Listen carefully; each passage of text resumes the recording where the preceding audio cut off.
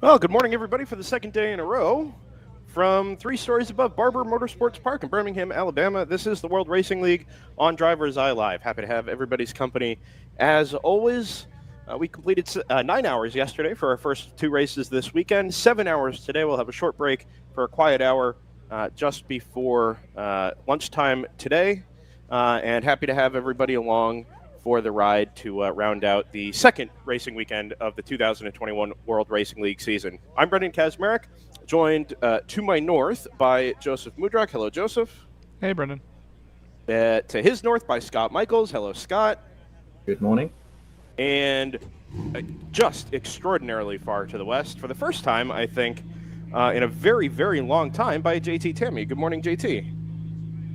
Good morning. Yeah, and he sounds like he's very, very far to the west as well. So, as you can see, we're just about ready to roll off from the grid. We started 66 cars yesterday. I can tell you it will be considerably lower than that this morning. We know we lost quite a few cars to incident yesterday. The 53 minutes to sobriety Corvette was one of them. That happened very early. I don't know that we're going to get the 702 Will to Win Racing. I'm sorry, it's around 3 racing car, isn't it? The Porsche Cayman. I don't know we're going to get that car back this morning after an accident yesterday coming into the final corner. All kinds of other little mechanical gremlins. We had Miatas on fire. We had all kinds of things yesterday that took their toll on our 66 car entry. But nevertheless, 7 hours to round out the day today with something like 55 to 60 cars taking the green here in a few moments' time. Just to sort of set the stage, yesterday, I don't know if somebody wants to take this. Scott, you seemed pretty excited about it at the time. Sort of a classical endurance race that resulted in a finish much like a modern endurance race. 2.5 seconds separating first and second, the 01 Hammer Motorsports car from the number 99 Team GTR BMW. Yeah, much like a modern endurance race with none of the ingredients, more of the ingredients of a classic, as in what we were used to seeing 10 or 15 years ago. A lot of cars from outside the top 10 early in the race ending up in filling our top 5. Zero complete safety cars, what we would now, at least what IMSA fans would recognize as a full course caution period. We only had the Code 35s all race. We had a lot of them, but they typically they don't reset the field. So we had a pure 9-hour race with a few pauses in between, and ended up somehow with I'd be interesting to know how from Hammer Motorsport how secure they felt in the last 5 or so laps of the race, because the GTR 99 car was definitely closing down on them. If there'd been one, maybe they'd have got away with one more lap in the lead, but it would have been extremely close if the race had been any longer. So I'd be pretty interested to find out how much they were pacing themselves towards the end of that race. But yeah, it was a fuel strategy race as it turned out, and again, it'd be interesting to find out from Hammer Motorsport how sure they were about their fuel. But yeah, it was definitely in the balance all the way through the last couple of hours, despite the fact that this was a pure 9-hour race with no field resets, and a lot of cars that came from further back in the field and just waited for their faster colleagues to break down on the side of the road and spread oil all over the grass. Great to watch, great to experience. Of course, that was a battle for GTO and the overall victory. We also had third place very much in play until the last sort of 10 minutes of the race. Fifth changed hands within the last quarter of an hour as well. And it was just enthralling to watch over the last 2.5 to 3 hours. The way the strategy played out, the way the Code 35s fell, the way even the on-track battle for that matter. We had local yellows all over the back half of the circuit at the sort of last 5 minutes or so. And that allowed the 99 GTR BMW, like you mentioned, to close right up, down from 10 seconds to 2.5, and maybe another lap or two with those local yellows, and it might have bit the Hammer Motorsports Audi RS3 LMS TCR. But as it is, they were able to bring home, I think, their first victory of 2021. Might be their first WRL victory overall. Of course, we've got 3 other classes. The GTO is sort of Grand Touring Open. Anything from your Lawn NP01s, TCRs, GT4 cars, M2 Club Sports. As I look up and down the grid, there's home garage-built BMWs, Corvette C5, Jetta GT4, all kinds of cars through GTO, and certainly has the most depth this weekend. But we've got the general production classes as well, GP1, 2, and 3. If you weren't with us or you haven't been with us yet this year, GP4 is gone for 2021. Everybody's sort of bumped up into the lower end of the general production classes. So GP1, 2, 3, based on power to weight.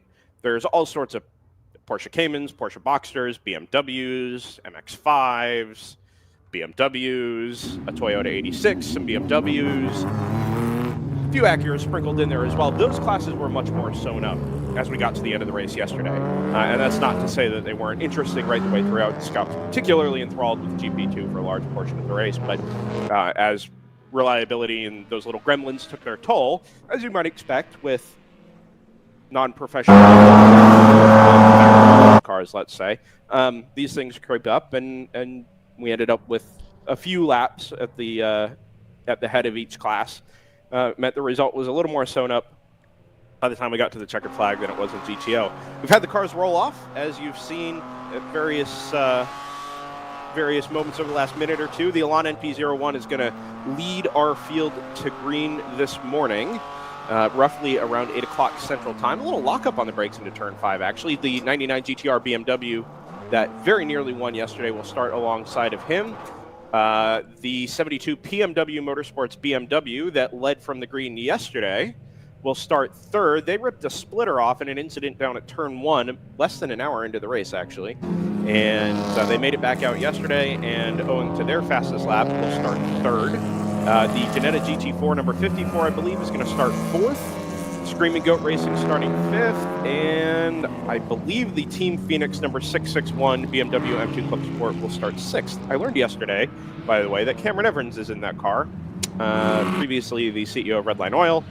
Still sort of keeps in touch racing around the Southeast and on the East Coast. And glad to see that name crop up.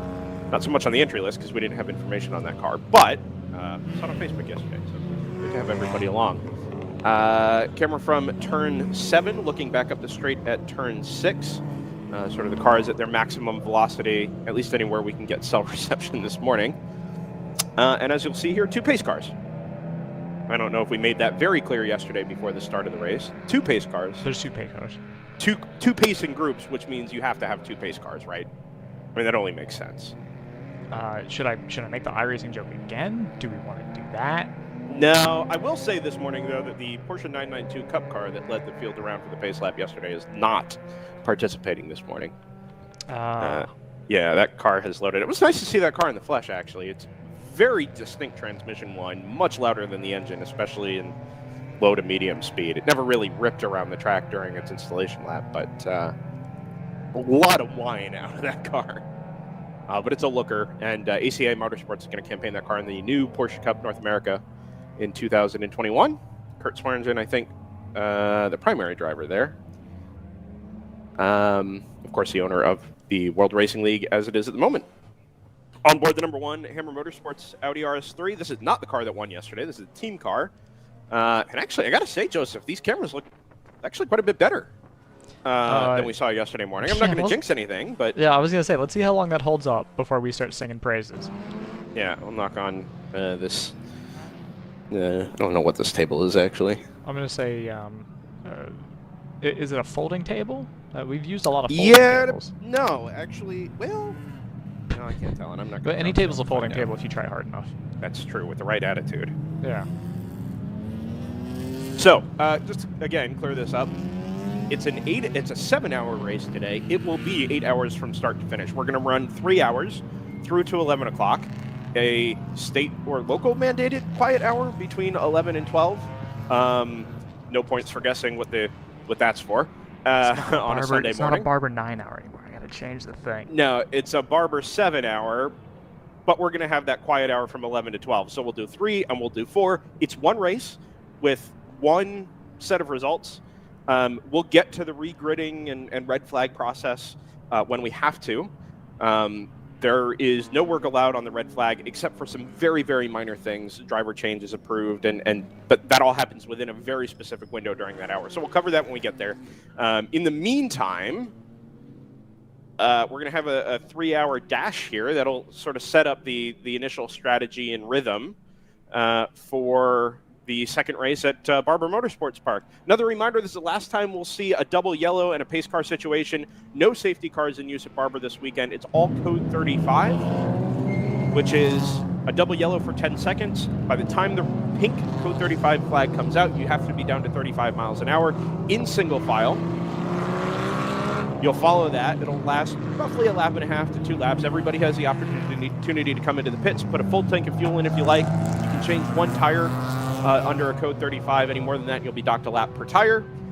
And once the incident is cleared, quite literally the second the incident is cleared, we go back to green. Barber did a really great job yesterday managing all this. We had minimal penalties, minimal reactions, and absolutely minimal interruption to the strategy. If anything, I think it probably sort of enhanced what we saw at the end of the race yesterday. It really brought us something special as we came up to the checkered flag. Ooh, on board with the TLM car, are we not? This is the 172? That's what it says on the tin. Yeah, this is, I'm fairly certain this is the Pippa Man car. Yesterday, it was a little, I mean, in amateur endurance racing terms, an entourage there behind the TLM pits, with roughly a dozen or 15 people as she was suiting up to get in that car yesterday. I believe that's an M2 Club Sport. She's on board this weekend. Of course, Shift Up now has a couple of partnerships this weekend. Round 3 Racing. Sarah Montgomery is here as a part of that as well. Lonnie Unser is here again, as they were at Circuit of the Americas back in December, the last time that we were broadcasting live from a World Racing League event. I think that about covers pre-race. If anybody has any last-minute thoughts here as we get our last half a lap before we go green, I will take that as a no. JT, strap in for this. These races tend to get really interesting and really exciting. I can tell you in person, it was an absolute thrill to watch yesterday.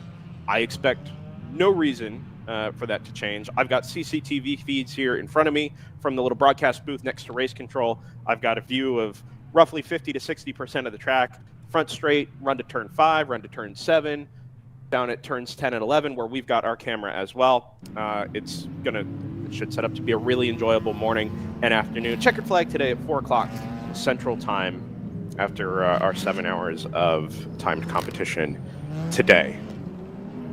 Field rounding the back half of the circuit, climbing the hill, exiting turn 12, and through the long, sweeping, several-ish apex right-hander that leads you past pit in and onto the front straightaway. I look to my right through many, many panes of glass to the last corner.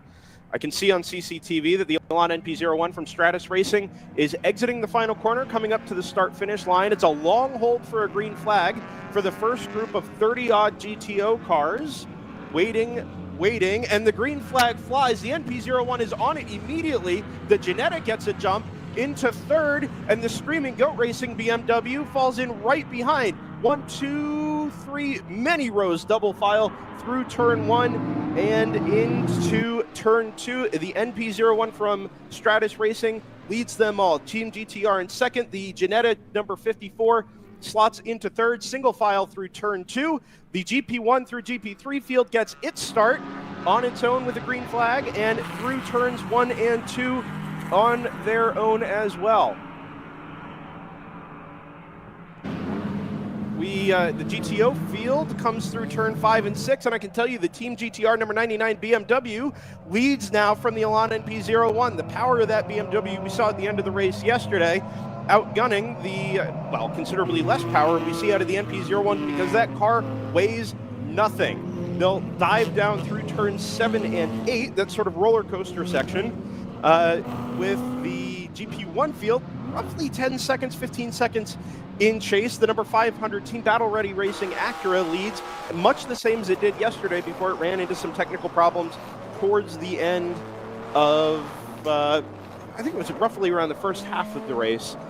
They spent some time in the paddock, and that ended whatever charge they had or chance they had at a victory in our first race yesterday. Coming up to complete the end of the first lap through turns 11 and 12. It's quite a nice feed. It really is striking how much quicker that corner is in person than what you see even on board in an IndyCar race, where they're roughly, constant speed through there. These cars are really on the limit around that right-hander, and I think that turn 12 shot actually does a really nice job of kind of sharing just how quick the cars are through there. It is still the GTR BMW that leads, opening up a little bit of a gap from the Elan NP01. The Jannetta still in third. And I believe the three of them are now opening up a gap back to the Team Phoenix number 661, M2 Club Sport, Screaming Goat number 29 in fifth, and the Will to Win Corvette number 91 back in sixth. Any observations from the first lap or two from trackside, guys? Yeah, we observed yesterday, certainly when the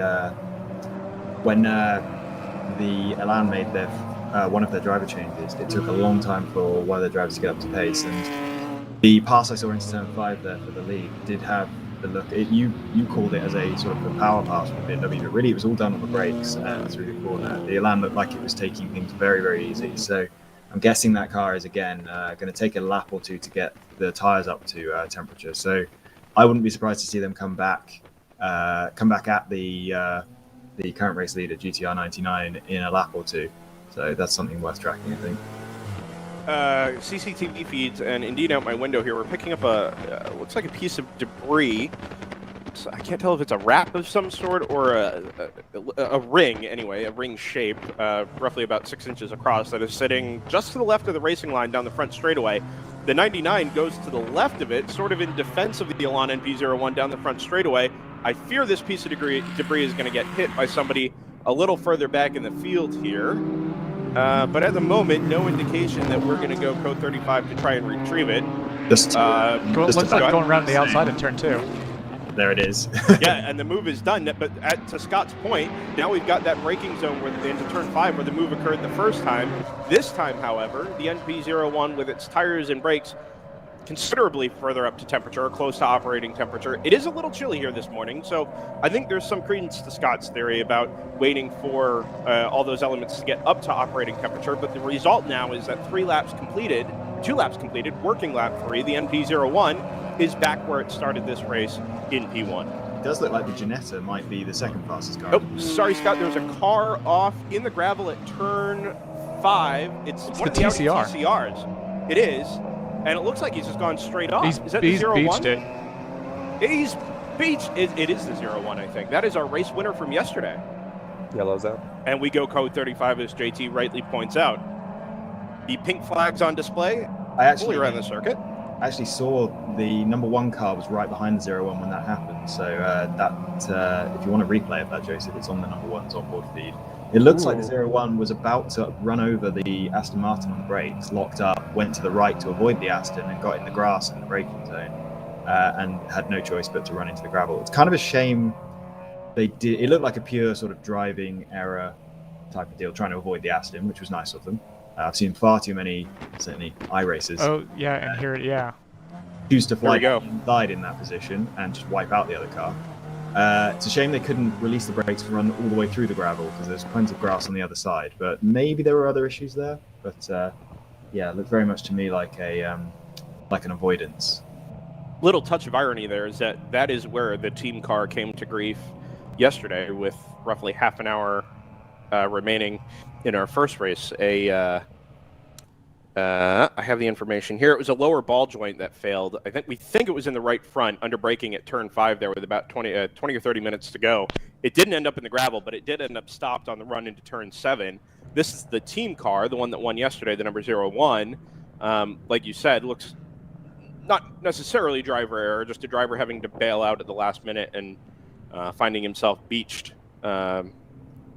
Facing straight ahead, really, never even started to make the corner. It looks like maybe he tried to power through the gravel and get to the back end of the gravel trap and come around between the gravel trap and the wall. There is actually quite a bit of grass there, but wasn't able to make it far enough. Yeah, that's what it looks like. Anyone who's got access to YouTube at the moment, the first few laps from the number 1's camera was pretty intense. The white Aston Martin there, which is running... Where is that car running? It's running 10th at the moment, automatic racing, was cutting through the field because that car is extremely quick on the straight by the looks of things, with the number 1 and 01 right behind it. So, yeah, anyone who wants to... You can rewind the replay on the number 1 Audi, and while we're under pink here, watch a pretty awesome couple of laps there. It's nice to see that, Aston. We didn't. I think that car was an early casualty yesterday. Am I right? It was. They were having a transmission issue of some sort. When I went down there about 3 hours into the race, they hadn't yet diagnosed it, but the symptom was that it was changing gear on its own. And when I asked for some clarification, whether it was just popping out of gear into neutral or if it was actually engaging another gear, the answer was both. And so they were trying to determine whether that was actually an electronics issue, if it was a sensor issue, if it was a physical transmission issue. I didn't get to the bottom of that yesterday, but they lost hours just on the diagnosis, never mind on the actual repair. It did make it out, I believe, yesterday before the end of the race, but they were able to take up actually a pretty decent grid spot, I think, this morning. Something else we haven't mentioned, just before the pink flag, the second overall did change. GTEC Motorsport managed to get through with their Ginetta. So now Team GTR 99, That's a good point. Yesterday's second place finishes are down to third. But again, as they came from, I believe, outside the top 10 yesterday early in the race, so that's not necessarily going to be a concern for them. But yeah, it looks like Stratus Racing and GTEC Motorsport are our two early fastest cars. We've talked a few times already about how long it appears to take for the Stratus Racing car to warm their tyres up. So it's going to be interesting to see whether GTEC can take advantage of that on this restart. Under this code 35 here, I just want to take a couple of minutes. I think we sort of failed to mention this all yesterday, but important to mention it today. If you're following along, of course, our stream on YouTube is duplicated on the World Racing League Facebook and the DriversEye Live Facebook page. Give both of those a like and a follow. Feel free to share the links. WRL Racers Group is a great resource there, and I know people are looking for the stream as I see the number 75 AOA MX-5 head behind the wall into the paddock. RaceHero.io for live timing is an absolutely essential resource. We've been using it for years. It's our live timing source here, and everything pushes natively from live timing here, just to my right, above the pit lane here at Barber Motorsports Park, straight to Race Hero.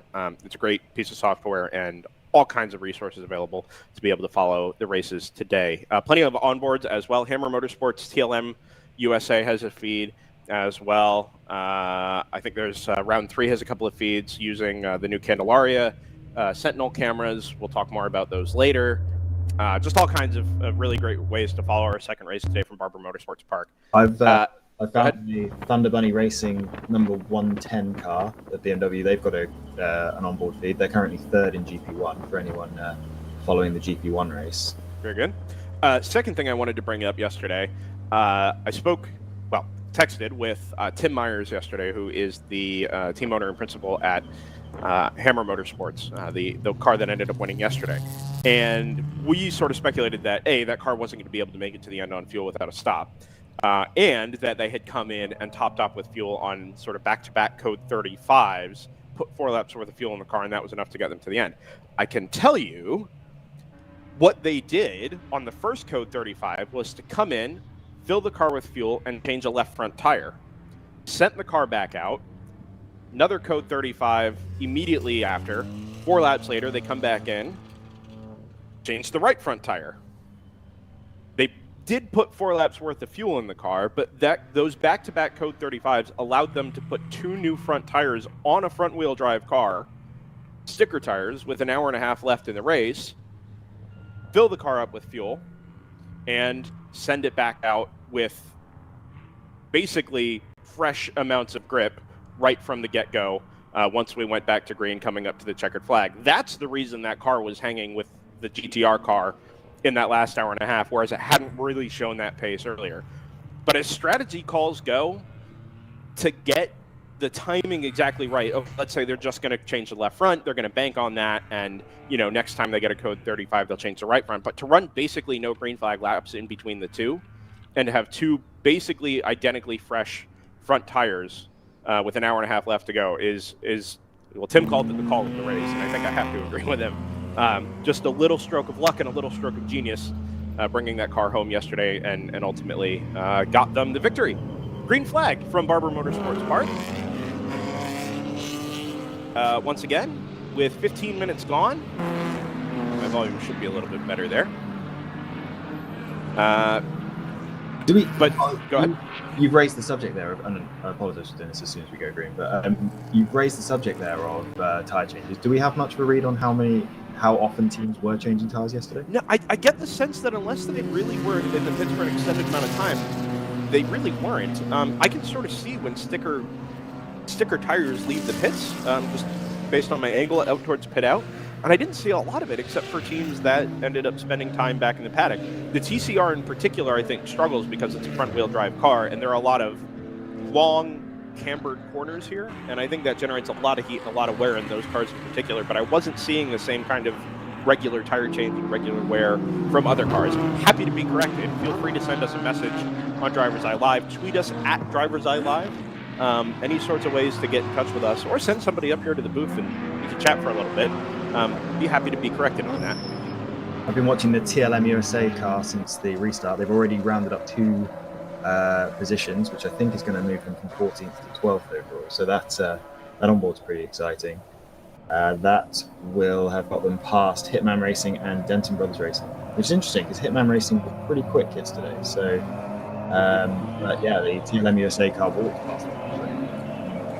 Much like the GTR car, that Hitman BMW really came into its own at the end of the race. And it was sort of mired in battle, so we were paying a little more attention to it. But it was, within a second or two of the very fastest laps being run in that last third or so yesterday. And it was a really strong showing. As we say, it's an endurance race. Things are going to change throughout the day. We're going to see ebbs and flows in the lead gaps. We've got a lead change in GP1. The car that I was talking about with normal camera, number 110, has jumped from 3rd to 1st from the restart. Unfortunately, I was watching my other screen, so I completely missed it, but I can now see that they've got completely clear track in front of them and have popped up as 22nd overall and 1st in GP1 at the end of the last lap. Joseph, I want to ask you who the onboard feed we saw was facing out the hood of one of the Sentinel cameras. It was the one previous to this. Yeah, I forget. Let me. The information. So Sentinel does don't worry later. The Sentinel cameras do a really nice job of allowing all kinds of custom data feeds, and it would otherwise make it very obvious for us to pick all that information up, as we have a slow. Oh boy, CCTV has it. It's the 500 car again. The Team Battle Ready Acura Integra is slow exiting. Oh, it's at turn 7 and 8 where we don't have a camera today, just based on some challenging bandwidth issues. It is dead sticking, coasting down the hill at the apex, but there is no way that car is making it much further than this. So I would expect here within the next couple of minutes to see another code 35. On board the 172 once again. Oh, the car that we were on board with was one of the AOA cars. AOA, there we go. Just to update on the GP1 battle, I went back through the replay and watched how Thunder Bunny managed to take the lead. They powered past, I believe it was PC Racing, on the run down to turn 7.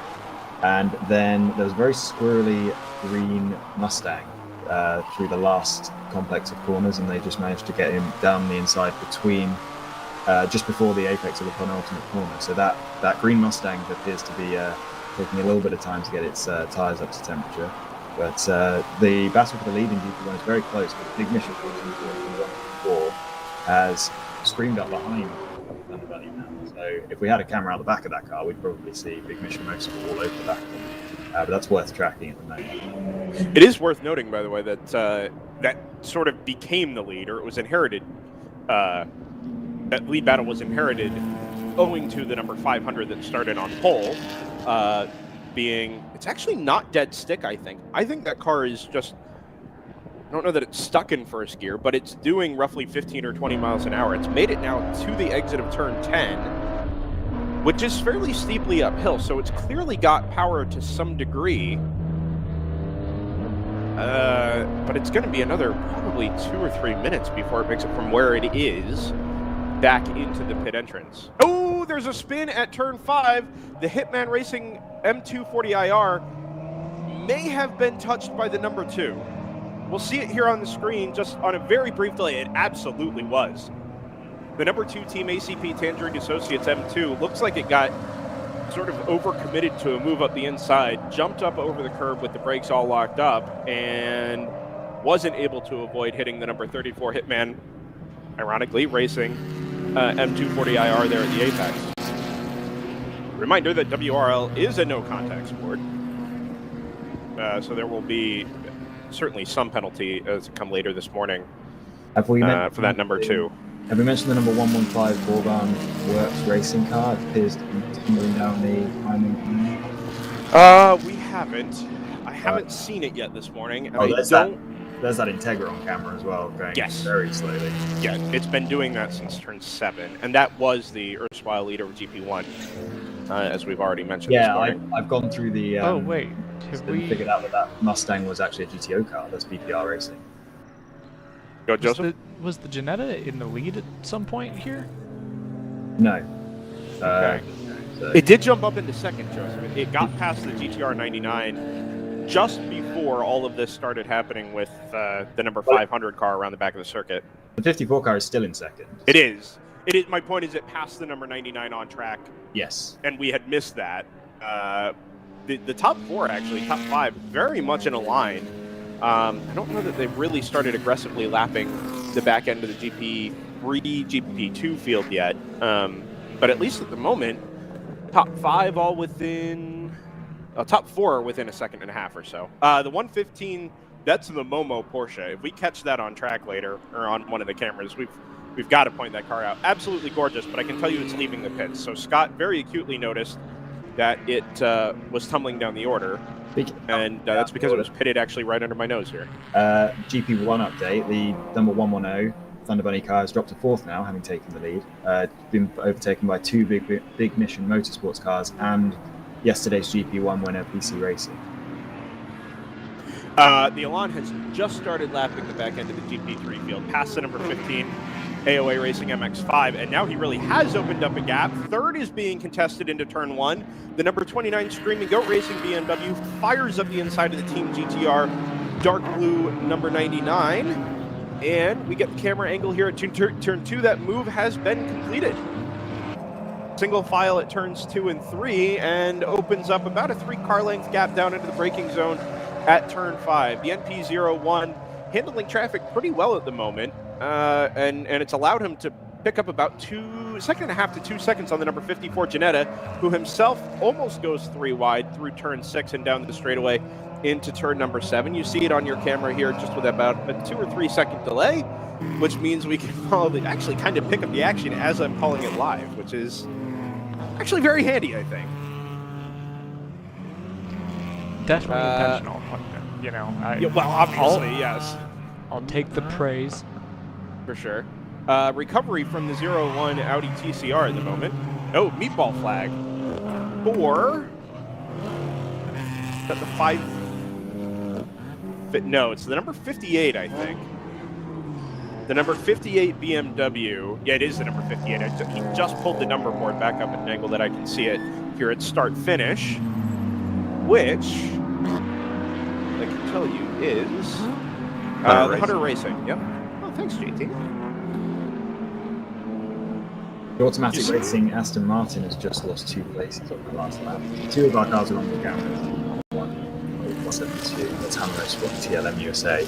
TLM USA towards the they seem to, as they're about to come across the line, they seem to have a little bit of pace on at least the cars in the back.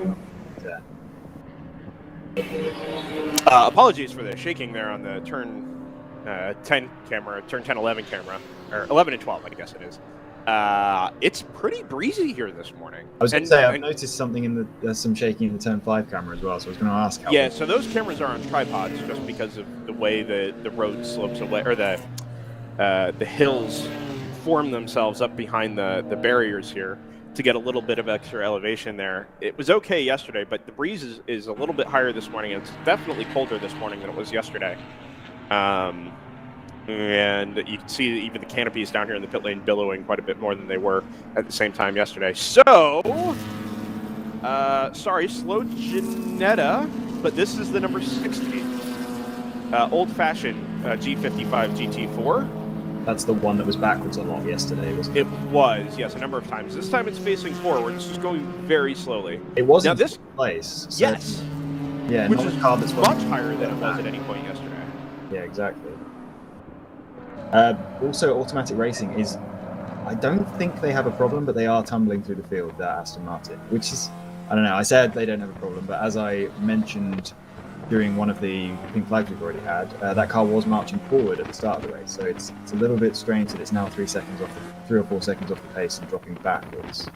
So worth keeping an eye on that car. It might be having a recurrence of its gearbox issues yesterday. Oh, the 60 has stopped. Down at turn 6. Yep, there it is, right on camera. That car is dead stick. Unlike the 500 that was able to crawl its way back into the pits in the paddock, that Ginetta will be going no further under its own power, at least for the next little while here. So expect a code 35 here. I'll call the double yellow, which the starter has in his hand. We have just had a fastest lap of the race, which is actually the fastest lap I've seen in race conditions all weekend. I don't think Stratus Racing did quicker than 34.7 yesterday. So No, it's a 34.8, I think, was the best lap time from any car yesterday. there we go. They pulled out nearly 5 seconds, as we were expecting from the flag. There it is. I will say the automatic racing car was back on pace that last lap. So I'm not sure what's going on there. A little bit of inconsistent speed, but they've settled into 12th place now. I suspect that car was hitting the bulk of the traffic that the leaders had just hit 3 or 4 laps ago. Well, around that point. I was watching onboard cameras and it was just losing places to Interesting. its own class. As I said, the number 1 car and then the Hammer Motorsports car and then the TLM USA car just kind of drove past it. So it wasn't hitting any more traffic than the cars around it. Interesting. Code 35s are out. As well, you can't see from the onboard. There's a little delay here. But you will see in a couple of moments' time. There it is. Yes. Now very much is down to 35 miles an hour. This is, for those who weren't with us yesterday, this is very similar to what Creventic uses for their Code 60. There aren't as many restrictive pit rules. You can only change 1 tire if you decide to come into the pits during a Code 35, but aside from that, you can fill the car full of fuel. There's no restrictions on how much fuel you can put in the car.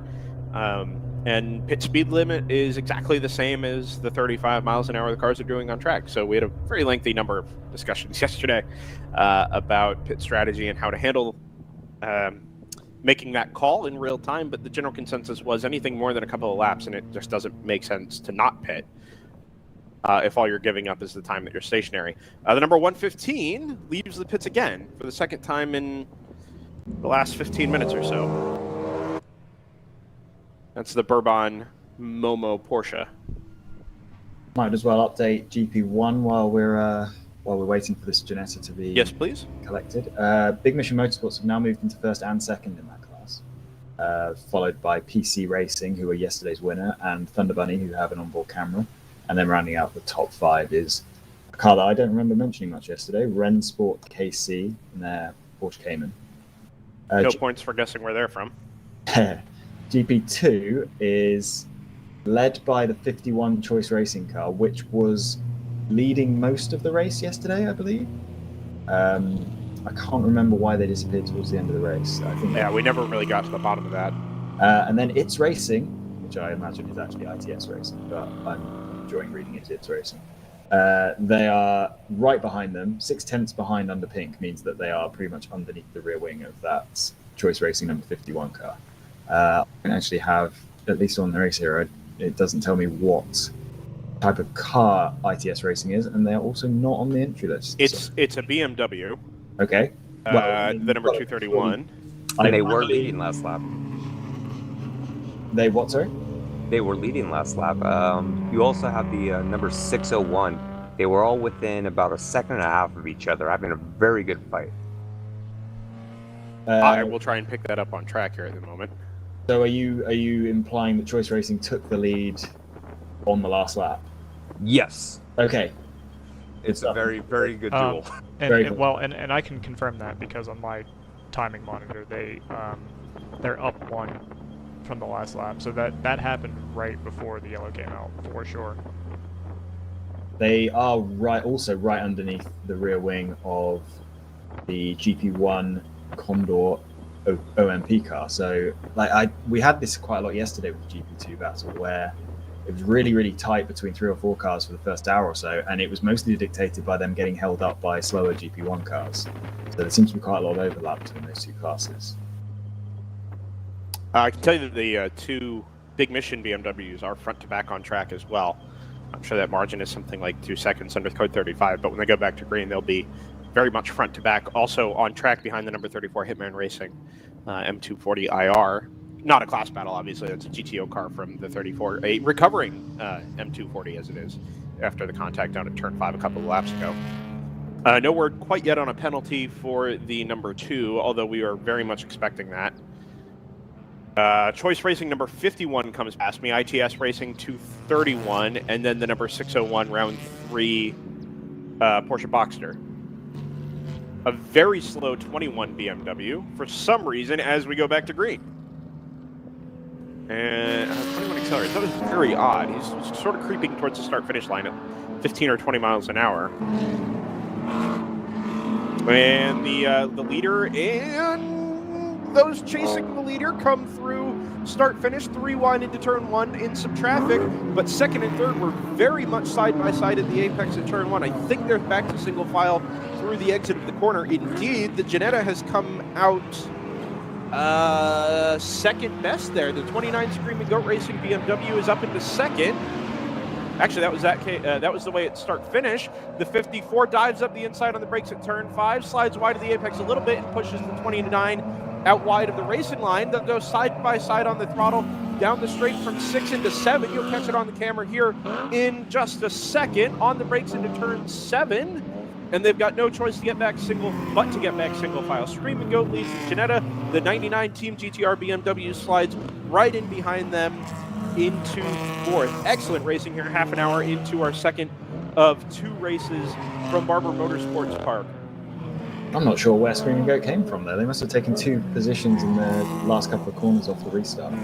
And it wasn't long. I mean, we were only green for 15 or 20 seconds before the leaders came through. But I think you're right. They must have just timed the restart perfectly and were able to come across the line ahead of the G-Tech Motorsports Ginetta. Because you're right, as we were under code 35, that was very much the other way around. Through comes our GP1 battle. No, I'm sorry. It's GP2 is the battle we were watching, wasn't it? The 231, the 51, and the round 3 number 601. They'll come up the hill. Here comes the no, that's not the 601. It's a car that looks very similar to it. 51 leads 231 on the brakes into turn 5, but it's only by about a car length, and they're at the back end of quite a lot of traffic. And then roughly 10 or 15 car lengths behind that is the number 601 round 3 car being lapped by the leading Stratus Racing number 59. Good move by the number 1 Hammer Motorsports Audi into the final complex on the PMW Motorsports BMW. That's 7th. I'm a little surprised that PMW car isn't faring better this morning. Obviously, they were very much in strife yesterday towards the end of the first hour at the incident down at turn 1. But they were sort of running away at the front of the field from the drop of the green flag, never really contested closely by the Elan, by any of the M3s, or any of the GT4s for that matter. This morning, not quite the same. The pace isn't bad, but they're stuck back in 8th at the moment. Well, they've just slipped back to 8th. Right. It's a move I've seen a few times already. It's as the cars track out between the 2 apexes at the final right-hander before the last corner, which is the left-hander. If your car's got a bit of pace, which this number 1 Audi appears to have, you can slip down the inside there and force the other car to miss the second apex. As the unfortunate number 1 Audi stuck behind the green GTO class Mustang, which appears to be struggling back. It's in the middle of the GTO timing, so I don't know if that car's got an issue or if that's genuine pain.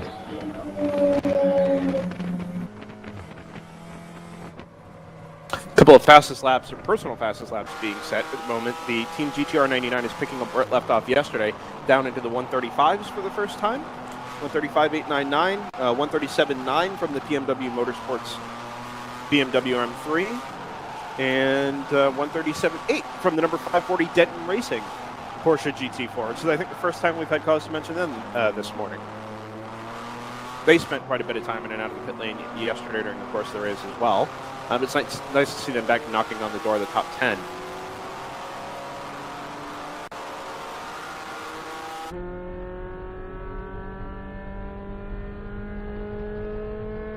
CCTV, I think, is trying to pick up debris here. Zoomed in very closely on something on the way into... Oh, I have no idea what we're looking at here. This is a mess. Forget it. Oh, it's on the way into turn 10. That's what it is. But I can't tell what they're trying to find. Doesn't look like there's anything down there, so we'll carry on. Briefly on board one of the AOA cars there. Quite a nice view, actually. Okay. No, the AOA car. Yeah. James Williams on board. Oh. You cursed it. Murphy. It's also my favorite TV show from the late 80s, early 90s. My favorite Murphy. Murphy Brown. Yeah. All right, we'll come back to that. I don't know what that is. You should have watched more Nick at Night. Do we know where the VTEC Motorsport and GTR 99 cars are on track? Yeah, they've actually just come through turns 3 and 4 up the hill now.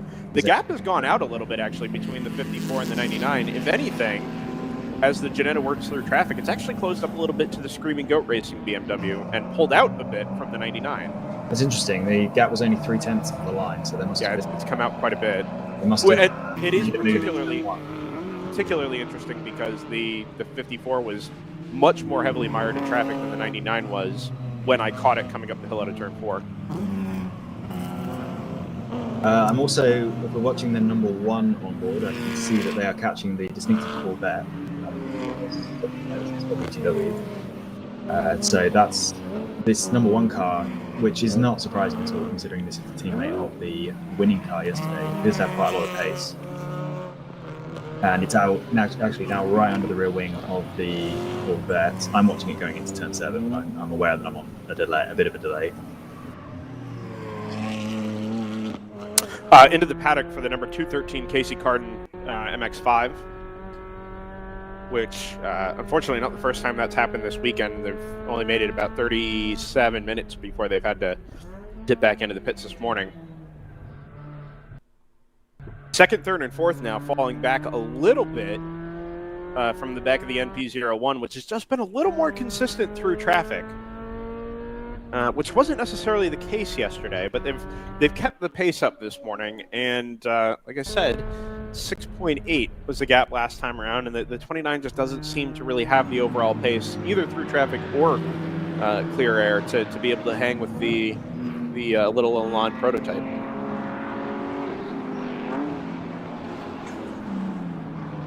For our GP1 battle here on track. I think I found it.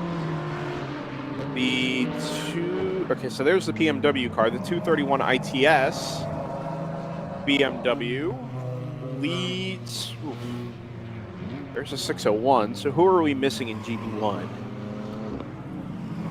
I'm sorry, it's GP2. I'm going to keep doing that. It's the 51 Choice Racing BMW. So that is still in the lead. Should be up by a second and a half or two. It is, yeah. I missed it coming through turn 6 and down the straightaway, but I was able to pick up the 231. The gaps there are pretty much even, or the same as they've been since we went back to green from our first code, or our second code 35 in the morning. Nobody really able to make any inroads on each other, and I think the preference will be just to settle into whatever the driver's comfortable pace is for this first stint. It'll take us to about an hour and a half, an hour 45 for the general production classes, GP1, 2, and 3. Ooh, someone's gone way wide, maybe off, or is that going to pit in? The pit entry here is very dramatic. It's tough to. I don't think this camera really shows it far enough around the corner. But it's entirely possible that was somebody spearing off into the pit in. just They as they went definitely out of got shot. loose. Yeah. Did you catch a car number by chance, JT? I did not. Very small black car on my screen. Yeah, it's not a great angle for that. There are a few, well, everything is small and uncolored very far away, but there are a few black MX-5s here. AOA, I think the number 15 is a mostly black car as well. That move for 6th place by the number 1 Hammer Motorsports Audi has been made. It was exactly the same move that they've been making all race into the final apex at the last right-hander, the one on the track. That was a really, really interesting battle to watch from on board because, albeit unsurprisingly, the legs on that car are straight, but the Audi is excellent on the brakes and through the longer. Watching that happen. But yeah, that's the number 1.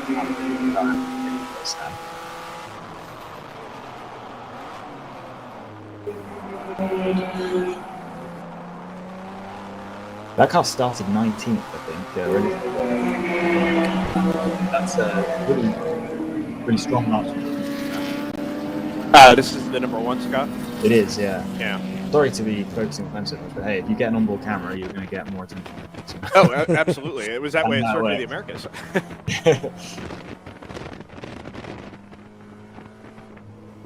Through comes our GP2 That was a slow car on battle. the inside. This is the final corner, isn't it? Don't see anybody in the pit lane as a result. Haven't had much chance to mention, or much reason to mention, GP3 this morning, being led by TCS Motorsports number 22. Just sets its fastest lap of the race of 1:43.5. And 2.5 seconds behind it is 3 Fast Guys and Denny, which is, I think, exactly the way we left this yesterday, with a few fewer seconds between them. But the Toyota 86, just very marginally quicker than the class leader last lap of 1:43.3. And both have been steadily pulling away from the number E394 Motorsports as well. Yes. Actually, he just comes across start finish. Now it's 35 seconds. But as JT joining us for the first time this morning, it was towards the end of the race, the pace was very similar between the 22 and the 86. 3 Fast Guys and Denny put in a charge in the last hour and a half or so to try and pick up the lap that it had lost to the number 22 TCS car, but was only able to get up to, I think, 1 minute and 4 ended up being the margin of victory in GP3. Keep an eye on this battle throughout the day today, because unlike what we saw in some of the GP classes towards the end of yesterday, I think this one has the potential to stay really close right the way throughout. Clearly, even Denny able to hang with the class leader, never mind the other 3 Fast Guys in the car. A couple of updates. Stratus Racing with another fastest lap of the race, 34.6. And Hammer Motorsports is not stopping their charge forward. They just pulled exactly the same move again, this time on split decision racing into the penultimate corner. So they're up to 5th now. I do wonder a little bit, to bring it back to the NP01 that leads the race, I do wonder a little bit if they realize they're slightly handicapped by the pace of one of their drivers, and that now they've realized, okay, the car is fairly reliable throughout. We're longer on pit stops than everybody else. We know that. That may improve today. It seemed to improve a little bit towards the end of the race yesterday. A little bit. They picked up sort of 20 or 30 seconds on each fuel stop, but still considerably slower than the fastest filling cars in GTO. And I just wonder a little bit if they realize now they actually do need to push when they have clear track and when they have a pace advantage over the other cars to try and build these 20 or 30 second gaps for pit stops and to build whatever the margin they can, so that when they're maybe less confident drivers in the car later, they can still be in with a chance at the end of the race to put in something of a recovery drive, or to stay in touch with the other leaders once we make the run to the checkered flag.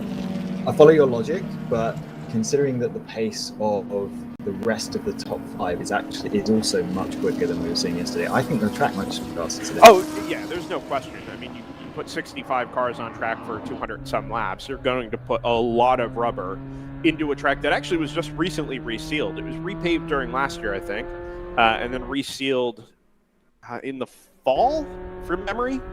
I know the Moto America race that ran here last summer or fall was basically a pitch black track surface that had just been resealed.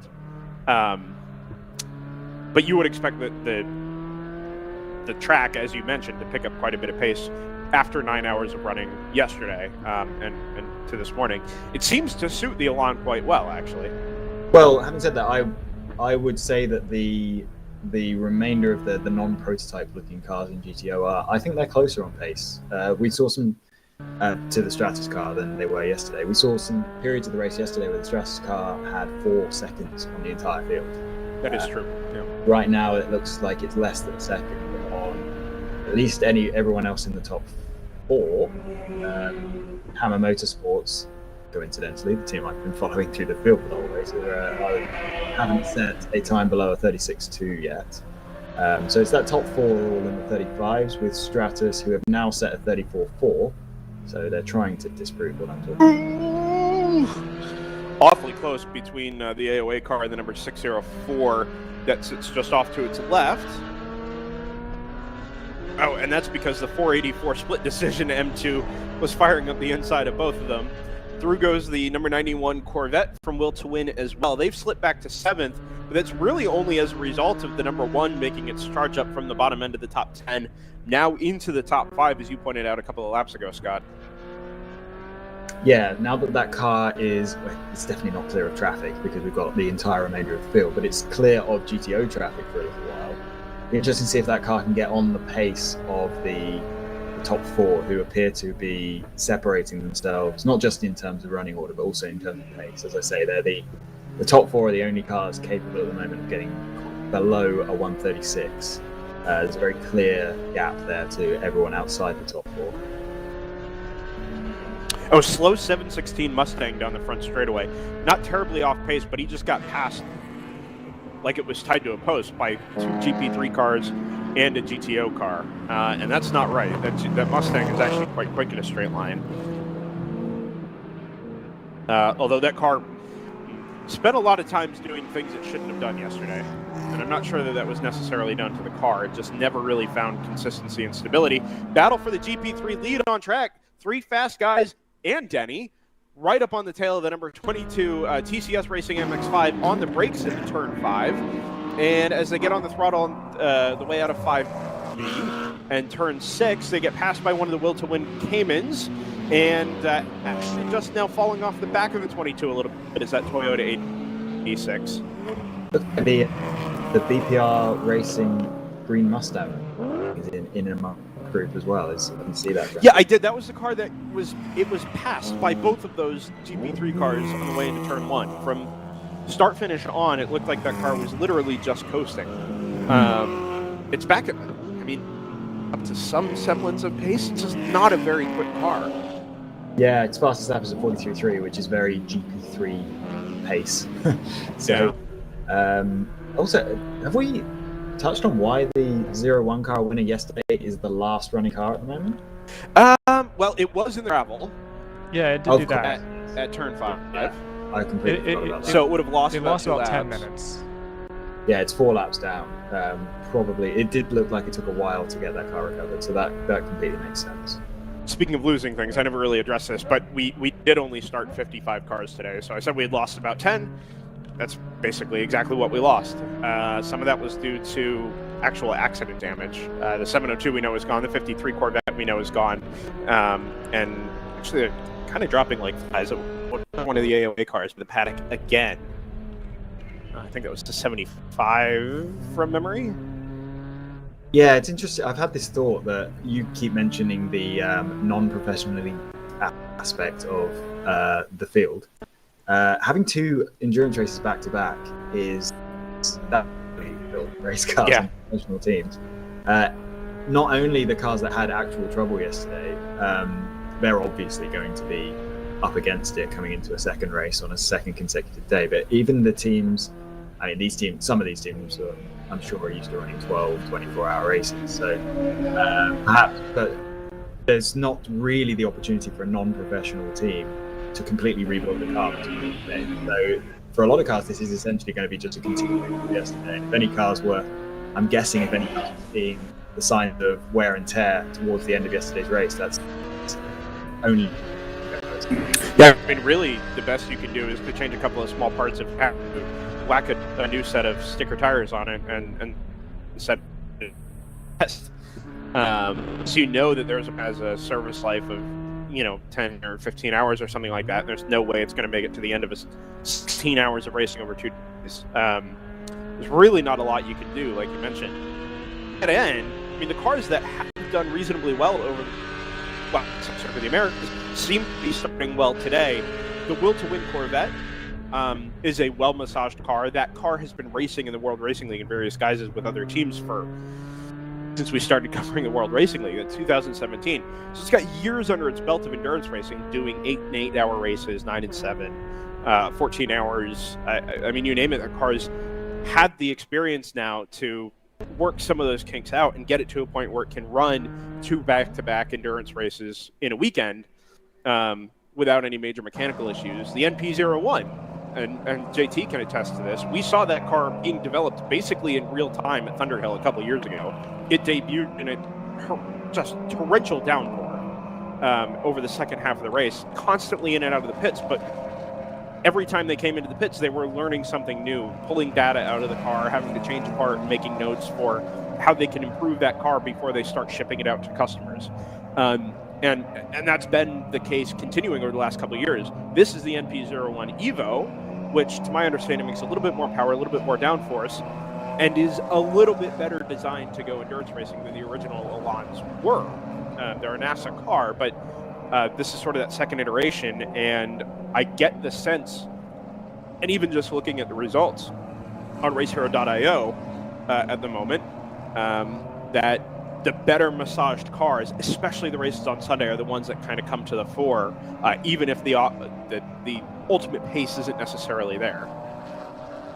Word from Tim Myers, by the way, down in the Hammer Motorsports pits, that 01 car ended up in the gravel trap because the ABS sensor failed. Well, let's back up here.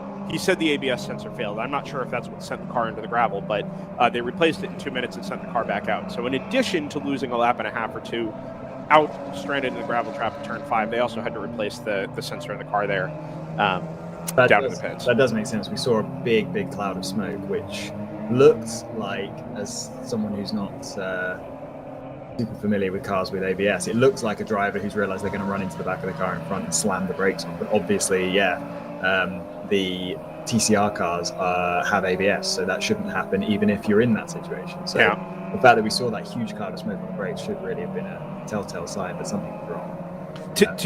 To the point we were just discussing, Scott, I mean, this is a car that just did 9 hours yesterday and was sent back out on track to run another 7-hour endurance race today without a regular servicing of these, temporary or short-term life parts.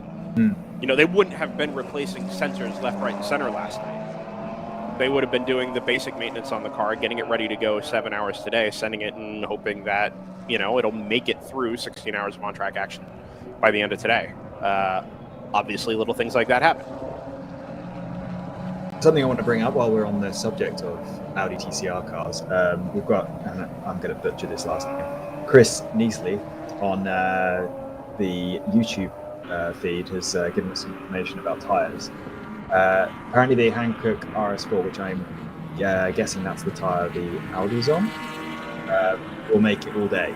So that's whereas some of the other options available to these teams, and I'm guessing this is a completely open tyre. Well, maybe presumably not completely open, but relatively open tyre formula. Some of the others won't make it quite so long. So that's something where if you're talking about a car that's really well polished and sporty, tyres can make it all day as well. That's going to be an advantage towards the end of the race, where they're not going to have to leave big chunks of time changing tyres. So while that Hammer Motorsports #1 car might not have the ultimate pace of the top 4, that's the sort of thing, and we saw this yesterday, the sort of thing where that car's going to start working its way forward later on in the race. So they're in a really good. I want to make a clarification here. Somebody, Subico Motorsport, actually, on YouTube, pointing out that car is actually not an Elan NP01. it's a Subico NP01, took the program over from Milan at the beginning of 2020. That actually kind of, I think, happened very quietly. It wasn't something we were immediately aware of, and we haven't been at a track in a long time. But I believe that was the impetus for the Evo spec of car that came out it was either for last year or for this year. We'll get more details on it. It's the first time we've seen an NP01 in a number of years, but it's good to see that car being competitive here. And actually, to that end, it's good to see that other cars competitive with that car. It is out front. It is a little prototype sports racer sort of car, but it's not just running away at the front of the field. This is still a reasonably competitive fight. Screaming Goat comes behind 17 seconds, and it's not just because that NP01 is miles quicker than everything. It's just been more consistent, and it's been a little quicker now that the track has gripped up over 2 days of racing. Speaking of miles quicker, they've just set a new fastest lap. First time we've seen a car in the 33s. I think that might even be quicker. Well, I think they're considerably quicker than the pole position lap time they set Friday, as soon as the qualifying was. 33.9. And that is over 4 seconds quicker than the second place car in the last lap. So that gap's ballooned out to 17.5 seconds.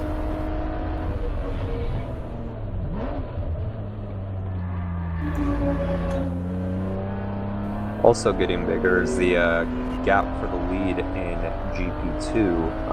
Unfortunately, ITS Racing has not been able to get around the Condor GP1 car and has been losing time consistently to the 51 Choice Racing.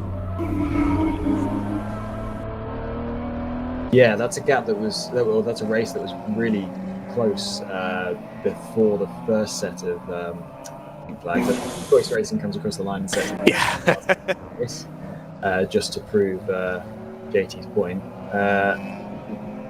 Try and work out. The gap there isn't super obvious from timing. It's in the region of, I think, 15 to 20 seconds now. And ITS Racing, again, was 3 seconds slower on that lap, with an almost identical time to the Condor car that they're stuck behind. So, yeah, they can really do around that. Car leaving the paddock is the number 500 Team Battle Ready Racing Acura Integra. And heads back out on track. That car was, of course, not dead stick, but crawling back to the pit lane at about 10 or 15 miles an hour, probably half an hour ago. Went straight back into the paddock, and this will be its first time back out since the overall list is 55th. On the same lap as the 75 AOA car and the number 981 Will to Win Racing Porsche. A Facebook chat participant has asked, and I know we don't have this set up in social, Joseph, but it's quite all right. I'm gonna get Dave Hollis asks, okay, how the heck do I do this? I assume he's referring to racing, not streaming. Okay, because if he's talking about streaming, I don't know either. A good place to start is to join the WRL Racers group on Facebook. It's a fantastic community resource. All of the World Racing League announcements are going to be shared there. You clearly follow the page, and that's a good place to start.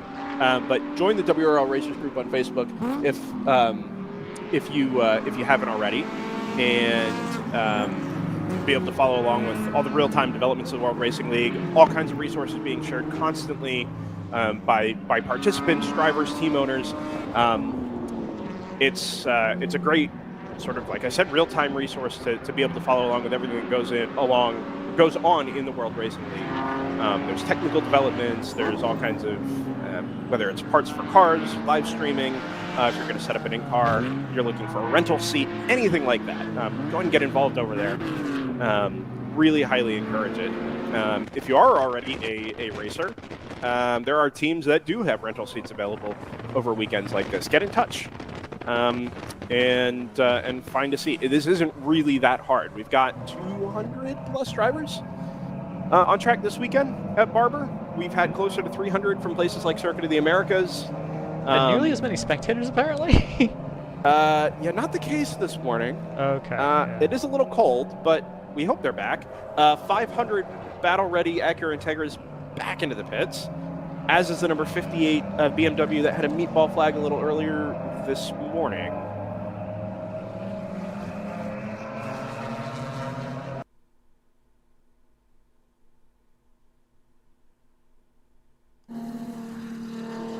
Did we catch that the Stratus Racing NP01's been into the 33s? I certainly didn't. That's No. awfully quick. 133.9. I definitely did catch that. You did or didn't? Did. We were. Yeah, okay. A little bit of time talking about that. Yeah, that's only 3 laps ago. Yeah, they were 4 on that particular lap. They were 4 seconds quicker than the second place car. That's when the lap went out to 17.5 seconds. Since then, though, they've been slower. Screaming Goat Racing. So that gap has been not extending beyond the 17.5 seconds. It's 17.2 as Screaming Goat comes across the line. As much as the battle has gone out at the front of the field there, you mentioned 17.2 seconds. It's actually stayed reasonably close behind that. Screaming Goat only leads by 2.2 seconds from the G-Tech Janetta and another 2.6 back to the number 99 Team GTR BMW. The Hammer car's fallen away a little bit. The number 1 was 6 or 7 seconds behind the 99, and that's gone out to virtually double that at the back end of the top 5. But elsewhere, that second, third, and fourth scrap has stayed pretty much equidistant like that since we went back to green from our last Code 35 about 20 minutes ago now.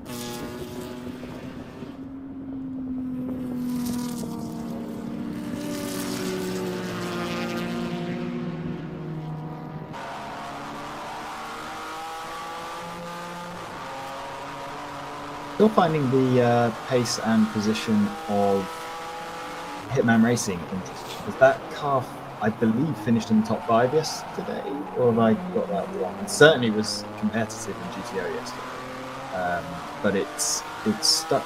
It's effectively 4th and 1 today. So that car's worth keeping an eye on. Whether they're slower the drivers in the start of the race, or whether that car has been today's night.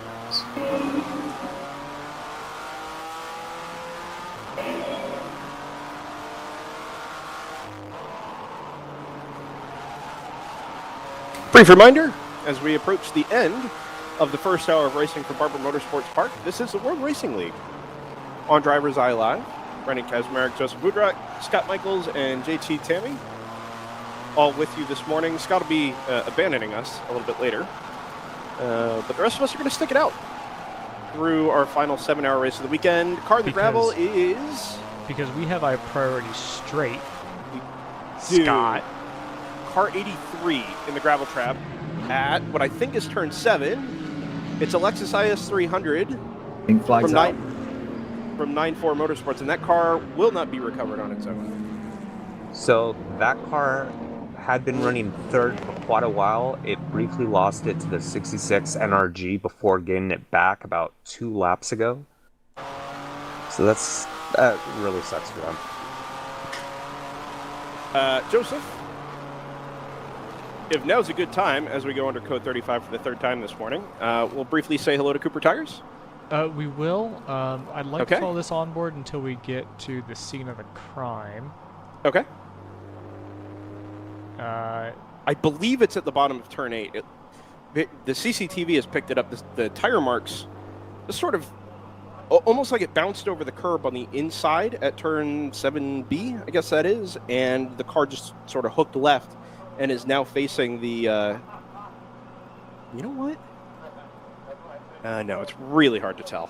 So let's wait for the onboard to come around. We'll see if it's there. If it's not, it's the exit of turn 3. I thought I saw somebody going a little wide out there. It is a really weird spot, though. If that's the exit of turn 3, I honestly don't know how a car ends up there. It's not at 8 there, is it? No, it's not. Yeah. So that's the exit of turn 3 then. That's also very odd. We've got a camera down, Brendan, and I say that in the physical sense. Oh, which one? Number 1. It has fallen, and we are looking. I'm looking straight into what I'm assuming is the home of a shrew. Okay. Well, I'll take care of that. Okay. Eventually, during the red flag. Yes. In the meantime, let's go ahead and run the Cooper ad, and we'll say hello to the newest partner of the World Racing League in 2021, and we'll be back here in a minute on the other side.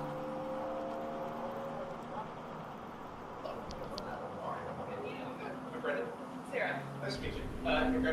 Hey, your Uncle Cooper here. Once upon a time, there was a girl named Goldie, my niece, your cousin, and Goldie didn't know which tires were right for her. The first ones were too much tire, and then the next ones were not enough tire. Anyway, long story short, Goldie found the Coopers, and they were just right. What a happy, practical ending. Go to sleep. I love you. Go with the Coopers. Cooper!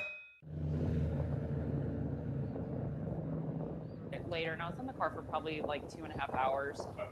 So, good fun.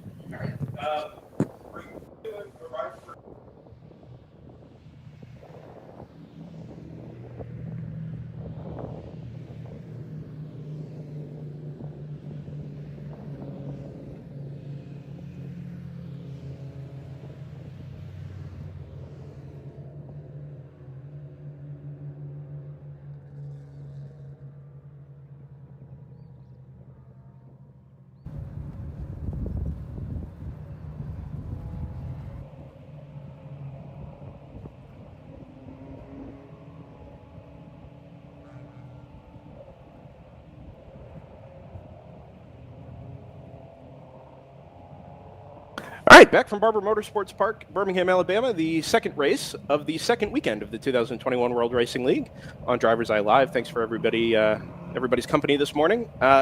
Joined by a fifth voice on the microphones this morning. Happy to say that driver in the number 702 this weekend is Sarah Montgomery. Morning, Sarah. Hello, how are you guys today?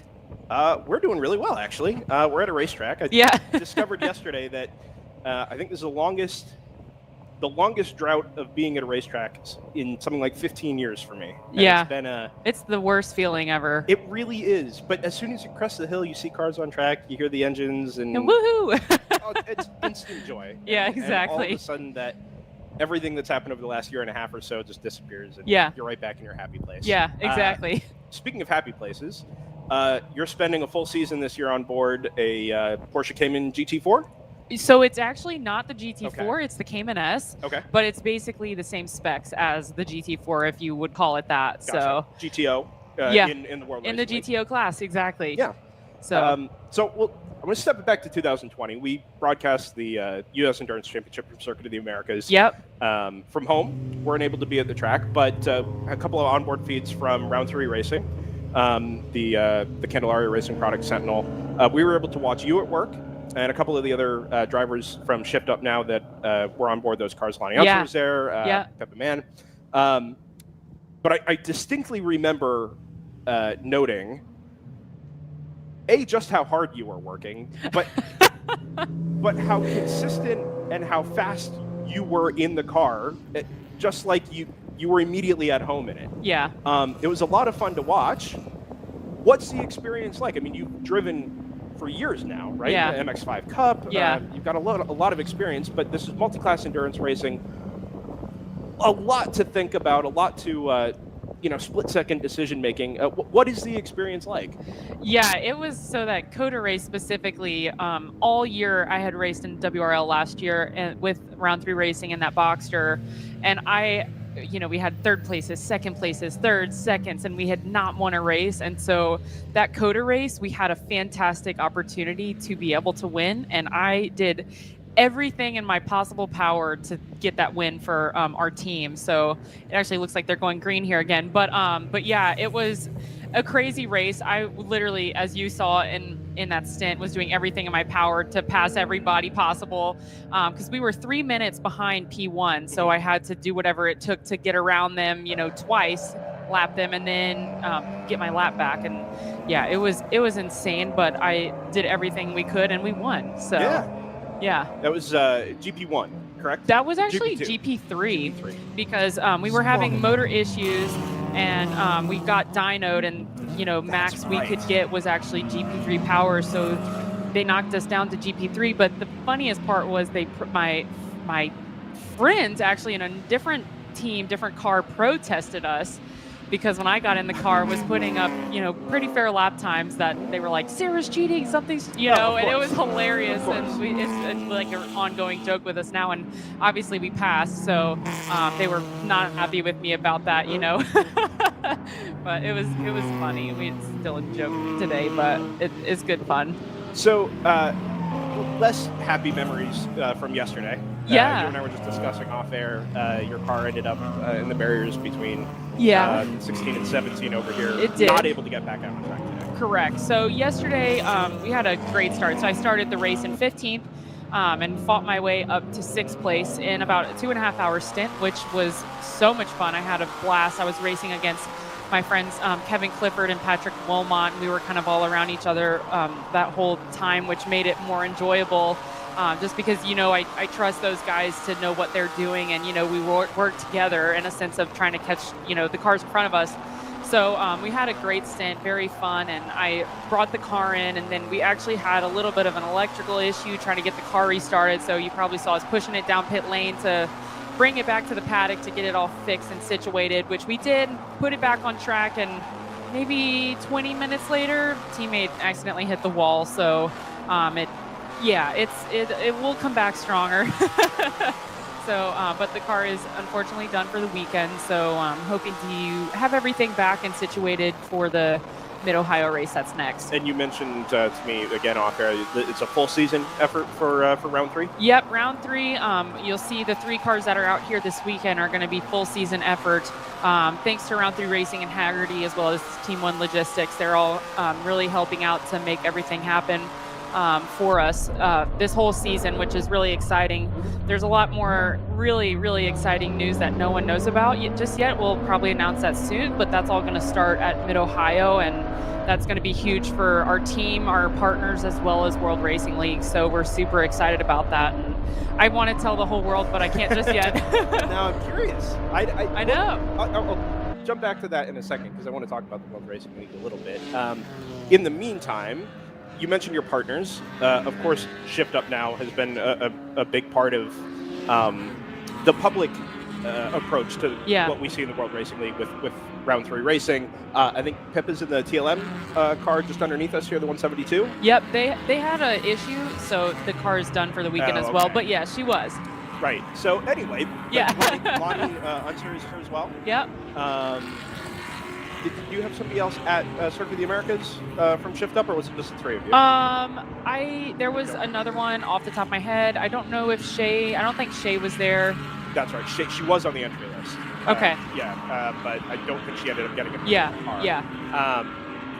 What is the relationship like between Round 3 and Shift Up Now? I know Shift Up Now has been around for quite a long time. It's obvious there's some promotional agreement there, but I'm interested to know a little bit more about the inner workings of what that agreement, that relationship is like, getting you guys, rides in the cars and supporting and promoting what Round 3 and Shift Up Now both are doing. Yeah, so I'm not sure how they met, but I know Lynn Kehoe, the original founder of Shift Up Now, somehow got in connection with Round 3 Racing, and the only reason I'm on this team is through Shift Up Now, from that connection. So Shift Up Now introduced me and Lonnie and Shay, all the girls basically, to Round 3 Racing, and ever since then it's been a fantastic partnership.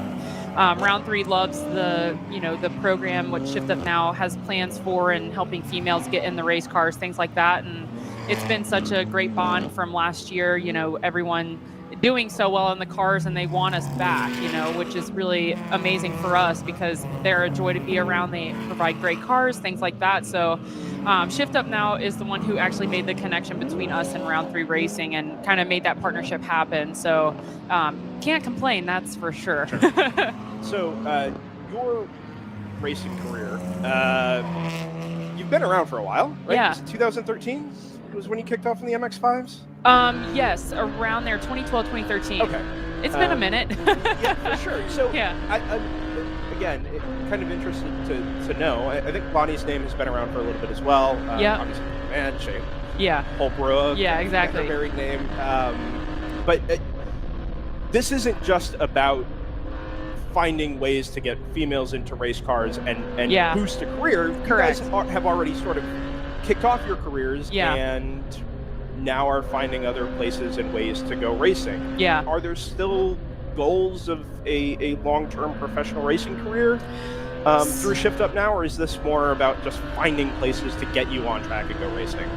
So my ideal goal, and obviously probably everyone else's goal, is to be a paid professional driver. But Shift Up Now has helped me so far in just making connections to the certain teams that could maybe help me get there. If that makes sense. So they've, worked really closely with Lonnie, with everyone that's a part of it, really, and trying to figure out what everyone's goals is, because everyone's goal is going to be different than the next person. So, we have Sabra Cook, who does open wheel formula stuff.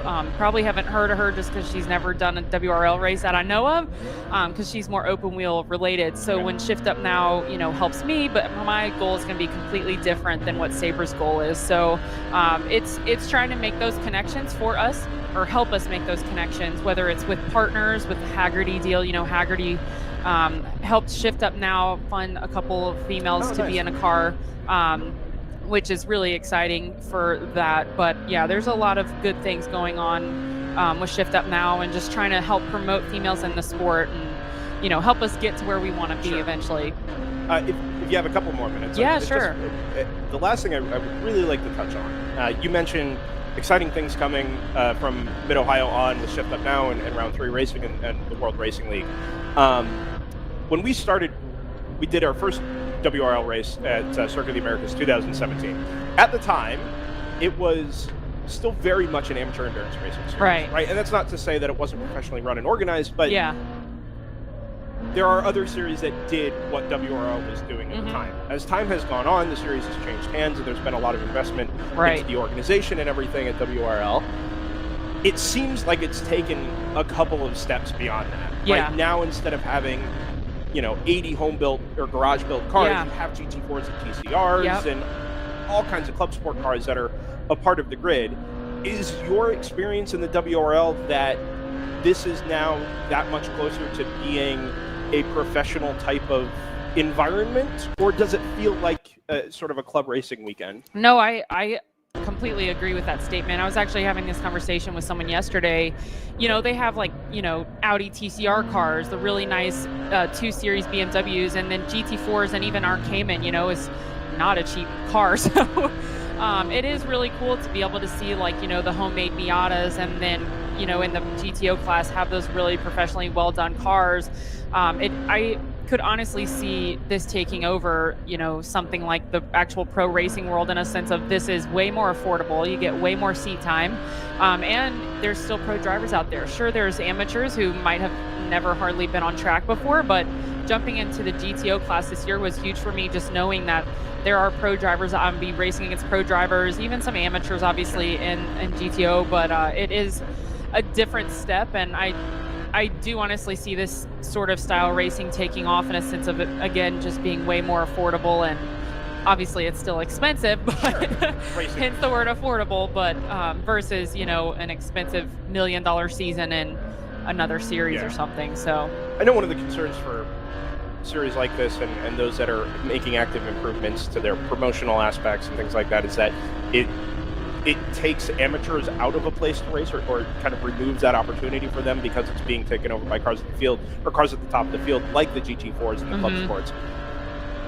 But the production classes are still relatively well populated. I mean, even the Boxster that you were in at US Nerds Championship, I mean, those cars are all over the place, and have been all over the place in GP1, 2, and 3 over the years. It still feels like, as much as we talk about the GTOs and the cars at the front, that there is still very much an appropriate place for amateurs to go racing alongside people like yourself, cars like we see at the top. Yeah, I completely agree. I don't think that aspect of it will ever change. I think only those amateurs will then grow to be those, faster pro drivers in GTO. The whole point of this series is for it to be a stepping stone into the higher class, right? So I think it'll only make those more amateur drivers, have more experience under the belt, have all those multiple hours every weekend in a car, only progress their skill to wind up moving up to the GP1 or the GTO class. So I think it's a great stepping stone. I don't ever see that changing, where, amateur drivers are in that lower class, or, any of them, to be honest, I should say that. But yeah, I definitely don't see that changing. It's the best way to get these guys experience and track time. Sorry.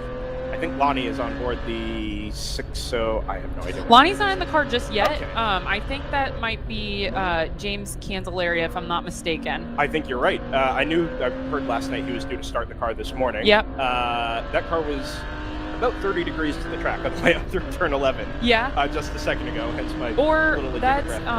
actually Mo Dacta. Okay. Let me tell you about Mo. Please do. He is probably, he's going to kill me if he finds out if I am too short, but I would say 5'8". Okay. So little guy. I give him such a hard time because we're both in real estate together, obviously in different states, but I, go through a showing and there's a small door, take a video, and, I have to post it on social media because of course, but, that's my Mo's sized door.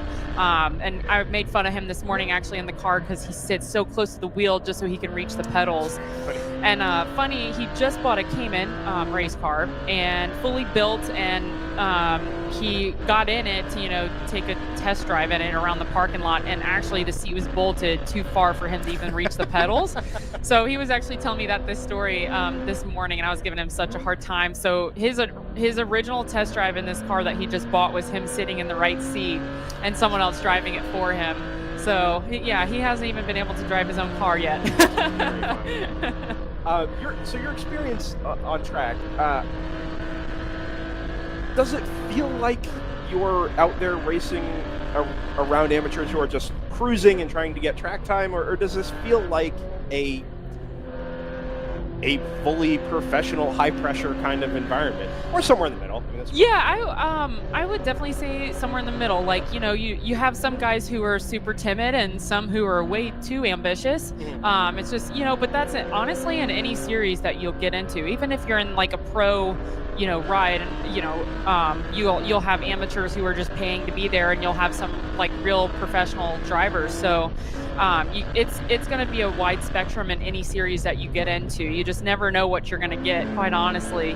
But I will say, jumping from the GP2 Boxster to the GTO Cayman, that's been a huge step for me. The horsepower, the car itself isn't much different for me to handle, even though it's more power, things like that. But the crazy thing for me is the mental aspect of it.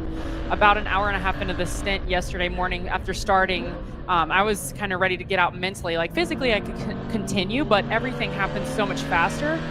Your split-second decision of what is this GP3 car going to do, go left or right, and it's because your approaching speed is way different than it was, in a GP2 car. So the biggest difference for me yesterday is just approaching speed and like making those split-second decisions even faster than anything else you've ever been in. So kudos, mad respect to all these guys out here.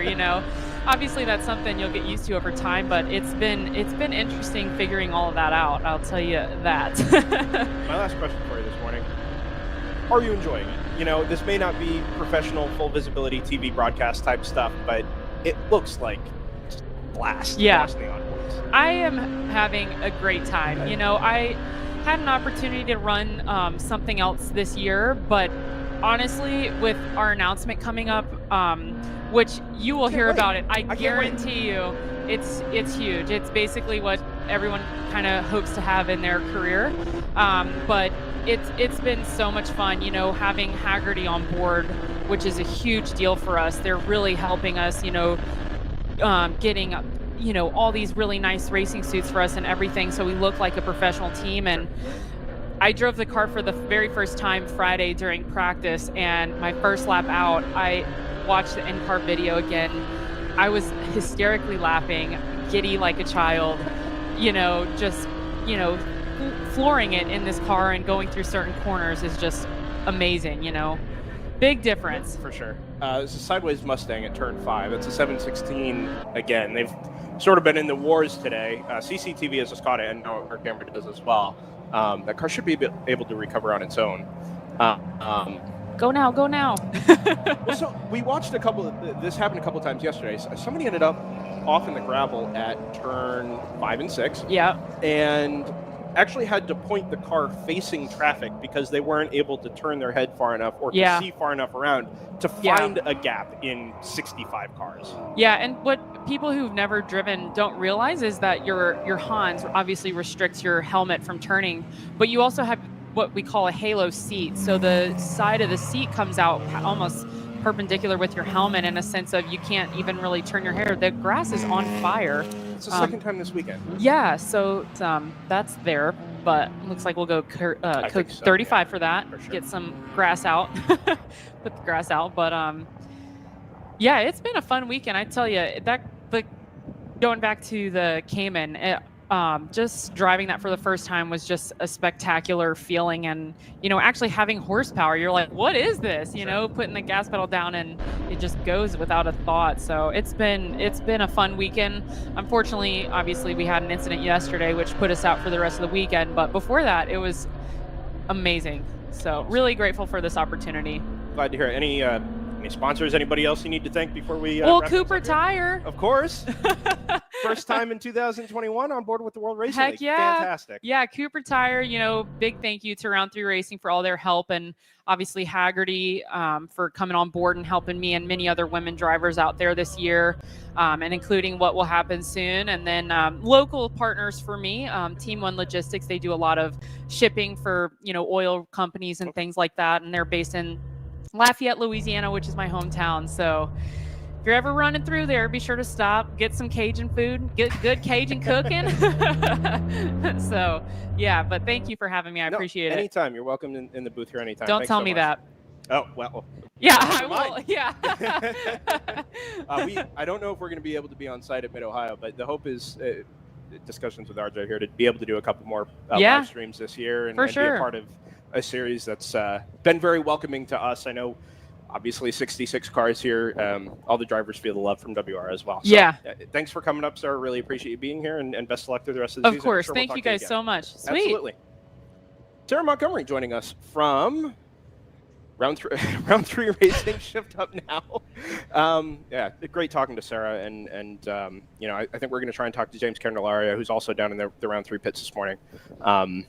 And should be up a little bit later on. Just turn it over to you and JT for just a second, and we'll be back with you. Yeah, I've got two notes on that. One, I do know who Sarah Cook is. She's got a couple top 10s in the W Series and in, I think it was Indy Pro 2000. I think that's right. And then second note, I feel Mo's pain as someone who's 5'7". I'm here for you. I get it. Let's go to the pits. What are you seeing, JT? Or what were you seeing? You had a couple notes before the pink flag came out. Oh yeah, just watching the for some reason the 59 had fallen back from the previous code 80 back to third and got around the 99 and starting to work its way up, trying to reel in the 29 Screaming Goat Racing right before this yellow came out.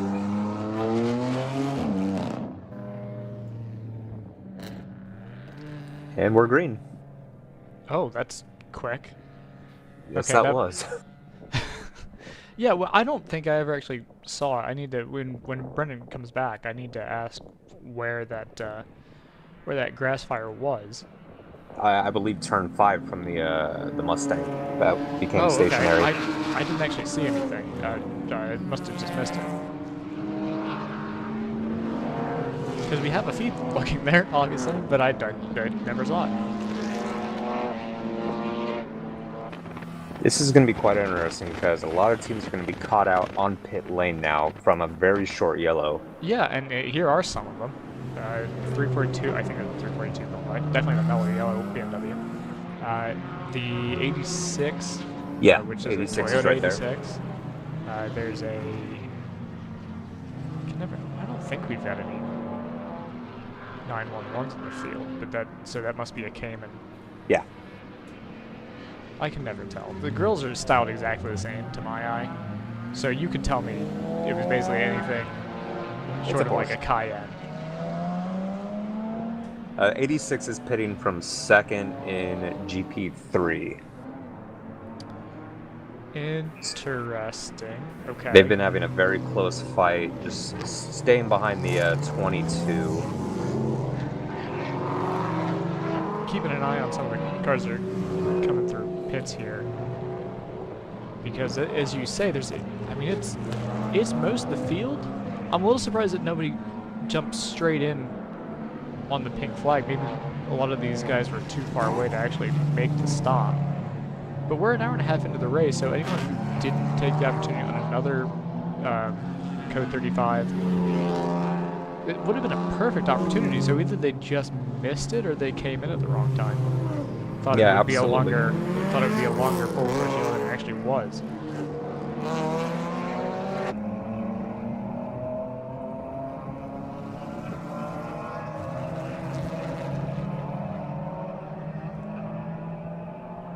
So where do things stand? I've been focusing on production.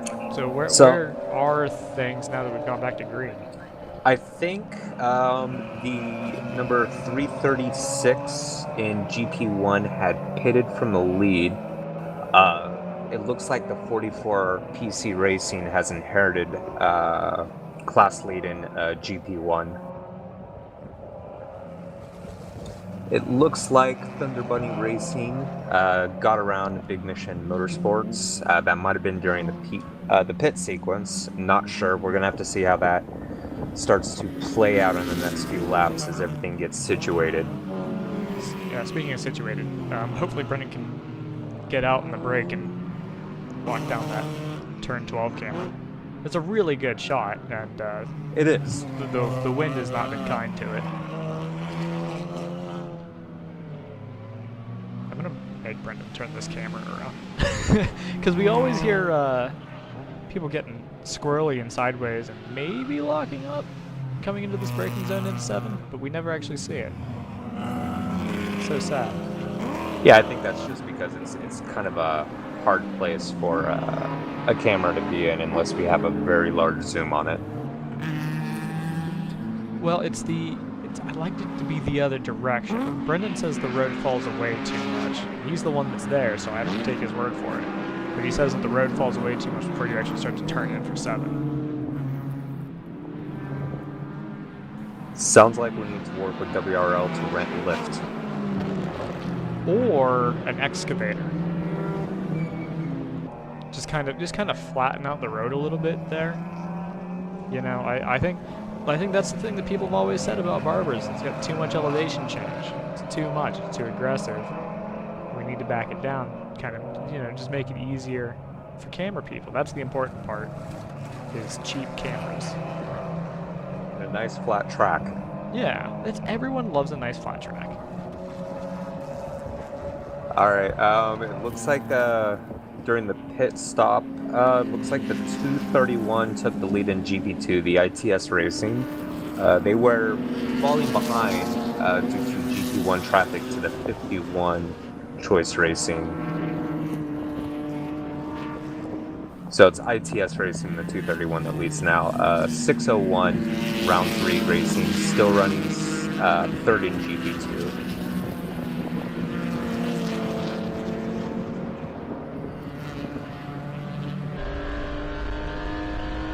Did you say Round 3 Racing? Yes, the 601. That might be the one that we're on board with.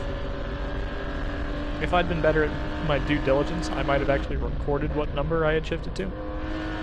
It's not Lenny Yunser in the car, as Sarah Montgomery pointed out.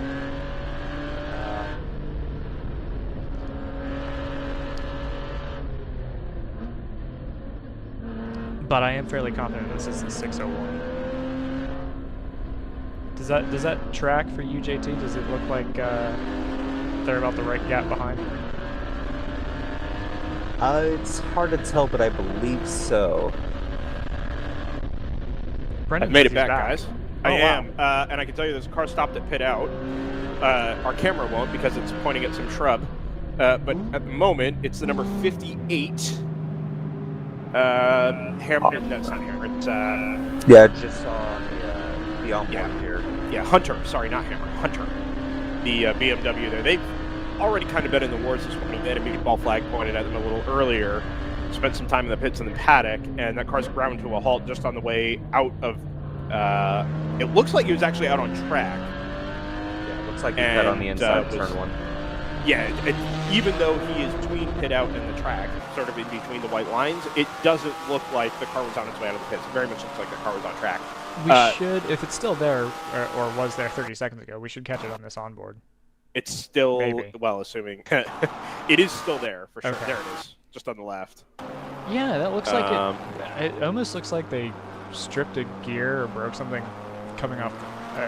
I don't know if they have a pit limiter. I don't know if everybody does, but that's almost what it looks like. Is they just try to bring it into gear coming out of the pits and strip No, something. it wasn't in the pits though, because as I was coming back into the booth, the white flag was waving at the starter's stand, which would suggest that the car was slow on track, right? So, so it might have broken something upshifting to coming out of, what is it, 15? Entirely possible. Pit stop from the number 99 Team GTR BMW. I don't know if you guys covered that. It is Salmon on Race Hero, but I can see it now. Yeah. Oh, and the pit exit is blocked. It's blocked. Wow. We're still green. No, I know. That's a very interesting situation. I've never seen the pit exit closed under green. They really ought to be code 35 here. And it's not, well, A, because we're going to recover this car, but B, this is a fairness thing. Because now GTR, through no fault of its own, is going to get held at pit out. And they had pit from third. Actually, well, yeah, well, exactly, right? And instead of, this happened yesterday under code 35, which, okay, you're going to lose a couple hundred yards of actual on-track space if you sit there for half a minute or so. This isn't the case. These cars are still going around track at full speed. And the car that was sitting at the bottom end of the GTO and overall podium is now being held in the end of pit lane. He's been released now. The car is under tow. Very quickly under tow, actually. They've got the 58 almost into the cut at turn 2, and GTO is released and is back out on track. But realistically, that probably cost him at least half a lap. So you can't quite tell, but the reason I've switched to this camera is that on the very bottom right under the WRL logo, there is the shadow of an automobile, and that is the automobile in question. Just briefly saw it in frame as the yellow tow hook was released. I was discussing things with Sarah. Did you end up covering in retrospect that the 59 Stratus Racing NP01 made a pit stop under a code 35? And that's why it fell into second? I did not. I missed that. Yeah, we were focused on other things. The opportunity to speak to a driver is too good to pass up. We don't get the chance to do that much here because we haven't been at a track much. But the reason it's 15 seconds behind the Screaming Goat BMW is because under the code 35, wasn't for the grass fire. It was the code 35 before that. The car in the gravel at turn 3. They took the opportunity to pit. Okay. Which makes sense. Yeah, so around lap G-Tech also pitted. Well, one of the things that we caught, Brendan, I don't know, you might have been preoccupied, but there were a lot of cars that were apparently caught out by it. They either came in right as the full course, what do we call it, a full course pink FCP, code 35, whatever. Okay, we're really on the struggle bus here, aren't we? What's going on? Are they trying to... This happened yesterday, too. Do you have a line of sight to know, or CCTV to know, are they trying to, like, pull it around behind the wall, or are they trying to get him rolling so... No, so here's the story. What you see from this turn 2 camera, the white in the bottom left corner is the end of the... There's a tire wall, right, that protects cars spearing off to the left from the Armco. That's the end of it, just to the left behind the timing tower. And what they did yesterday with a couple of cars that were past pit in, anybody that ends up on track, stopped on track between pit in and pit out, essentially, is they'll take them to the left around the end of that wall through the cut and in the back way through the paddock. Then it runs up a hill and you end up just spat out the side of the paddock. Oh, this happened yesterday. Has the rope itself failed on them? No, I thought it happened yesterday too.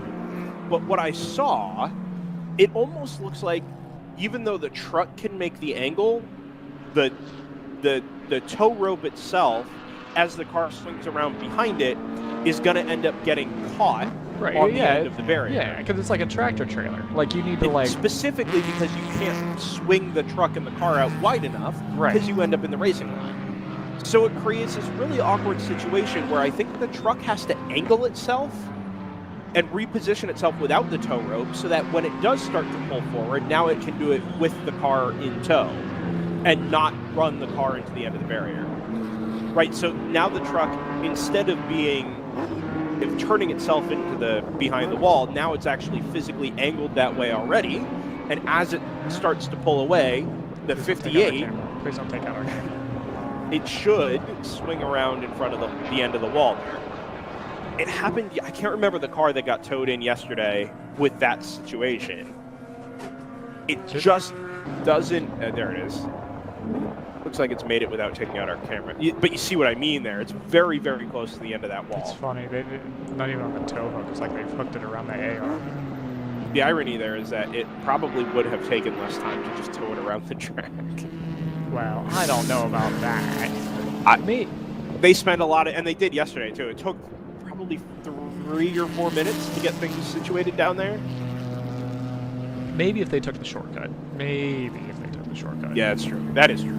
Oh, there's a car. And anyway, the 115 Bourbon works. Bourbon, whatever it is. You've adopted Pedro Scott's pronunciation of it. Pedro Bourbon, number 115, is stopped on the way into turn 6. Oh. Okay. Yeah. Is that something that I have eyes on? Or... Okay, I can at least show you the waving yellow. That's basically at the right. It's turns. just like before the walkover bridge. It's just before the walkover bridge. I don't believe you. Let me reset this camera and make sure that it's up to date. So if we go yellow here, I'm thinking the 22 TCS Motorsports and GP3, our current leader, is going to really benefit from it. It looks like they did not pit during the last yellow. So they basically have, I believe, a lap up on the 86. 3 fast guys and Denny, of course, who are in second place. That was the GT86 that we saw in pit lane. That car hasn't joined the shot there. Joseph has it. Oh. No. Interesting. So, to JT's point, in addition, anybody in front of the GTO field that didn't pit under, not the code 35 from the fire, but the one after it, also stands to benefit here because now they're much, much closer to their pit window, right, where they would have been in or needed to come in. The sort of 53 to 57 is the farthest we saw anybody go yesterday. And they should theoretically be able to make that stop under code 35 conditions, much like Stratus and G-Tech were able to do with their first pit stop. Right, so kind of this car. I don't see it. I did not. I don't know if I just was looking in the wrong place, but I did not catch it on its onboard. It is possible. It's just. Oh, I have no idea. If you didn't catch it on the onboard, then either it is driver's right, just before the walkover bridge going into turn 7. There's still a waving yellow there. I'm looking on my monitor. There we go, yellow. Okay. Yep, double yellow all the way around, and in a couple of seconds, that'll change to pink. It will stay yellow on RaceHero.io, obviously, because pink is not a color that is usually on the racing flag spectrum. So the funny thing, Joseph, is that the cars, I don't know if you see it in your in VMix, the caster feed, the raw feed from turn 4, you can't see the car. I don't know if it's a shadow in the way that the video is compressed and just makes it impossible to... Yeah, did you say it was a black car?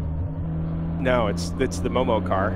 It's like a deep sort of metallic red and yellow. Yeah, it must just be getting lost in the shadows then. I think it is, but because the cars are at 35 miles an hour in that shot. Wow, that was interesting. The mellow yellow car just got passed right before a code 35, so that would tell me, I'm no expert, but that would have told me that they were under a full course yellow at that point. The double yellow. Yeah. Sort of the warning flag for the code 35. Yeah, so by the way, go ahead. I just want to, I want to ask this question, make this point. Are the double yellows before a pink flag not binding? Because I've seen a few people really book it under double yellow conditions before we get I to was under the impression that passing was not allowed, and the only thing you're doing at that point is to get yourself in a position to safely slow down to 35 miles an hour. Now, I could be completely wrong.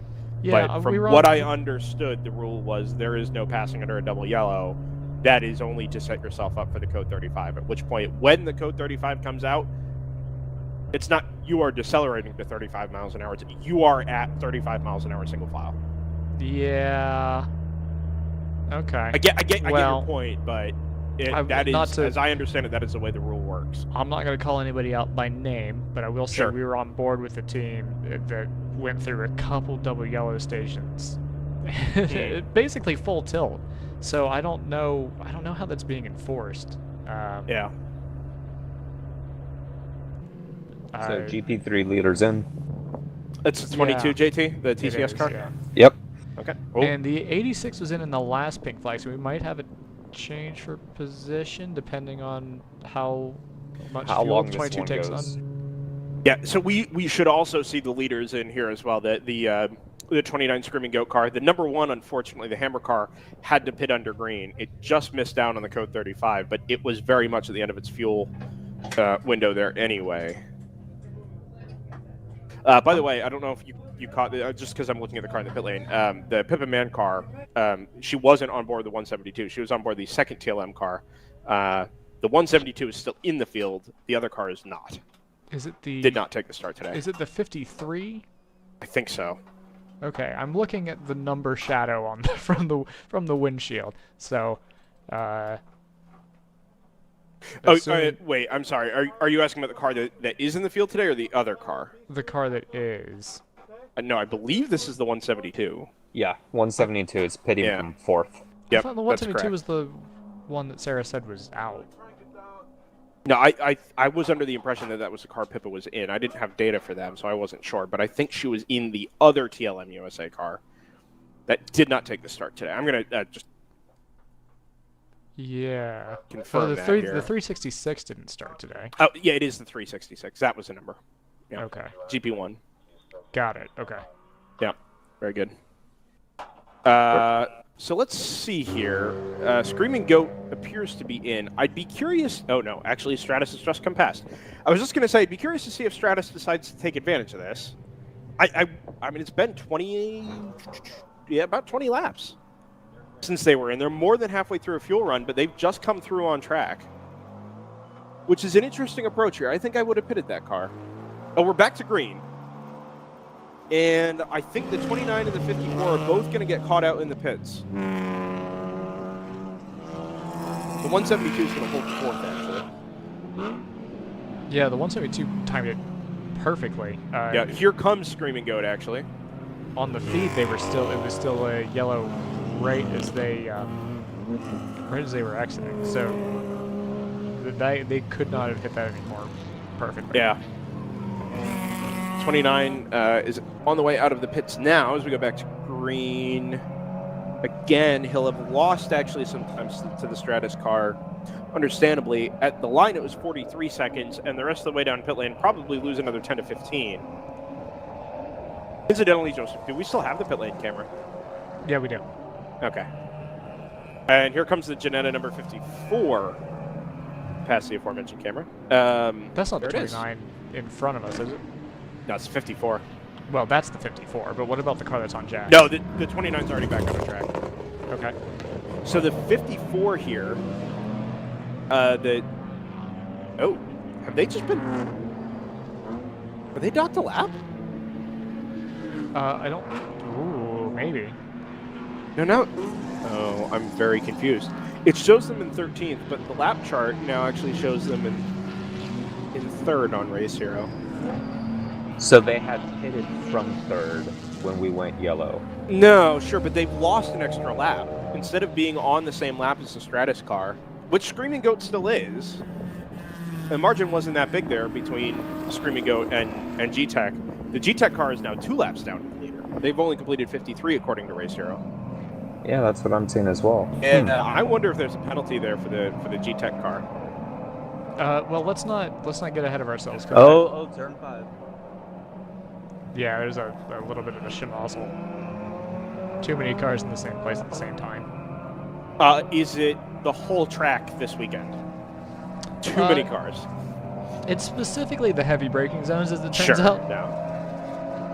I'm actually very impressed. I know we had a lot of Code 35s yesterday, but we discussed that that was more a product of that we go Code 35 for everything to go pick up anything, Right. rather than more things are happening than would have at a place, say, like Coda. Also, the margin for error here is much smaller.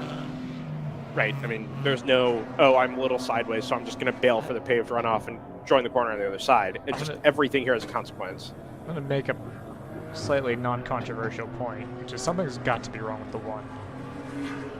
For sure. Because I don't think you were making the point that oh no,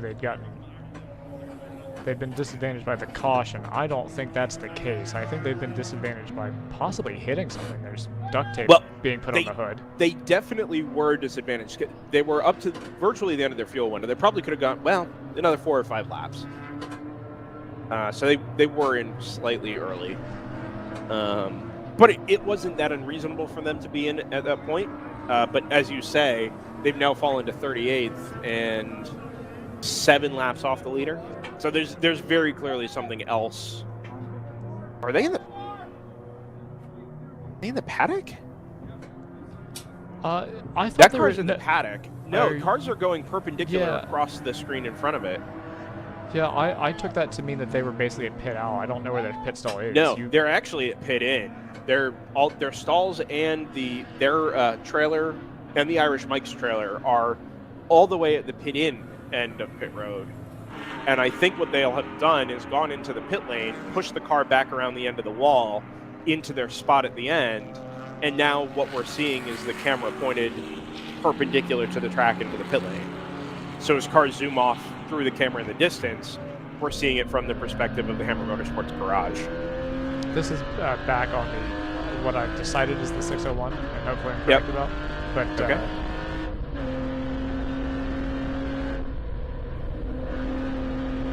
I really like that camera placement. I always do, because they always throw it just right behind the windshield.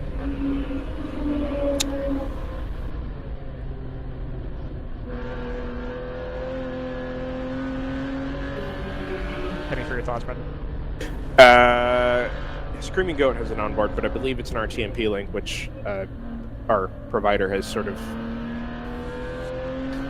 challenged us on. No, I can't do that.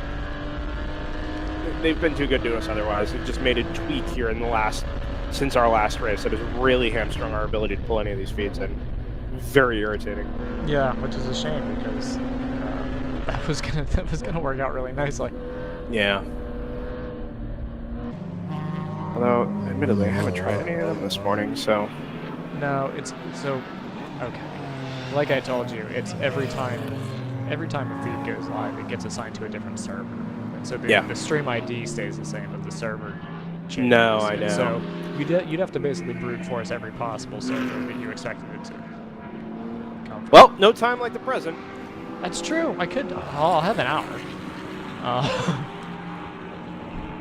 I'm not doing that. No. Just so you know. We haven't been on board this car in a minute. Mellow yellow car that we saw parked up against the outside wall about 3 hours in yesterday. Yes, I don't know if I made this point yesterday. We did get some information from them. Did we know that, or did I make mention that their rear wing is 3D printed? I don't believe you did, because you might have. I was very distracted by everything. The mounts are not. The mounts are professionally built mounts, but the wing itself has been 3D printed. That's really okay. All right, I guess that makes sense. That works. I was gonna say that seems like not the right thing. Like, why not just do the mounts? But okay, all right. I get that they've got a little more. Well, the mounts are enormous. Not that the wing isn't huge, but the mounts themselves are substantial swan neck mounts that come up off the deck lid. It's a shame we actually don't get to see that rear wing in all its glory. That car, of course, was backwards yesterday against the wall at pit end. well, a little past pit in. Sort of coming off the last corner there.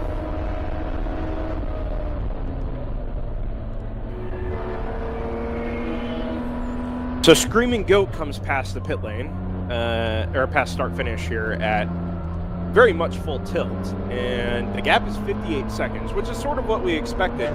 But the end result, as they get back up to speed, is that the gap is it's actually continuing to go out lap on lap by about 6 seconds.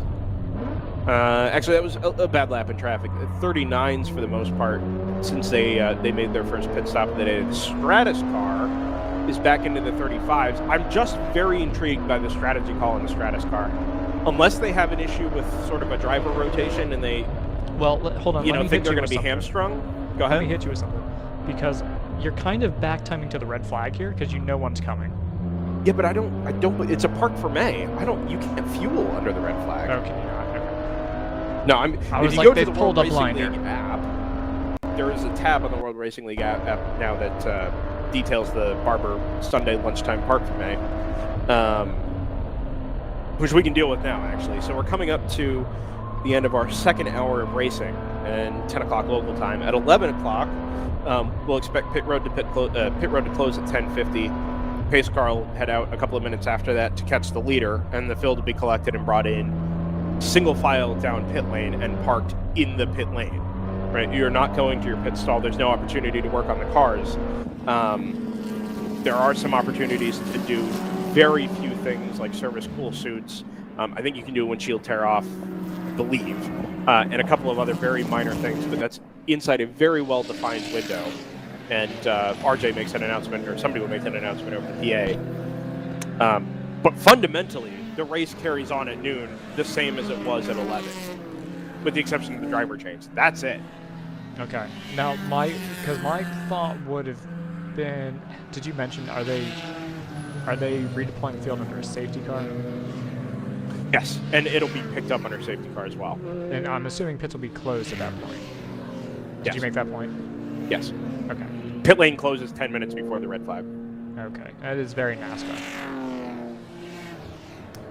It is, but I think it's mostly to ensure that they don't have to find a way to put a car I'm just saying that in. reminds me of like stage racing.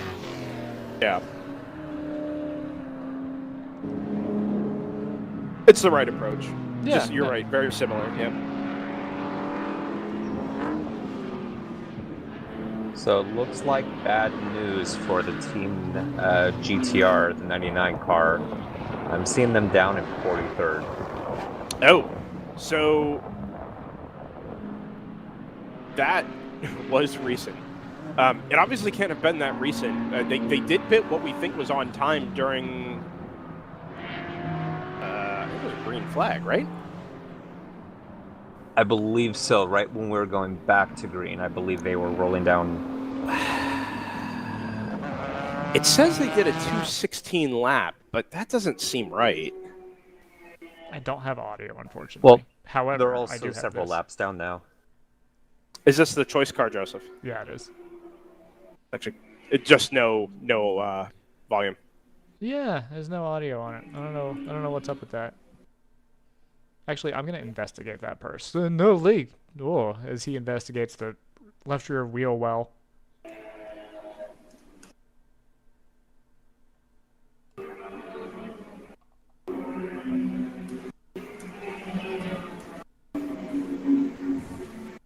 Cut to another onboard that has sound. While I try to figure out if I can get sound on it. I've also sent you another one from Three Fast Guys and Denny. Oh, I'm aware of that one. Not. Oh, okay. Yeah, not as smooth at the moment, but. Well, I pulled away from that one at the perfect time because they went through a bad cell spot apparently. Aha. Yeah.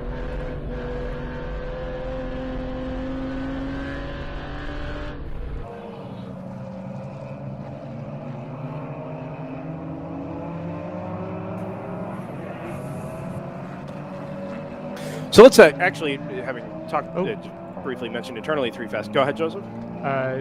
PC Racing number 44 is in the pits out of third or back in third in GP1? From third. Mm-hmm. Okay, so no spots lost. yet, because that should be tripping the pit outline. I will find that car.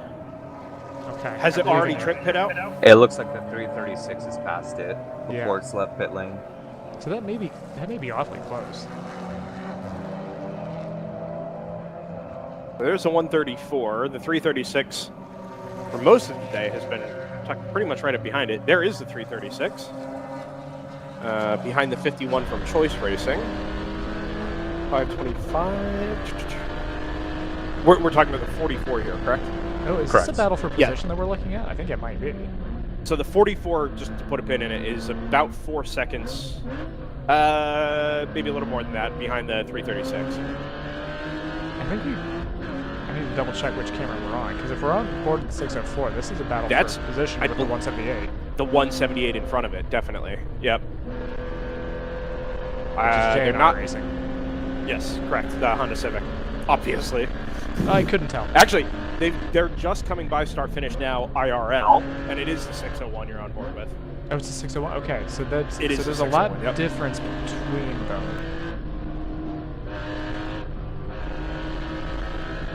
Well, that's interesting then, because I figured the reason why they were still nose to tail is because the Civic was trying to hold station.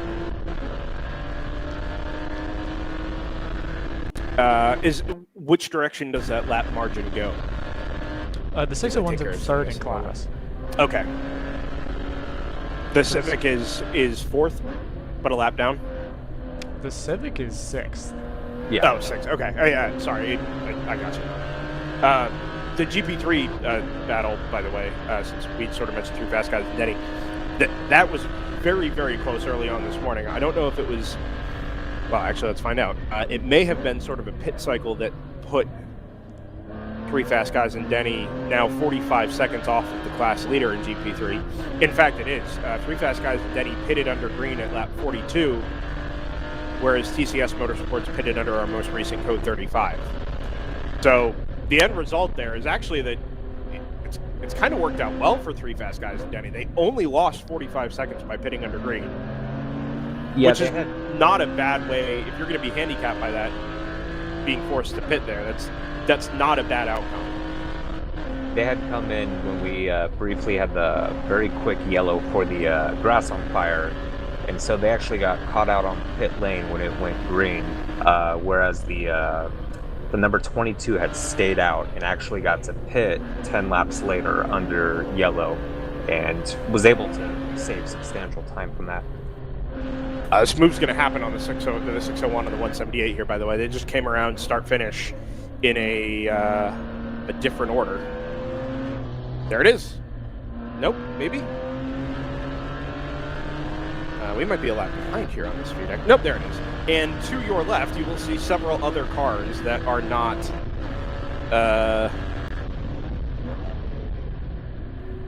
up the inside of turn one. There it is. The 550 comes up the inside, and there's 2 or 3 other cars that came by as part of this little gaggle at start finish here that have already gotten by the Civic, but not yet past the 601. Big slide from the 550 in the middle of turns 2 and 3. Word from the Hammer Motorsports pit is that the number 1 had contact with another car, broke the left front shock and axle, and after 16 minutes is headed back out on track. Okay, that is lengthy. Yes. And unfortunately is, kind of the second, well, whatever Hammer Motorsports had left to try and defend its win from yesterday now has taken a significant blow. Yeah, it's the second bullet in a 2-bullet Yes. arsenal, if you will. We did miss out on the 02 this weekend, by the way. It was on the entry list, but that car not ending up on track this weekend at all. Yeah, I was curious about that. I was actually looking down Yeah. the order to see if I missed it, because I remembered it from Coda. The 01 is back in 45th overall at the moment. Yeah, it's the one's actually okay, so the one hasn't yet crossed timing on its outlap. Right. But the 01 has passed it. It's actually just left just left the pits. Yeah, I see that. It's gone purple on my monitor, which means it's trying to pit out. Yeah. I sat down and looked left, and as I did, I saw Audi pit lights disappear over the crest. Well, there you go. Oh, there's a BMW. It's the 336 is stopped entering the last corner to driver's right, and that car has considerable left front damage. Okay, The headlight is smashed in. The front bumper is rather deranged, and we're going to have to go code 35 to recover that car because it's just past pit in, and it will not be going any further on its own. My suspicion there, it's very odd for it to damage the left front in just past pit out and end up on the right side of the track. I'm not going to get ahead of myself, but it would feel unlikely for that to happen without there being contact with somebody rather than something. Every single one of my onboards that I'm looking at is going down into turn 7 somehow. I don't understand how this has happened, but the point I was going to make is I saw a moment on the Choice Racing stream that I've got on. Double yellow. Yeah, that doesn't surprise me. Where it looked like there was maybe a pass and an attempt to redress, which I don't think is kosher in WRL. I think you're just kind of double messing up. I'm not sure which direction that was going, but there's a big stack up in that situation. It'll be on drivers right here, as you say. Yep. And there it is. And there was a big stack up to avoid passing under yellow, and it looked like the choice car was almost forced into the wall. It was really kind of touch and go for a split second.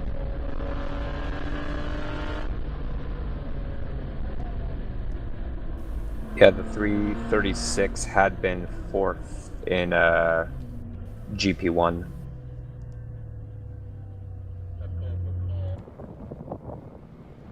Okay, so they're gonna scramble the flatbed. Flatbed will obviously take the shortcut to, I think it's turn 17. The shortcuts are labeled turn 16 and 17. Yeah. So that sounds like we're making it up. That's just how they number the corners. So I just don't understand. Scott had this little rant yesterday, and I have to agree with him. I really don't get it. Meanwhile, turn 5 has they've lettered each of the apices. I think there's 5, 5A, 5B, and 5C. But just as I'm not making that up here. Joseph, can you switch to the pit lane camera? Maybe. Oh. No, I'll bring it back up in a second. But no, I cannot. Just describe what you see. Two gentlemen in yellow vests who are undoubtedly World Racing League employees, or at least volunteers for the weekend, with a gray object in their hand. Oh no. It sounds like you're describing an incident. No, I'm watching the camera. Oh, that.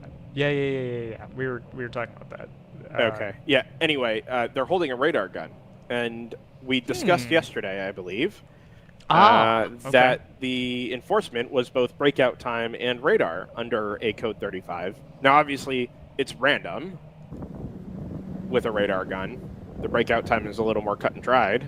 However, this is the first time I've seen it in use this weekend, actually. Not to say it hasn't been, I just haven't been paying attention. Yeah. Also, I a pit lane speed check for the 151. So, interesting. But he's standing right in front of the pit lane camera. Honestly, if I had a radar gun, I would just kind of point it at anything that was moving. Anything that was moving in metallic. I believe... I'm pretty sure Marshall Pruitt did that at Sebring back in like 2007 or 2008. Somebody had given him access to one, and he spent like an entire day just messing around, pointing it at various cars. Literally no part of that surprises me. Ooh! Photographer took a tumble. And we're back.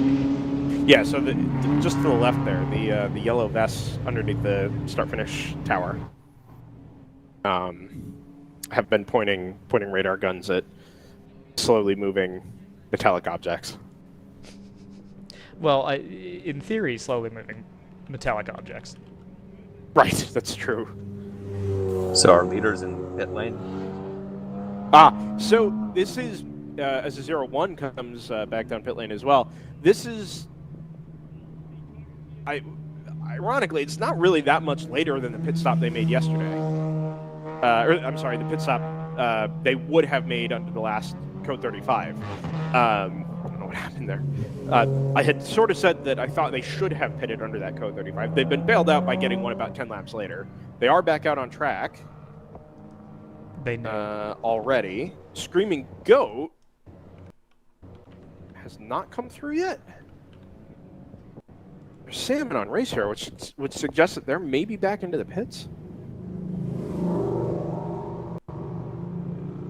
It's only been 10 laps.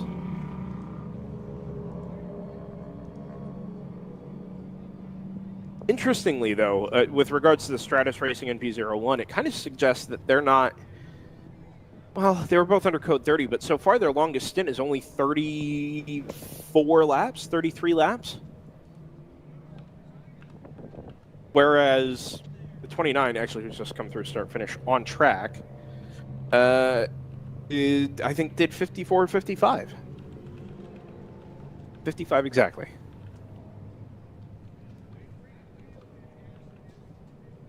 The W2W Corvette is up into third, guys. After spending most of the first 2 hours hunting around the back end of the top 5, top 6, it looks like on the pit stop rotation here under the Code 35, it's managed to jump up onto the podium. So yeah, the 91 actually came into third at the end of the last yellow we had. Sorry, which car was that, JT? 91 W2W. Yes. Yeah. So they actually cycled to third at the end of the previous yellow, which ended lap 55, I think. So they pitted on the Code 35 at 44 laps. Right, so they're really only halfway through a stint as it is anyway.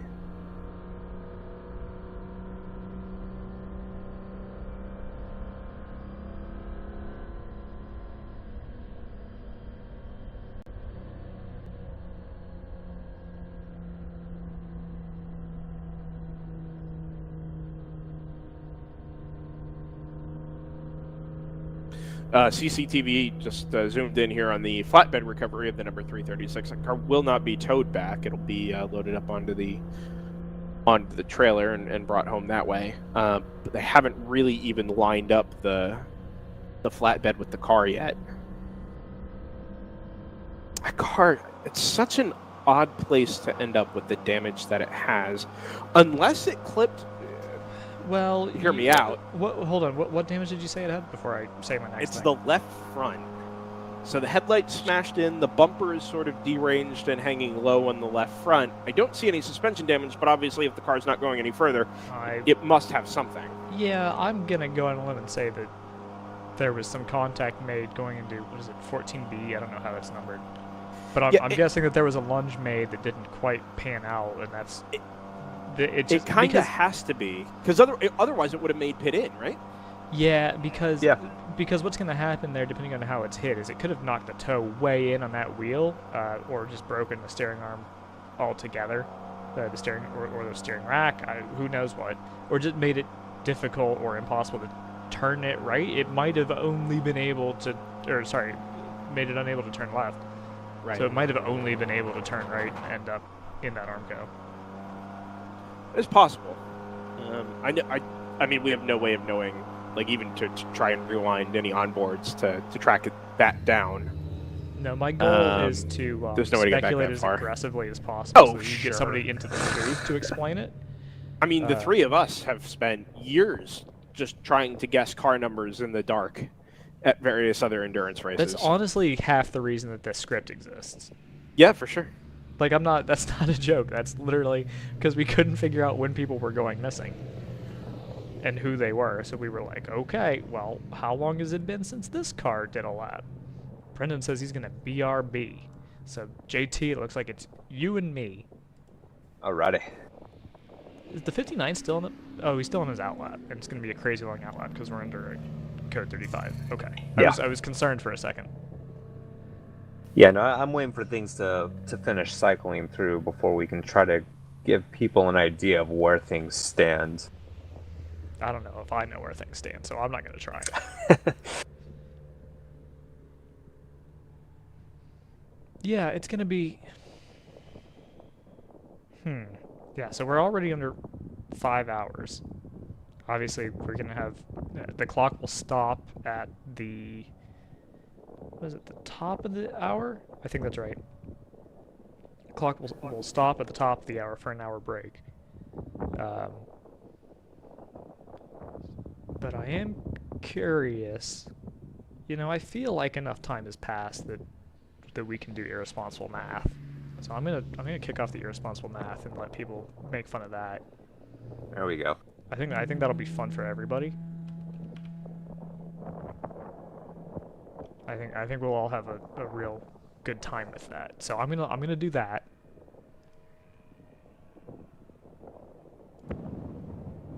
There's the 99. Where's the 99 sitting now? You said it had fallen all the way back to into the 40s, right? Where's that sitting now? Yeah, so the 99 is currently in 41st place. All right, that's up 2. Yeah, I think they got as far down as 45th, 44, 45th, and they've been very slowly trying to claw their way back up. Did we ever get a indication of, as the truck pulls off, the recovery vehicle pulls off? I don't know if we still have. I haven't been paying close enough attention to the onboards to know if we still have. Ooh, well, there it is. There's the big mission car. So we should be going green pretty soon. Yep. Well, I just got a green on Race Hero. Yeah, there we so are. Okay.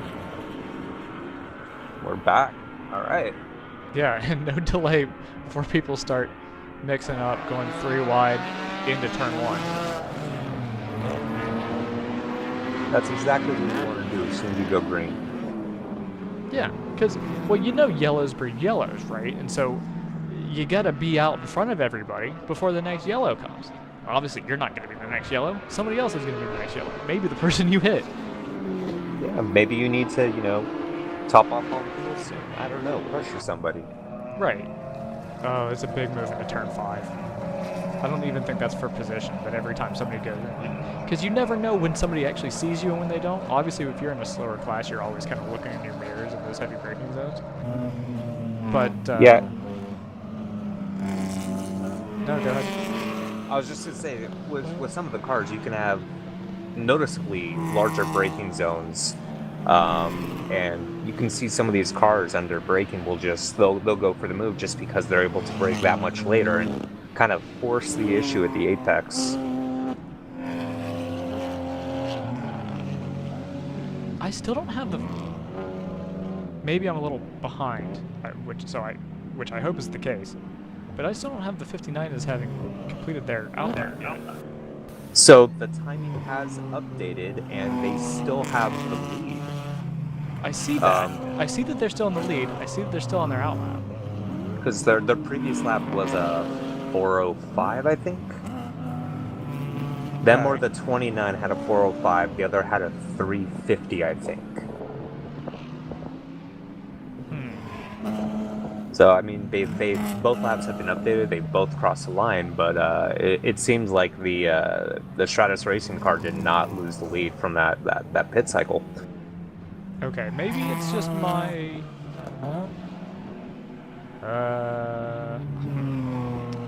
I'm hoping it's my pit monitor. I'm hoping that I'm hoping it's my timing monitor that's the issue and not something real. Because I haven't had them complete a lap since. Okay, there it is. I've got a green flag lap from them, so it is just my monitor. Good news. Woohoo!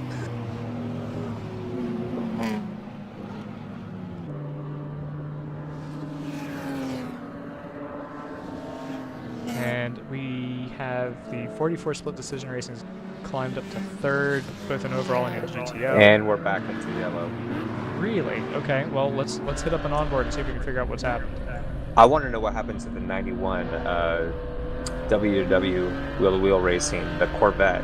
They were in 3rd there up until this last lap was updated on timing and scoring. Okay. I'll keep an eye out. So I want to know if that's possibly just on track or yeah, it looks like they just not sure. Sounds like something's coming No, through. because Team Phoenix just came across in 4th, so we're still missing wheel-to-wheel racing crossing the line. I see that. So maybe that's our yellow.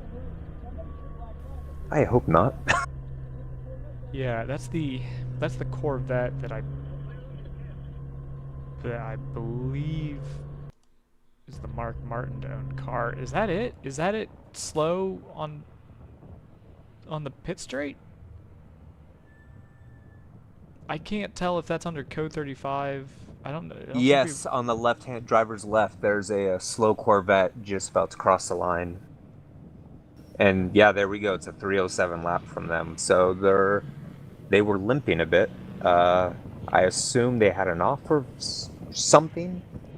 Yeah, but they would have withdrawn the pink flag immediately if that was the only car that was involved, right? It is the only car that was involved. The code 35 is because the grass is on fire again.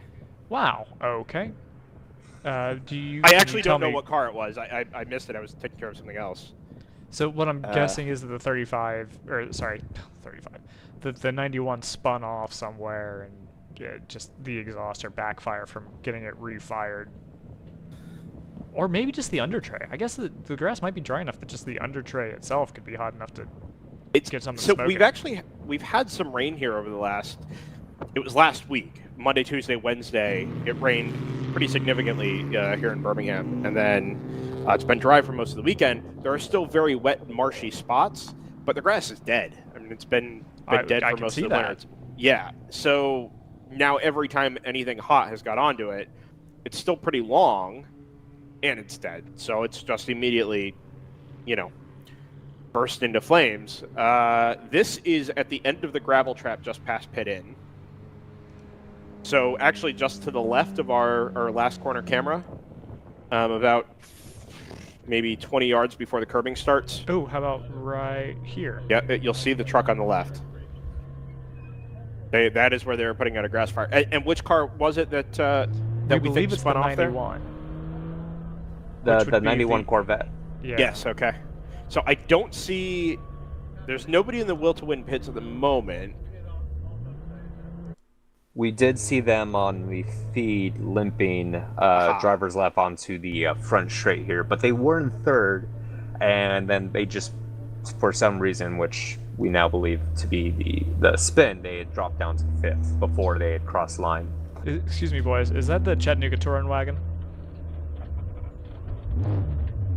I believe it is. On pit road? Yeah. Are you making a joke? Why would I do that? Yeah, that didn't... Track 348. The thing that interests me about the name of that car is that it's Chattanooga Touringwagen Meisterschaft, which would suggest that it's the Chattanooga Touring Car Championship. Yeah, listen, let's not delve too deeply into that. Are we suggesting that Chattanoogans mostly are not very well versed in German? I actually would... There's probably a pretty sizable German population. Actually, the first restaurant I went to in Chattanooga was a German restaurant. Yeah, so... Yeah, very good one, too. Okay. Have you ever been to a German restaurant you didn't like? No. I've actually instituted a policy in my life. It's called the No Schnitzel Left Behind Act. My wife is very familiar with this. If I go to a restaurant and there is schnitzel on the menu, I eat schnitzel. What's it like to be so brave? It's mostly just being Polish. You'd think you'd have an aversion to schnitzel. No, quite the contrary. Any, Central European form of cooked meat really is just the best. Yeah, but sauerkraut is not good. No. Anything fermented, too. It's the best. I thought it'd be the worst. Fermented beverages, fermented foods. Ah, JT. That's upset It is also me. that, yeah. Ooh, very nice zoom effect. That's very dramatic. That's definitely... We'll keep that in post. We don't... That's not a thing. Where's Ryan? Ryan will do it. 91's into the pit lane. Okay, Which makes sense to me. Let's see what happens here. Immediately the jack comes out. Hey, that's how lucky are we? Yeah, agree. So they're jacking up. We are back to green. They are jacking up the number 91. If you have the pit lane camera, actually, you can probably see this. I just cut to the pit lane camera. If somebody Yes, would watch, oh no, what That are was the you Corvette. doing? Oh no! They were 3 wide coming into no, turn baby. 11. That's too many. That's too many cars to be wide into 11. Yeah, they all made it through though. Actually, I Pretty don't know impressive. how. I honestly Anyway, so don't this know. 91 is being jacked up both on the left side and at the rear. Okay, that's interesting. And I equally kinda of would've thought- interest, they didn't lift the jack and carry it over the pit wall. They took it around the end of the pit wall and just dragged it, It must be a heavy jack. I don't know what to tell you. as opposed to a hungry jack, obviously. Yeah, I bet a lot of people watching this will know what that is. Changing the left front on the Corvette at the moment, so this is going to cost it some extra time, in addition to its recovery down there at turn 16, 17. Something's Not a lot of urgency here.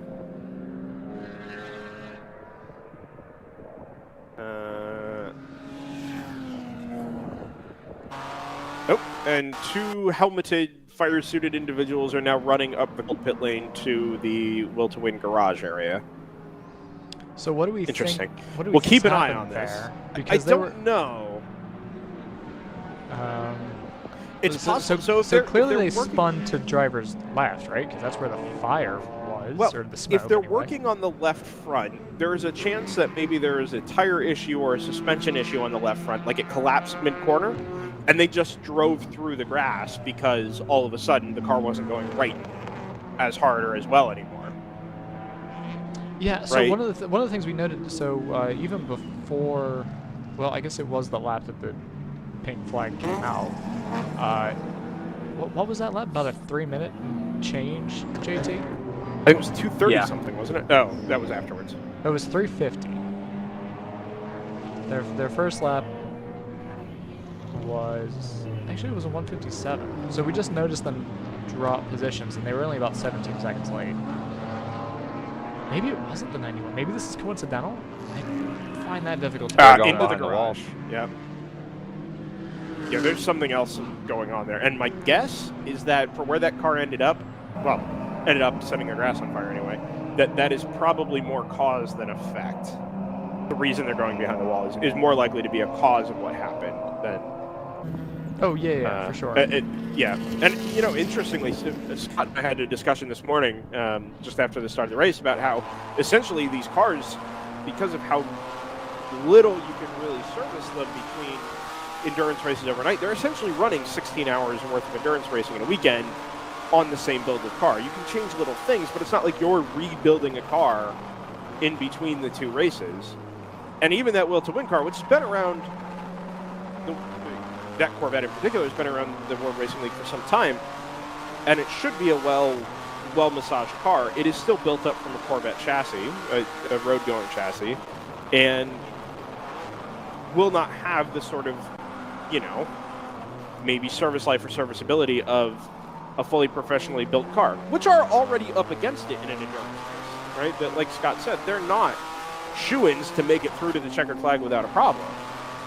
So it's not surprising to see an issue on the Corvette here, but it doesn't make it any less of a shame, right? That car was already having a great run this morning. It was up in the top 3 as a result of just not just pit stop cycles, but really raw pace and consistency as well. So it is a shame, but we'll try and catch up later and figure out exactly what had happened there and try and track it back to what happened at turn 16 as well. Yeah, the 19 seems to be going pretty well, unless I've got an issue with... No, okay, yeah, it has just done its personal best of the day at a 136.8. So, presumably the transmission issues they had on Saturday are staying away for now. Yeah, because they were down in 12th earlier, and it looks like they've just been slowly working their way back up. Has something happened to the 484 as the 484 come into the pits? Because we now have the 661 Team Phoenix into 3rd. Or has that happened organically? I believe that just happened. Oh, I'm confident it just happened. I'm not confident why or how.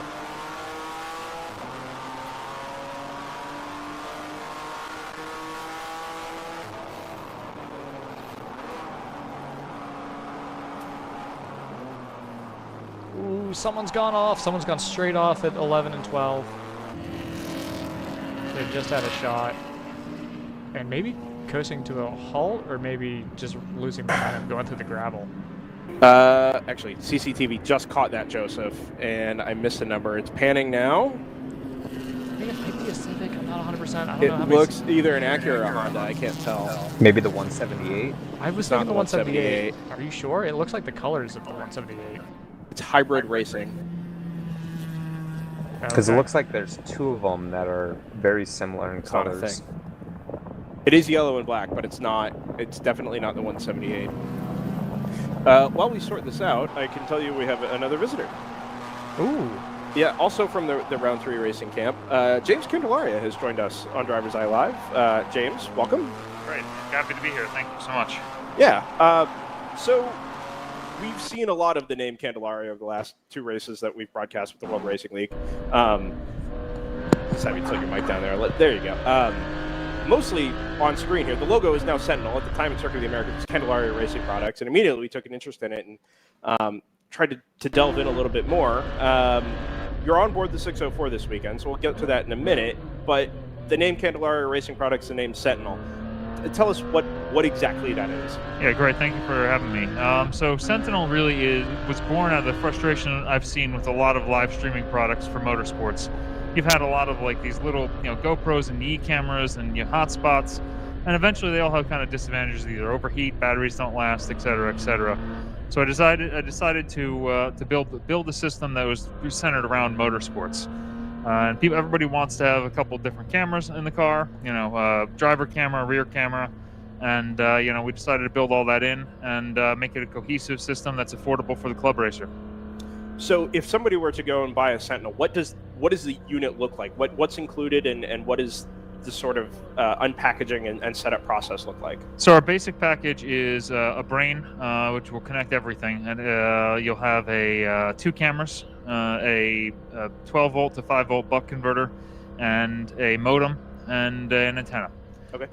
String it all together, a few different cables. Really, the install, I actually installed 5 of them for demo units here at the race today. Oh, wow. Big Mission's running one. They actually they're a paying customer. We've got AOA is running one of my units.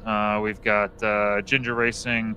Johann Schwartz in whatever car he's driving this weekend has one. Yep. So really, I did about 5 of them in about an hour and a half. So. Oh, nice. And then the 3 round 3 racing cars. So it's an integrated unit. All the cameras come shipped with Sentinel. Yep.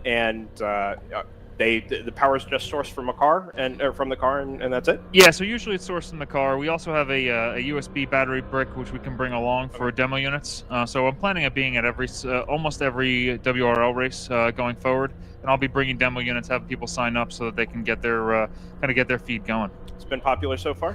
We've been doing really well. We're very happy with the interest. I mean, one of the things that we've done that kind of nobody else does, no one can see, but I'm pointing at the Race Hero information that we are able to overlay directly onto the feed. Pretty soon you'll have a leaderboard in the middle of the screen, which will show you the 2 cars ahead of you, the 2 cars behind you in class, as well as flag status. Very nice. So we're always working on some features. Yeah. This customizable to stream to any destination? Yeah, so anything that takes RTMP, so YouTube, Facebook, Twitter, not Twitter, Twitch, etc. Very nice. You're on board the 604 this weekend. You started the car this morning? I did, yeah. And how's that going? It was great. I mean, there's a big GTO field, and being in GP2, we really got to keep our heads up. Make sure that we let them by somewhere that's safe, and we don't impede their race. Does it? I don't know what your racing background is like. Your experience level is like. We were talking to Sarah Montgomery a little earlier, also down with Round 3 racing, and the consensus was, or her opinion was anyway, that. There's some amateurs sprinkled throughout the field, and this is still an amateur endurance racing series, but that the level of competition is very high, the level of awareness is still very high, and the enjoyment factor is still absolutely there. Oh yeah, 100%. Yeah. I do a lot of SCCA racing. Okay. So I race a T1 Corvette. Managed to score a podium at the runoffs last year. Oh, very nice. I usually am in a higher horsepower car. Mhm. But the drivers are every bit as good as anything SCCA has to bring. So Sure. real happy with the events here.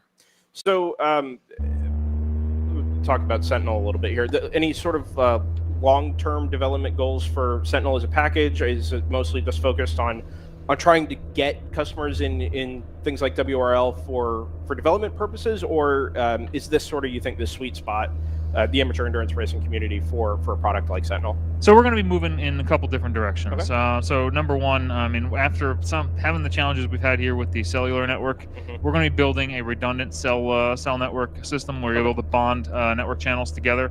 So much like some of the PepLink stuff, and we can actually, if somebody has a PepLink router, we can already use it in Sentinel today.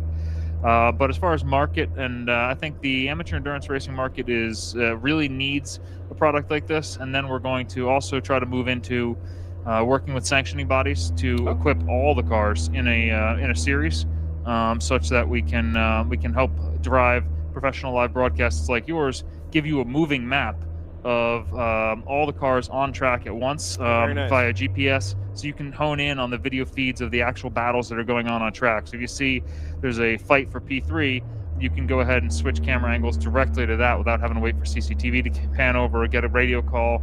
You have a full real-time information screen. Does Sentinel have a GPS element to it now? It does, yeah. So that's where we're getting the speed information Oh, from. okay, yeah. That's coming from GPS, and then we're just going to backhaul that straight to our cloud platform. Very nice. So it sounds like there's a real pathway, even medium to long term here, for both product development and business development. Yeah, we've got a pretty good roadmap. I'm pretty excited about what we're able to do now and what we're going to be able to do in the future. Very nice. Very nice. You're right over in New Jersey, aren't you? Actually, I moved. Okay. If you know Brad McCall from Round 3 Racing, I ended up in his hometown. Oh, okay. So I'm down in Boca Raton now. Gotcha. I saw when the Sentinel ad first came out, I think pre-orders went out right before Christmas. Yeah. Or were posted right before Christmas. Right across in Easton, right across the river. Oh, okay. Yeah, I lived in New Jersey most of my life, but Yeah, I got tired of winter. I do not blame you. I would just get tired in New Jersey. Yeah, that's it. That too. New Jersey shade never ends in Pennsylvania. It shouldn't. New Jersey has its problems. I do work in New Jersey, so there's that. But anyway, Gotcha. Not that you sponsor yourself, but Sentinel is now sort of a brand of its own, and Candelaria Racing Products in association with that across World Racing League. Logos are all over the place. You're here in a branded sweatshirt as well. Is this sort of your funding approach to World Racing League? Are you self-funded, or are there sponsors that you've got sort of backing this whole project as well? So self-funded. So my background is I started a tech company back in 2007. Okay. We manufactured solid-state storage arrays, and we sold it to Cisco. So I have a lot of experience in doing startups and getting a small business moving. I gotcha. So, given your background up in the Northeast, lots of options to go racing. You say you race in the SCCA. I've been around the SCCA a little bit as a volunteer. It's a great organization. I thoroughly enjoy it. But you're spending your time in the World Racing League. Can I ask why? It's a lot of fun. I mean, it's the cost per dollar. The fun per dollar is off the charts, right? I mean, SCCA weekend, I'll spend an incredible sum of money. 3 sets of tires for my Corvette. I'll do 1 test day, maybe get 2 hours on track, and I'll have the rest of the entire weekend. I might have another 2 hours on track. So total 4 hours on track, and I'm going through 3 sets of tires, 100 octane fuel. I mean, it's just the expense is extraordinary. Yeah. So WRL provides a huge value for the racers, and and it's good racing. I mean, it's you can see the competition on track right there. It's fierce, and we're all still having fun, and we're not breaking the bank doing it. As somebody who's in the SCCA, and there's no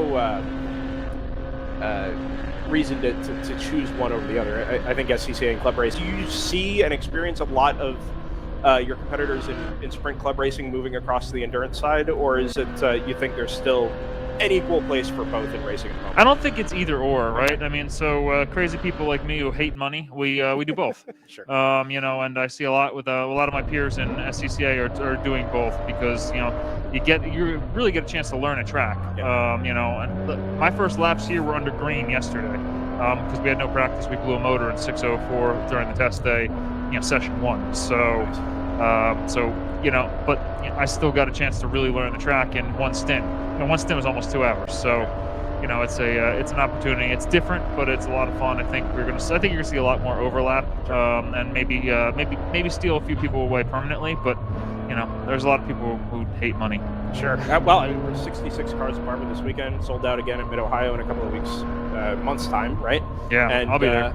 And Road America after that. I think registration opens on Wednesday, Thursday. Road America is great. I can't wait to go back. I'm hopeful we get a chance to go. I've never been up there, but I know it's one of the iconic American tracks, and cars like these in any class, really an opportunity to stretch their legs and go race a classic. So. Yep. I really appreciate you coming up and talking about it. The Sentinel, following its development on from the original display in Round 3 racing at COTA at the end of last year, and now seeing more and more of these units creeping up. Like I said, I know the pre-sale did well right around Christmas time. It's been really exciting to watch, and a massive thank you to you for developing it. Right. We've had people, ask us when we stream races like this, what they. What we recommend, and because we're not racers ourselves, right, we don't have any real suggestions for integrating a unit into a car, right? You've got to find something that works for you, your setup, and what you have already organized. But this seems like almost a one-size-fits-all sort of plug-and-play, highly customizable option that has everything you need right packaged in. Yeah, the one market we're not going to be able to hit right away is the open cockpit stuff. Okay. So we need to do some weather sealing and whatnot on the cameras. But otherwise, yeah, you're right on. We're really looking to be plug and play, get every almost any GT car on the market with easy install and hopefully really reliable, good quality streams. Well, you've done a fantastic job so far, and from our perspective, being able to use more cameras like what you have with Sentinel is fantastic. Really looking forward to what the future holds for you guys. Awesome. Thank you so much for having me on. I appreciate it. Take Anytime. care. James Candelaria, again from Round 3 Racing, more specifically involved with Sentinel. Joseph, there is action. Yeah, there was a coming together at Turn 5. There were a couple cars that were involved in that. I haven't been able to ID either one. I can tell you one of them is the 500 Team Battle Ready Racing Acura Integra. One of them is a BMW. Should I do the thing? 46. Okay. It's the 46. That would be is that Ginger Racing? It is. JT. Haha. I was going to get it in at some point. They're I was down at waiting for the 32nd in opportunity. GP1. Actually, I Joseph, we were almost outnumbered this morning. Sarah Montgomery, not nearly as fiery red as JT, but... but then again, who is? No, that's very true. My favorite Ginger, obviously, my wife, Layla, a close second to JT. You should probably make that public, yes. Oh, she knows. No, we've been riding this train for years. All right, so this yellow, right on the heels of a yellow just 2 laps previous, very important because if I understand correctly, pit lane closes in 8 minutes. Yeah, so I'm not sure what timing we're using here. Or 10 minutes, right? The timer started after the first pace lap. But the way it looks now is... That's yes. Not a good sign. It doesn't look bad. There's just considerable damage to the front of the BMW. Yeah, that's just the first time I've seen that. Oh, you know what? Scrambled. I think what's happening here is the pace car has come out and is picking up the leader, and we're going to go red. Do you think we're going to go straight to the quiet hour? I do, and the only other thing I can think of is because we're dispatching an ambulance, and that's not to say that anybody's injured or anything. I just don't think anybody has gotten in contact with the drivers because of where they're parked, right? That 46 Ginger BMW is off in the shortcut, the first shortcut. The 500 car is off in the second shortcut, and there has obviously been contact, right? The bumper of the BMW is sitting off in the grass to the right there. I think you could actually see it from our camera down at turn 5. In any case, the safety car is out and has just picked up the Stratus NP01. So I suspect, no, it's definitely the bumper. The way it kind of hooks around, I can see it from the booth here. Also, I think RJ is headed downstairs to the pit lane. Which suggests to me that that's the approach here. I don't know Yeah, that for sure, but if I'm going to take a guess, we'll keep an eye on this. So the thing that occurred to me, I thought this camera was on a delay because it's displaying double yellows, and I thought, oh no, we've got the delays again. Yeah, it never went. Did it ever go pink, or did it go straight to Not full that I force yellow? saw. I was Okay. wrapping up with James there, and incidentally, oh no, we wouldn't have a replay, would we, of turn 4? I wouldn't. Yeah, no. I mean, unless you can tell me that it was a specific car that has an onboard. No, then I didn't see it happen. I was sitting down talking to James Candelaria at the time it happened. I think I saw the yellow flag come out, but I actually saw it in my. I saw it in my monitor, and it looked like a pretty substantial coming together. But It does, and I have a suspicion that's why the ambulance was dispatched. It's already on the move here, so I have to assume that driver the 46 is okay. And they've already got the flatbed set up. Cars are coming down pit lane. I saw that, and I thought that was really interesting because obviously, like, the point that JT made is very salient in that they, as far as I can tell, they haven't closed pits yet. They haven't. I see RJ now. Actually, he's actually not far from where our camera's set up. But my guess is he's gone down to facilitate the Park for May situation. And he's done it reasonably early. So the ambulance now checking in on the driver, the number 500.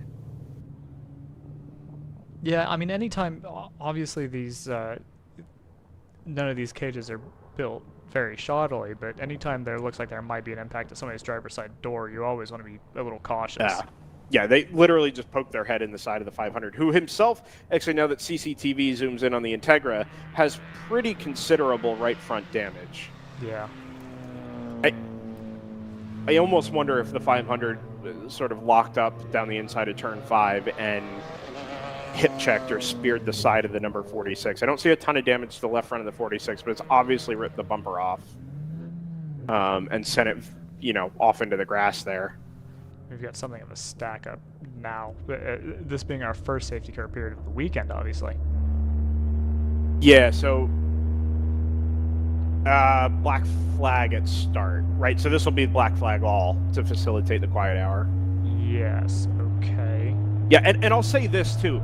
It doesn't look like this incident, other than the fact that there was obvious car-to-car contact, this incident doesn't... It's not a severe incident, right? There was clearly an impact, no, but it's it going to take a doesn't minute to look clean like... up. It's really not, but the timing is... I mean, we're already at 10:47. The soonest we go back to green is 10:55, but the pace car was due to come out at 10:52. Right? Yeah, so I mean, that was the timing, 10:52 to 10:55, go get the car, so that car engines are no longer running at 11 o'clock, right? That is the rule locally. And what we have in the pit lane now is cars are coming to a stop. We've gathered up most of the field, and this will facilitate the quiet hour. It just makes sense, right? And we've seen it in the past in the World Racing League. Okay, so there's the red flag that's out on Race Hero. On Race now. Hero, yep. The only point I was going to make is I wonder if they're going to try to... I assume they don't have the track beyond 4, but I wonder if they would try to tack on the 15 minutes to the end. It's really not 15 minutes, though. I mean, the cars have to be stopped in the pit lane by 11. So realistically, that's 10:55. I don't see a reason for that. The timer is still running. It doesn't make sense to add the 10 or 15 minutes. We've seen this before at the end of races, right? The U.S. Endurance Championship 2018, there was a car fire, I think on the back straightaway, and can rather we ID than... the slow car here in 11? Everyone's passing it. Is that one of the cars that was involved? It's in the collision? 500. Yeah, Okay. it is. It's the 500. Took the shortcut from 6 to 10. That looks like that's trailing something. Well, it looks so like the front right. It looks Yes. like tire or something. It is definitely the right front corner of the car. I mean, and I assume that's where it's made contact with the 46. I'm going to cut back to that. Okay. That's so the 46. Yeah. And then back to the turn 13. There's the 500 on its own. It's interesting that he decided to bring it back himself. Again, just to clarify this, there is no driver on board that ambulance. They just poked their head in both cars to make sure they were both okay and carried on. Yeah, so your suspicion is that it might have been a 3 car. Yeah, they're dragging something. No, It no, no, could no. just be a it's- tire. I think it's just the two cars. I'm fairly certain it is, actually. I think the 500, if I'm going to sort of work this back, it looks like maybe the 500 got sort of crossed up on the brakes into turn 5 and sort of speared the left front area of the 46. That will have damaged the right front and the bodywork on the 500 and sent both of them off to the driver's right in the middle of the corner there. I don't see anything on the Ginger car that indicates anything else, right? And the most obvious indication of anything is the damage to the right side of the 500. So, kind of what I'm going to go with here. May be able to confirm that a little bit later, but that's certainly what it looked like from trying to reverse engineer all this. They've stopped the field single file right before the start finish line, which makes sense, but has led to the. I think we've now got. Yeah, we definitely do actually have cars that are spilling out into the racing surface. The cars are being pushed closer together at the front end of the field, right, to make sure that everybody gets into pit lane. I assume what they wanted to avoid is having cars cross the start-finish timing loop. Yeah, and that's what I mean by I completely understand why they've done that, but the field is subscribed such that this is going to be tight. It is going to be tight, yeah. They are picking up marshals, by the way, what that's worth. Bring them in. It's a good time for lunch. It's as good a time as any. Don't burn your clutches.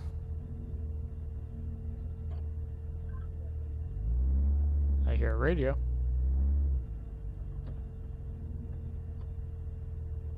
By the way, your lap was at 40. You're the only one who's hearing in-car, by the way. Is that true? Yeah, I don't have the audio from vMix because of the delay. We're just all together here on our happy little server.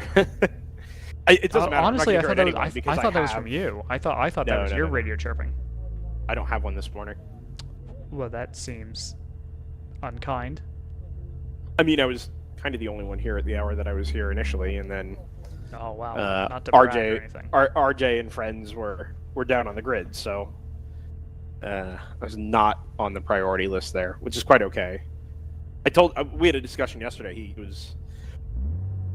He wants us to be able to provide as much information as we can, just in overabundance, so that, when we have the opportunity to take the information in, it's there for us. But honestly, being the only one here, it is it is total overload. Just mic it up and send it to Christian. I think that was RJ there, actually, waving people forward. Yeah, I didn't get to say this Ronald. yesterday. My eternal memory of Christian at a racetrack is him hunched over with the radio very low, but right up next to his ear, his screen split between YouTube chat and Reddit, and eating Pop-Tarts, 2 of them together back to back. I believe that's called living the dream. Who's got it better than him, huh? Nobody. Probably true. Are you running predictions already? Yeah. Nice. There's only 4 hours left in the race. I don't know if you know that. Well, but 5 hours until a checkered flag. Yeah. So there's only 4 hours of racing left. I think timing officially, just looking at it now, I think timing officially started at 8 o'clock rather than at the green flag. So the first lap was run under full course yellow. The Race Hero timer shows 2 hours 53 minutes. So something like 2 minutes behind our timer on screen. I'll buy that. Yeah, I started it at the green flag. Right, yeah. So knowing that we would be able to just stop it at the top of the hour. Yeah. JT? Do we have a link that we could give the people for Yeah. James Candelaria's product? Yeah, so stand by. Okay. It was the initial announcement came out on Facebook on the World WRL Racers group.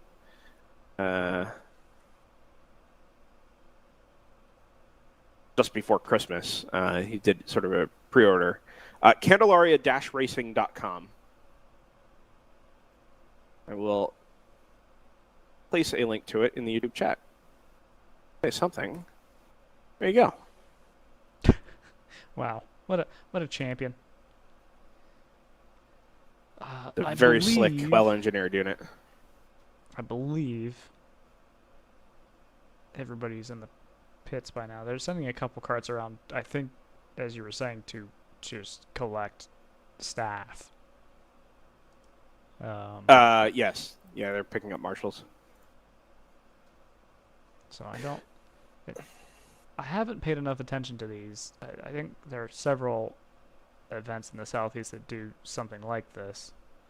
But I haven't paid enough attention to get a sense of... Some of them will start and stop right at the tops of the hour.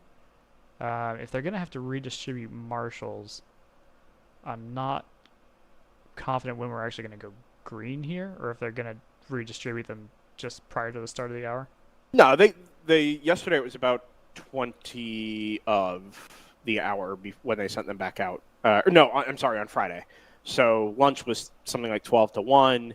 Marshals were on their way back out at roughly 20 of 1. Okay, so we should expect to fire up at the top of the hour. I believe so. Roll off should happen basically right at noon. Okay. And we should be back to green after a pace lap, 4 or 5 minutes later. Okay. And do we know whether or not it's going to be back to 2 groups of pace cars, or if we're just going to have the one? No, it'll just be the one line. Okay. And as they've picked the cars up here. Makes sense to me. Because I was going to say, if you were going to do that, you'd have to restack people by class, and that seems like a hassle.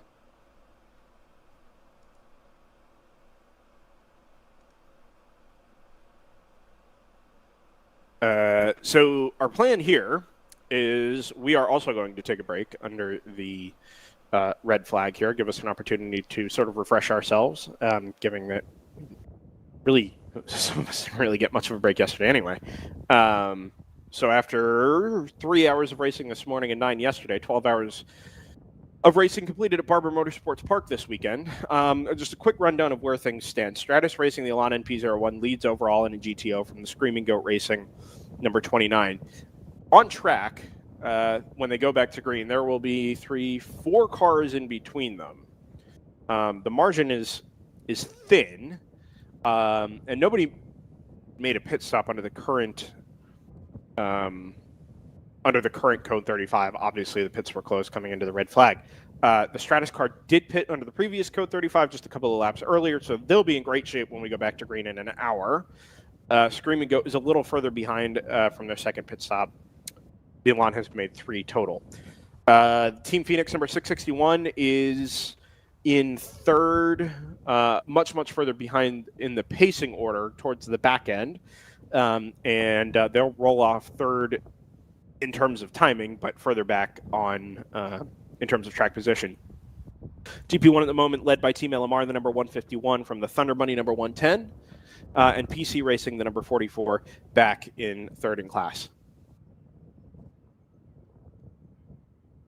GP2 at the moment led by the 51 Choice Racing. It's been a reasonably good battle throughout the course of the beginning of the race, although it looks like the number 231 ITS Racing has slipped back quite a bit from the last time I looked at it. So it's North Loop, the number 21 in second, and Fat and Furious Racing's 525 BMW 330 in third in class. Looks like there is a lap margin in the front of the field, but reasonably close from second through fourth when we go back to racing here, so it'll be interesting to follow that. GP3 still being led by TCS Motorsports from 3 Fast Guys and Denny. That margin is up over a lap now, and that is, I believe, quite correct. I don't know that there's anybody, if it's not a lap, it's now very nearly a lap based on the way the field is bunched up. In fact, the 86 is fourth in the pacing order, so they'll be most of a lap down to that TCS number 22. With that being said, here, Joseph, if we're ready to wrap things up for just a moment. Or do you need a minute? I'm good to go. Should we play an advertisement? Yeah, I don't know if you saw it in the internal chat there. Oh, I definitely didn't. Yes. So the hope would be to get some kind of notification up. We'll leave the streams running, just muted, and just a little reminder for people during our red flag break here. Go get some lunch, get some coffee, tea, whatever it is, your beverage of choice, and settle in here because in about an hour's time, we'll be back to racing for the final 4 hours of our 7-hour Sunday race from Barber Motorsports Park. It's the second race of the 2021 World Racing League season. Plenty more to come today, and lots more to talk about, both about the on-track action and where the World Racing League is headed through the remainder of 2021 when we come back. You can plan to rejoin us maybe 5 or 10 minutes before we go back to green. I think seems reasonable, and rejoin us here on YouTube and Facebook in just a couple of minutes' time. In the meantime, thanks again to Cooper Tires for being on board the World Racing League in 2021, and we'll talk to you here in about an hour's time.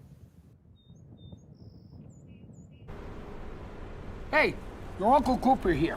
Once upon a time, there was a girl named Goldie, my niece, your cousin, and Goldie didn't know which tires were right for her. The first ones were too much tire, and then the next ones were not enough tire. Anyway, long story short, Goldie found the Coopers, and they were just right. What a happy, practical ending. Go to sleep. I love you. Go with the Coopers. Cooper!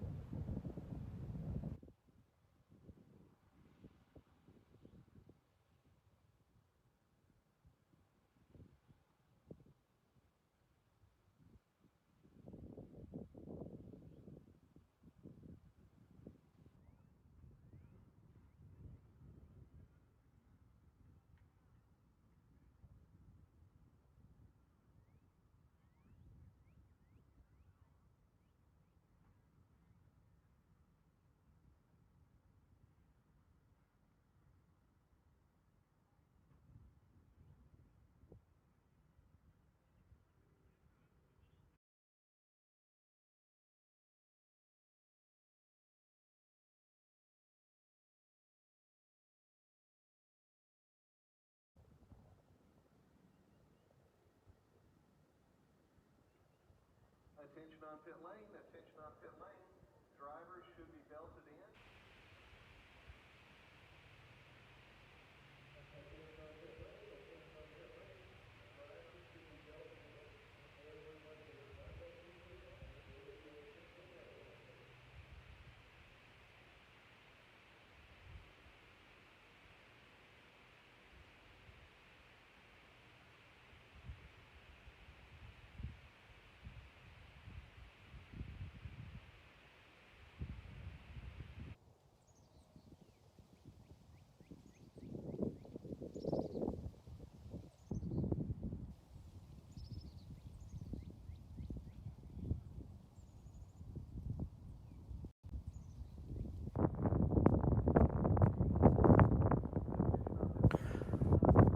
Well, hello again, everybody, from Barber Motorsports Park.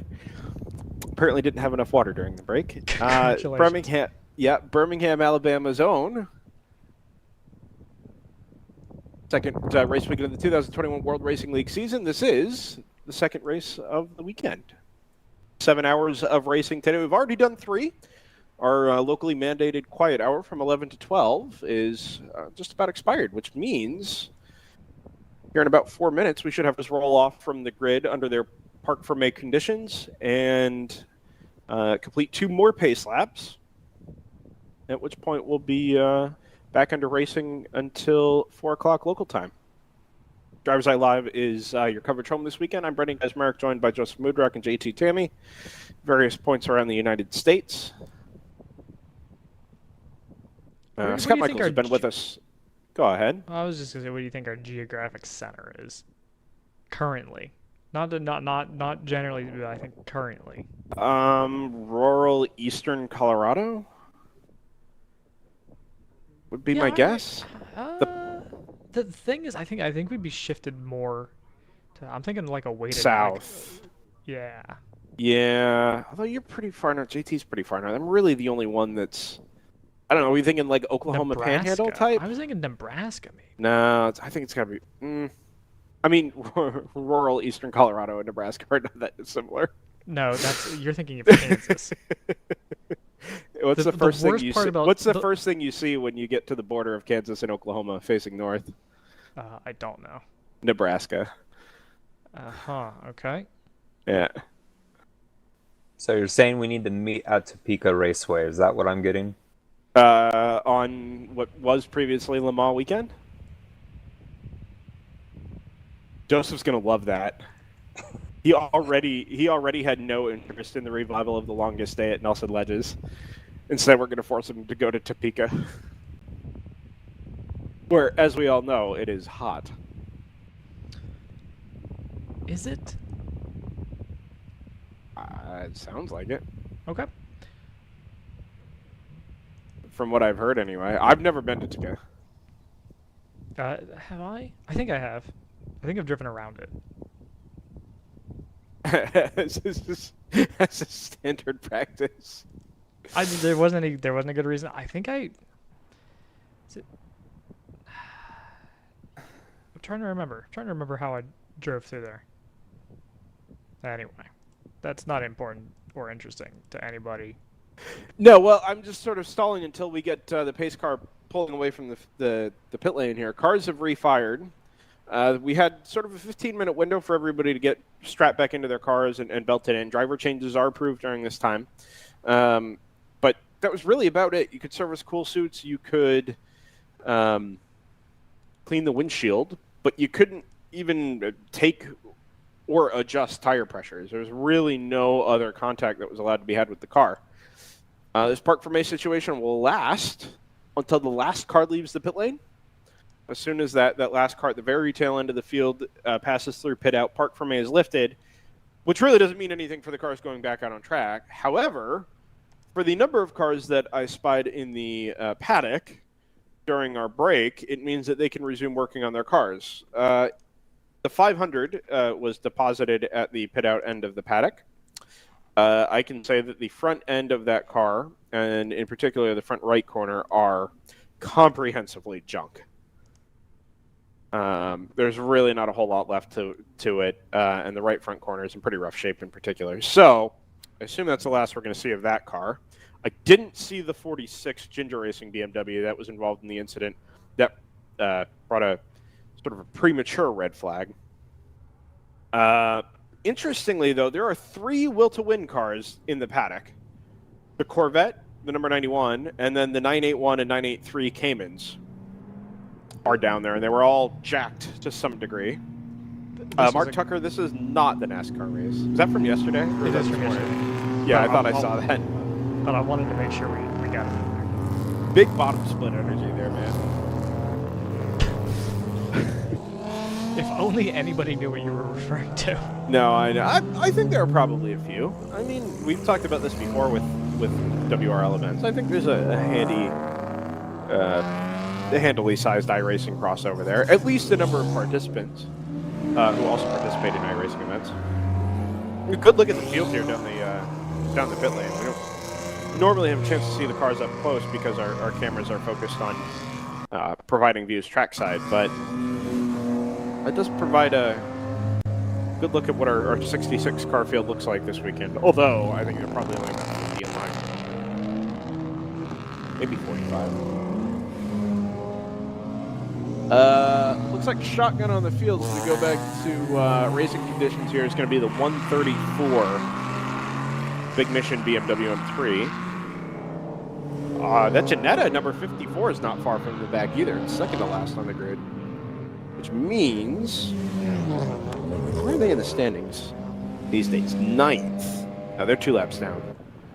I'm a little concerned that Ryan might be using the YouTube chat. Is Mark as Slack. Tucker actually Ryan? Oh boy. Yeah, he just made a comment. Anyway. So we can restart the timer here, Joseph, as I think we're actually about 2 minutes back. Oh, okay. 2.5 minutes now. All right. Yeah, timer started when cars rolled off. So the checkered flag is 4 o'clock, or the lap that finishes after 4 o'clock. Race Hero timing should be accurate. For those of you who aren't already following, you're just joining us after the lunch break. You've been directed here by a friend or a family member, a participant, whomever it might be.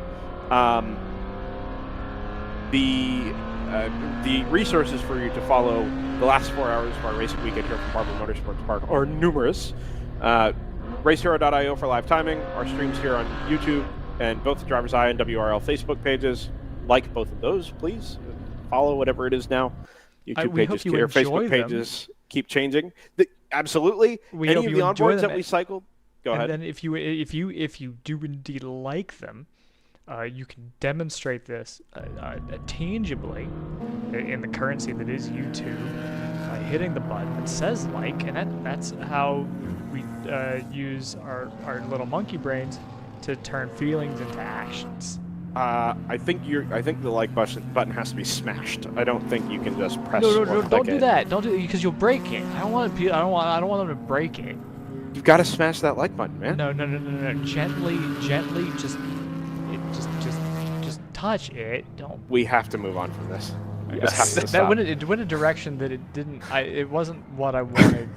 The 983 came in, is on its way out of the pits. Anyway, any of the onboards that you see, please feel free to follow along with them. We've got a number of cameras that are sourced by James Candelaria's Sentinel program system. A few demo units are out floating around this weekend. They provide really awesome feeds. Round 3 Racing has a bunch that are up on YouTube, and I think Facebook as well. Hammer Motorsports, the Audi RS3 LMS TCRs have onboard cameras as well. And anything else can be found on the WRL Racers Group Facebook page, which we encourage you to go join as well. Be back to racing conditions here in about a lap and a half's time. It'll be one of the interesting things I think that will be very obvious to us over the course of the next half hour or so, is whether or not the safety car reset provides a break from the Code 35 tumble that we sort of got ourselves into towards the end of that first 3 hours, or whether the old cautions breed cautions adage means we might get a few more in quick succession here. Well, I wouldn't necessarily expect mechanical, because we've been in park for a minute, so anything that's been kind of like nagging at anybody, Yeah. that's not going to be able to get fixed. So, you know, things will have cooled down a bit. If anybody's had any issues with cooling, then that might get addressed.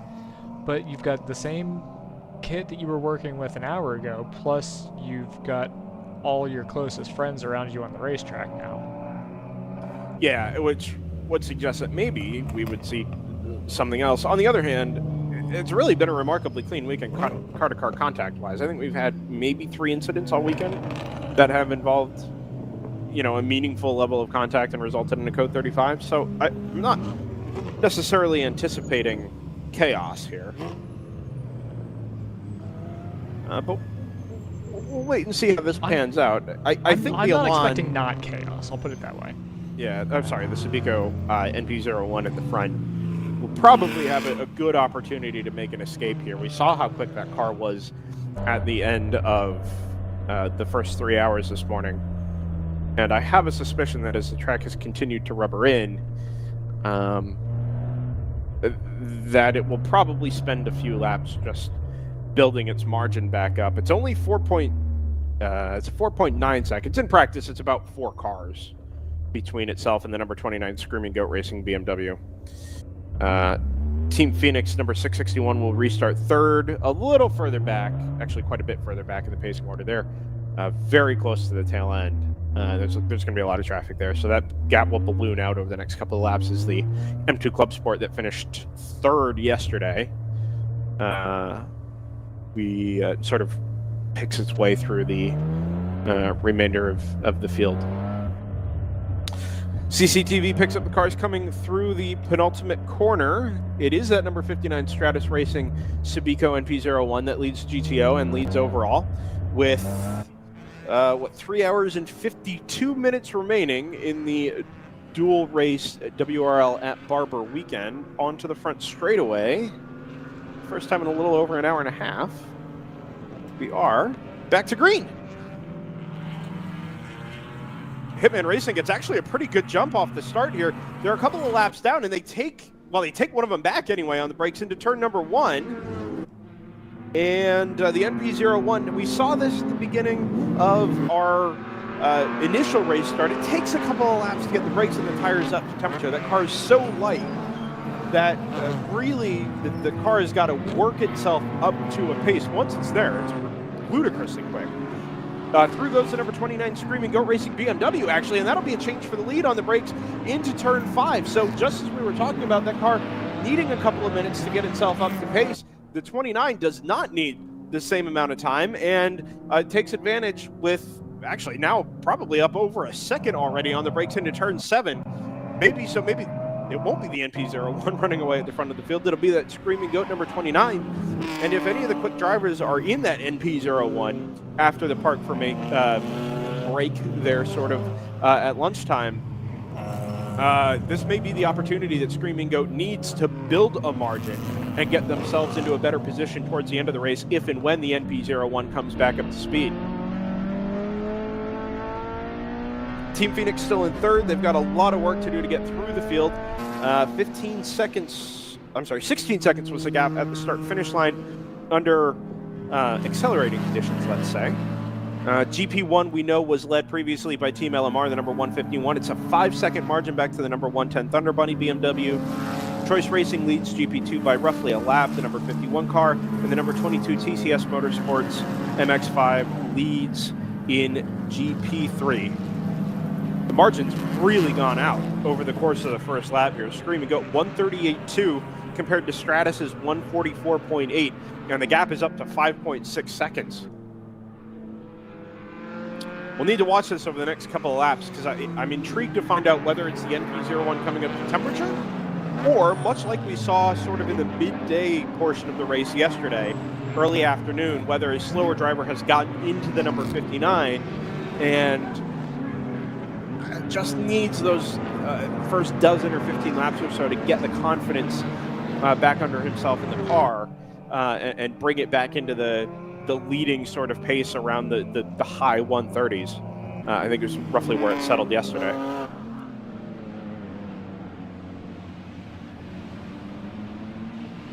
Phoenix Racing or Team Phoenix, excuse me, actually doing reasonably well through the traffic at the moment.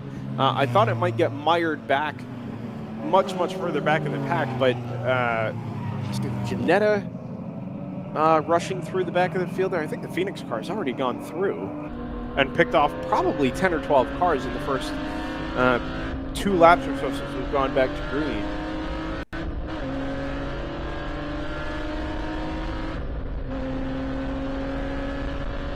The 983 Will to Win Cayman that was in the paddock earlier during the park permit conditions came back out pretty much immediately after it was lifted. I think it just kind of got stuck back there as it was completing some repairs and needed just to wait for the red flag to be lifted to be able to come back out on track. It's done that, albeit some laps down.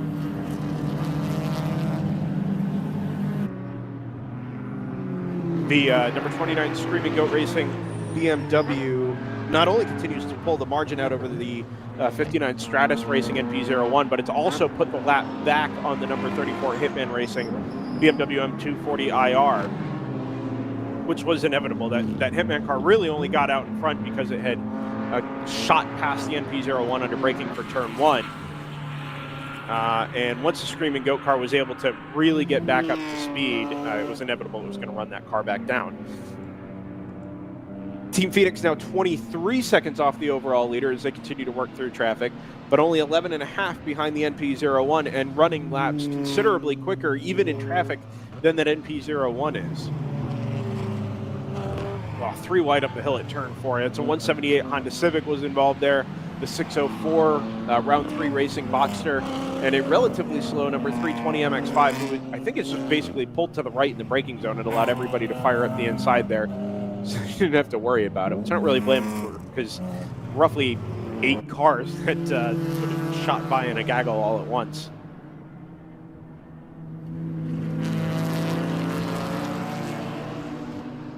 Yeah, I'm just, before I have anything interesting to pretend to bring up, I'm just trying to get a handle on how things are going to shake out here, which you've been kind of talking about. Whether or not... The thing that's interesting is there's no reason that the MP01 should have to really change tires or anything like that. It's being so lightweight, it probably doesn't scrub that much off the tires, would be my guess. Yeah, I don't think so. So this will basically, this and the original start are the only times where it's really going to lose that much temperature. I assume it doesn't lose that much during the pink flag situations, during the Code 35s, but I guess it's a possibility. Yeah, I have a suspicion here that what we're seeing is not really a product of tires. So like you said, especially given there's only 7 hours of racing today, if it was able to do 9 yesterday, I see no reason it wouldn't be able to do 7 today, especially on a grippier track. You know, that where you're scrubbing the tires less and overall your wear rates, theoretically anyway, should be reduced. I think, like Scott and I sort of discussed yesterday, I think this is just a case of a driver change, and this is the period of the race where their pace is going to drop off a little bit. It does happen in not every car, but actually quite a number of cars have ended up in the same sort of situation. This just happens to be a very distinct phase for that Stratus racing car. And frankly, I mean, the only job of that driver is to keep the car in contention, right? Keep it on the road and keep it in contention. As long as you can do that, that car is quick enough to still be in with a shout later. You know, 140s and 139s will probably still get it done, especially if that car is realistically capable of doing mid-33s. We cut to this onboard right as they were changing gears, and I thought that was a gearbox that had broken or something. So it gave me a little bit of a shock. This is on board, I believe it's still the 601? Yeah, I think we decided this was a 601. And is that a battle? No, it can't be the battle for second in front of them, but there has been a change for GP2 second place. 525 overtaking Northloop. Interesting. That 21 Northloop car, I think, had been there for a little while, actually. But you are correct. I wonder... everybody have a pit marker for the? Yeah, they do.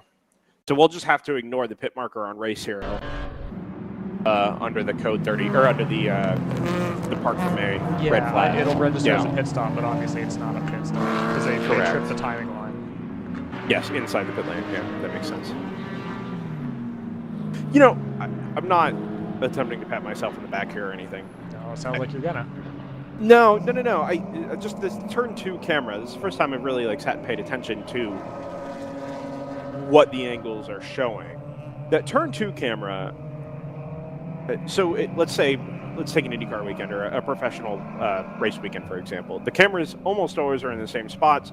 They use similar types of scaffolding or mounting, and the end result zoom a lot better than ours do. And they do, which means you get a little bit less context out of them, right? Yeah. They still make sense, but they don't put the track into a natural context or the terrain into a natural context. And I've always, ever since my first visit to Road Atlanta, I've sort of maligned that about the television approach to cameras. It's the right one for television. I'm not doubting that. But you lose some of that. And when you finally see these tracks in person, you get a real sense of what the elevation changes are like, what the cameras are like, what the flow of the track is like, and it makes much more sense. So here at Barber, okay, you know the road drops away at turn number 1, but you don't get a sense of the incline back into turn number 2 and just how steep that climb is. Same thing, the downhill into turn 5. That kind of seems obvious, but isn't always. But it climbs back up a hill at 6, and then it drops down on the way into 7. Same thing, the climb back up out of turn 8. It's a really long, sort of steep, gradient back up through turns 9 and 10, which themselves are an uphill sweeping S. The hill at turn 12 over the tunnel is significant. The climb back up in the penultimate corner is another big one. And I feel like we're able to do that with our static cameras here a little bit better than you might get on a television camera. And to me, it just sells the racetrack in-person experience a little bit better. I thoroughly enjoy it. Come back to this. No, that's fine. I'm done in with a it. second. I'm done. I have a point Let's go to to follow up GP1. on. Yeah, that was the point I was going to make. We've got a new leader in GP1, which is the 110. Aha! Thunder Bunny has overtaken LMR, and I feel like we've talked about the GP1 lead in the context of those two cars quite a lot in the last few years. I think you're right. Incidentally, just catching it up on track, a 4 off and on for I think the number 231 ITS Racing BMW down at turn 5 about a minute ago, and another off and on. Actually, I think it was more a spin for the 199 Porsche Boxster, which is I don't think that was the Ramey Motors Pellegrini. Yeah, it explains why I didn't know what the team name was because it wasn't on the entry list. At least a copy of the entry list that we had. That 231 though. Oh no, is it 231? ITS Racing? Yeah, that was the other car that was off. Ooh, there is a car backwards at turn 2 and 3 with its rear bumper farther down the track than it is, which boggles the mind a little bit. It's an orange and white BMW, sort of backwards at turn 2 there, but I think past where our camera would have picked it up. It's continuing on its way, but there's a lot of bodywork left behind. But, there's still a waving yellow at 1 here, which leads me to believe there might be another car down there. And we go double yellow now. Oh, yeah, there is definitely a car. I just switched to, I was about to pull the 110's onboard up. Drivers, right? Drivers. Is that at turn 2? It is. Well, turn 3, technically. Oh, turn 1. It's an turn 1. Drivers, yeah, right. it's the Oh, 85 I see what you're AOA talking about. MX-5. These have to be separate incidents. Yeah. I don't know that they do. I can't imagine It might have that. just been that one was affected and carried on for a little longer. And then spun on its own again? Yeah, potentially, depending on where the damage was. If say maybe one cut across the other. That's a lot of speed to carry into that. To end up that deep in the gravel trap backwards. Yeah, so I have a theory, if you'd Okay. like it. I mentioned this Sure. yesterday, I don't where think I there. have a choice. No, you don't. There was a tendency yesterday, and I'm sure again this morning, although I haven't noticed it as much, for cars in the braking zone to go at the inside and sort of fade back towards the racing line before they were completely clear, just because of the nature of the exit of turn 1 and how it sets you up for turn 2, kind of coming up over the hill. And the sense I've gotten is that it was inevitable at some point that somebody was actually going to come across the nose of another car. And I just wonder if somebody got themselves sideways across the nose of somebody on the way into turn 1 there, and it upset the car enough that it pitched it sideways that early on in the braking zone before turn in, and then out over the grass backwards into the gravel. Because that car doesn't really look like it slowed down all that much to carry it that far into the runoff. Yeah. Which would suggest to me that its braking was interrupted by something. You know, I wouldn't be terribly surprised for that something to be another car, given how aggressive the braking has been there at turn 1. Have we already identified that as one of the AOA cars? It is. It's the 85, I believe. Okay, yeah, I would buy that. I haven't seen the orange BMW that was backwards at turn 2 that was the initial incident that I saw. You know, it's also possible here, Joseph, that the orange BMW was the first incident and somebody got punted in a local yellow zone or coming up to a local yellow zone. No, I would buy that. That would make a lot of sense. That's pure speculation. 29 Salmon on Race Hero comes across the line now, so it wasn't missing. It's not in the pits. They've stayed out here. I don't hear any fire in that. Maybe it's okay. It's rolling back downhill.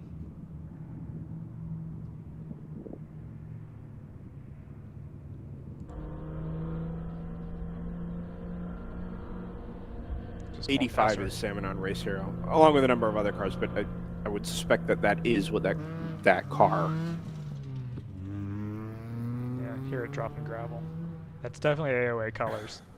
Yeah, Hitman Racing into the pits and back out under our code 35.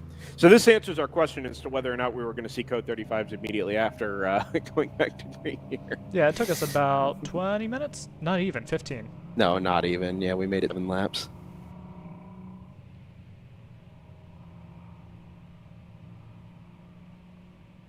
Oh, Team Phoenix is now 4 cars behind the NP01 from Stratus Racing. All that time it spent trying to charge through the field in traffic, it's now been rewarded with a chance to sort of reset, and the end result is it only has to pick off, well, only 4 GTO cars before it gets the NP01. And to be frank, based on the pace the NP01 was running, I actually wouldn't be surprised if all 4 of them end up going past it once we go back to green. I think that the Sabico's the Sabico's quickest lap since we went back to green was in the high 139s. So with an M2 Club Sport, the GTR 99, an Audi TCR, and the 661 behind it, never mind the 982 W2W car. Actually, there's quite a few cars queued up here that I think might end up giving that MP01 a couple of fits for where it's at the moment. I'm a little tickled by what's going on the 601s on board, because you notice on the GPS they're registering a little under 35. Well, now they're registering 40. Don't look at that. Back to green. Okay. Switch to a trackside, but they were weaving around the back of the BMW. I think it's a BMW. Well, something. Oh, that might be the Lexus. I'm dumb. It is, yeah. Yeah. But weaving around the back of it, I think trying to get it to go a little faster, because they were doing a little under 30, and I think they were a little impatient, trying to not lose too much ground under the pink flag condition. 2 reasonably important pit stops here, Joseph, and this is the first time we've really talked about these cars in any sort of context today. The number 72 BMW Motorsports BMW came in and went back out just before we went back to green under the code 35. Yep. And right behind them, the number 9 Team ACP Tangerine Associates M2 was in and back out. That's the slightly more psychedelic looking of the Team ACP cars. Yeah, and the thing that I've got to kind of reset myself on is there was an hour running, and as you pointed out, it was under park for May condition, so it wasn't. What we're seeing is actually that preceded the red flag in a lot of cases. Some people did take the opportunity to pit.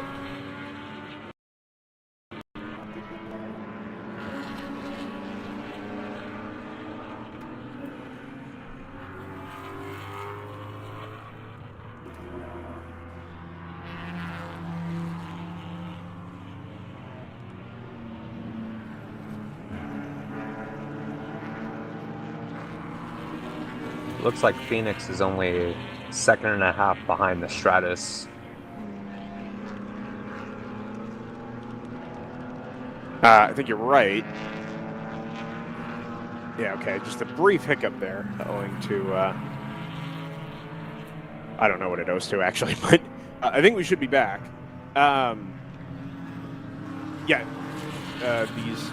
This being a continuation of the stints that we saw before the red May. There are cars that were waiting for that opportunity to run their tanks through past the safety car situation. Now, it'd be interesting. I actually don't know what the pit lane rules were at the end of Parc Fermé. Whether you could come in under the safety car and make your stop and catch up to the back of the pacing order, because I think there's probably some considerations to be made for that. But I don't know what it was that under the bonus code 35 we just got. We had a couple of takers to pit lane, and they happened to be 5th and 6th in GTO and overall. Really the first opportunity we've had to talk about them over the course of today. Into the pits, 3 fast guys and Denny from 2nd in GP3, and it's because part of the bumper is hanging off. There will have obviously been contact here. Probably no fault of their own, given the fact that it's to the right rear corner of the car. Lacking by, but I did notice it on the run into turn 5, and it was definitely kind of flapping in the breeze there, and now I think they've had to come address it before it became a bigger problem.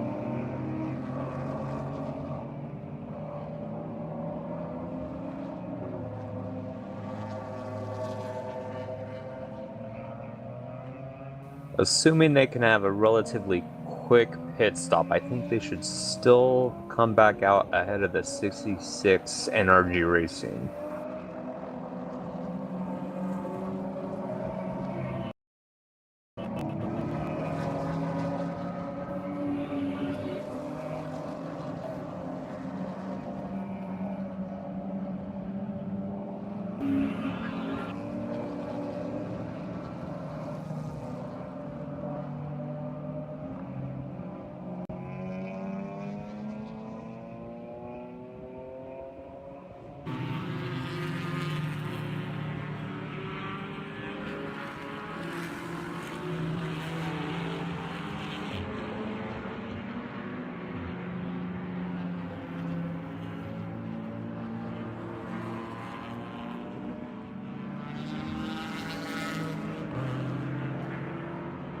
Means they've gained a lap. They were 8. Yeah.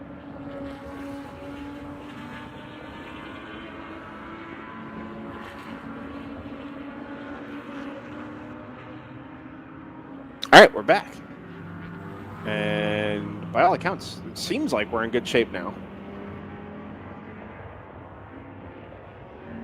I'll just assume we are. All numbers are coming up. Okay. Yeah. So keep talking. talking. It only took us a day and a half.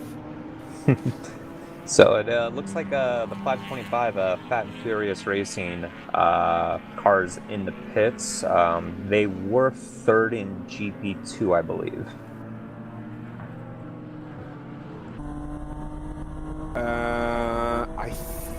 So that would indicate they've gone past that pit marker on Race Hero. Means they've come through the pit timing loop in obviously in the pit lane, but that they were on their way out. So they should be back out on track by now, because I don't see them between start finish and the actual pit exit. On board Thunder Bunny Racing, I think, right, Joseph? It For the is. first time in some time. Yeah, what was the car that we were, that JT was just calling out? The 525, Oh, Fat and okay. Furious. Has the 86 come into the pits? Yes. Yes, that was 3 fast guys and Denny. You were dealing with your technical situation at the time, but the issue was the right rear, or the bumper was hanging off on the right rear. It was definitely getting progressively worse. As far as I know, it wasn't meatballed, but they chose to come in and deal with that on their own. They were stationary for probably 4 or 5 minutes and then have been sent on their way. They are back out on track now. It does look like the 66 NRG Racing did pass them while they were in pit lane. So that puts them back to third in GP3. Correct. And let me just double check here. I think did that 525 lose any spots in P2 as or in GP2 as a result of its pit stop? I believe so, at least to the 601 round 3 racing. Oh, we have a stop Janetta at turn 9. I think this is the number 60 old-fashioned G55 GT4, and it appears to have just ground to a halt to driver's left up against the white line of the track limit. CCTV picks it up. It is definitely the 60. They had sort of a torrid day yesterday, and not sure today has gone any better. No, they're down in 49th overall at the moment. At a 53-minute stop on the 11th lap of the race. They've been back on track, but just really struggling to get any technical consistency out of that car over the last 2 days or so. Over the Code 35. I just clean up the loose end on the 525. When they pitted, they fell from 3rd to 5th in GP2. Okay, right. So off the podium there. Yeah, it was driver's left, as you say. One of the things we missed at the end of the Code 35 earlier for the incident down at turn 1, Team Phoenix, number 661, was able to pass the Stratus Racing NP01 for second. Oh, yeah. Yep, so the margin has actually already grown to 6 seconds, which leaves the M2 Club Sport from Team Phoenix about 25 seconds behind the Screaming Goat Racing M3. Be interesting to watch that over the next couple laps. My hunch is that the 29 is going to have a little bit more raw pace than the M2. Certainly it did last lap. Phoenix car was a 140.9, Screaming Goat did a 139 flat. That being said, Phoenix car has done some laps in the 38, did a 37.9, so might sort of go back and forth a little bit here over the next little while, but be interesting to follow. I think Screaming Goat is going to owe us a pit stop as well. Team Phoenix pitted on 76, which would have been the last Code 35 before we went red. Screaming Goat was in at 55. So even with all the yellow we've had, man, they may not be in for fuel for another 18 to 20 laps. Yeah, unless they choose to, obviously. That is true, and now might be a good time for that, actually. Unless. No,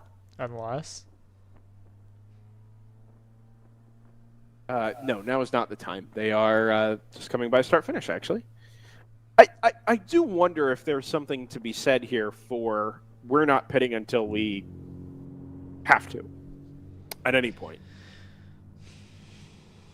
Maybe. Absolute bare minimum number of pit stops. We're not shorting ourselves at all. We are. Maybe they're marginal on being able to do the race on 3 stops or something like that, or 4 stops. The only thing that I think mitigates the idea of pitting basically every pink flag condition is that there is some risk of spilling fuel, and that's always it's usually a pretty lengthy penalty. I don't know if anyone's gotten dinged for it this weekend. but depending on where you run, sometimes that's a lap penalty or something to that effect. Yeah. So that would be one argument against it. The same as in sort of professional endurance racing, where you have to shut the engine off. You don't want to have to engage a starter motor every time you pit. Slightly different risk, but it's still there. But yeah, generally, I don't know why you wouldn't. I guess you'd run a little lighter. I don't know how sensitive any of these cars are to fuel weight. Maybe the NPO1, maybe the Jetta, the other GT4s or TCRs. So I don't know if that applies to the entirety of GTO. I would kind of assume not, but they've all been skeletonized quite a bit. So I guess it's possible. Yeah. The other possibility there is that they know their pit stops are some of the shortest in the field. It looks like they lost maybe a minute under the first Code 35 they put in under at lap 55 there. But maybe this is just outside of their window to where it wouldn't avoid adding an extra stop. Yes, we are. And I'd also point out the fact that, this is our 11th Code 35 today, and I don't think we're done. Holy cow. That's on So, don't worry about that. Odds are they're just trying to do them, that's closer to their window. Yeah. And I'm we did sure have a we're discussion. expecting more. We did have a discussion yesterday about back timing versus front timing the race, right? And if you do both, you find in the middle where the number of laps, well, you can do a front timing race too, but you find the number of laps you have to play with before you start adding extra pit stops, right? So if you make your last pit stop with, let's say, 12 laps to go, right, you can avoid adding an extra stop by using whatever the difference between that and your stint length is. I do wonder if maybe that window for them is very small and they can only, they only have 8 or 10 laps to play with inside their fuel window to where, okay, now we don't have to come in an extra time and do a splash or whatever at the end of the race. Off and on at turn 8, one of the AOA MX-5s, I didn't catch a number because it's carried on its way, but it has dropped a ton of grass and dirt onto the track, just sort of past the edge of the curb. Oh yeah, you see the end result there. The dust cloud that got left behind, but there's a lot of dust that's been left on the back side of that curb. Just to the left of the racing line, fortunately. Well, just don't drive there. Problem solved.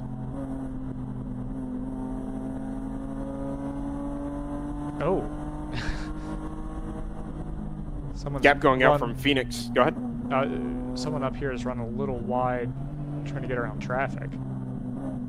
A BMW? Yeah. One of the, pick whichever one you think it is. Yeah.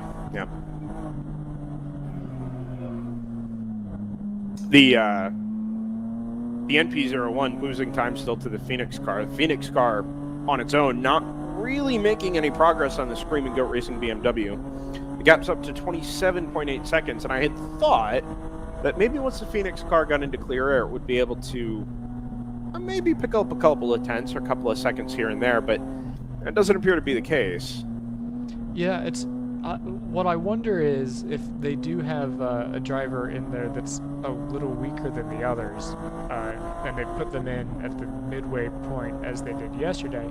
I can say from experience, when you are the weaker link, what all you're trying to do, right, is just keep things on the track for your teammates, and that may be what's going on right here. Is it's just drive within your limits and bring it home for the next person to take it over from you. Yeah, I sort of halfway made that point earlier where. So yesterday, that car maybe didn't have the overall pace, right? The track wasn't grippy enough. It didn't bring that car into its sweet spot. It was maybe a couple of tenths quicker than some of the other cars, but that was really about it. So when that quote-unquote weak link got into the car, weaker link got into the car, it meant that there wasn't really anything in reserve pace-wise that was going to let that car stay in contention or work its way back into contention. I think that's not really true anymore today. That car, as the track has gotten grippier, has gotten has increased its advantage in ultimate pace over, the cars it's been racing with or dueling with throughout the course of the first 3 hours. Yep. It was a 178. They took a quick look at the front tires, particularly the left front, and sent it straight back into the paddock. Anyway, the reason I switched over to this is because I'm missing the 86, and maybe if you peer out your window, you may or may not be able to find it. I can't. The 86, that was the car that was having its rear bumper sort of adjusted. I thought they were just going to cut it off and send it on its way, and I was pretty sure it did go back out on track, but maybe they just pushed it back and into the paddock. Well, it's just the 84's just taken over third in GP3 very recently, so I Okay, think no, it was definitely back on track. Yeah. Interesting. Anyway, just to put a cork in the NP01 discussion, it has the pace to be in contention later today once they get through this phase of the race, right? So if you get a faster driver back into the car, as long as that driver keeps it on track and roughly in shouting distance of the leaders, that car can drive its way back to the top. With the right combination of drivers. I don't see... CCTV isn't picking anybody up at the moment, so I don't think the 86 car... I think the 86 has had an off somewhere because they did not pit, but they lost 3 spots in the overall and lost third in GP3. So they have come back through. Oh, so they are on track at the moment. They are on track, but they never, as far as I can tell, never tripped the pit line. So I'm curious what's happened out there. I'm guessing nobody picked anything up on the closed circuit.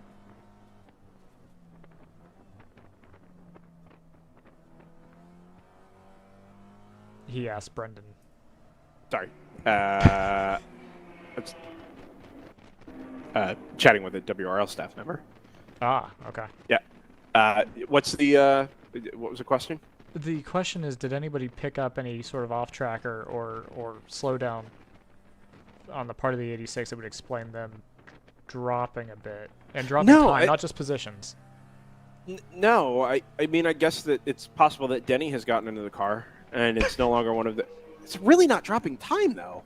Well, yeah, he's still in the 44s. But here's the thing. I mean, he lost 2 laps. Well, he lost at least one of those because he was stationary in the pits and they were fixing or doing something to the bumper, raising during it or turning it off. He just crossed the line, so there we go.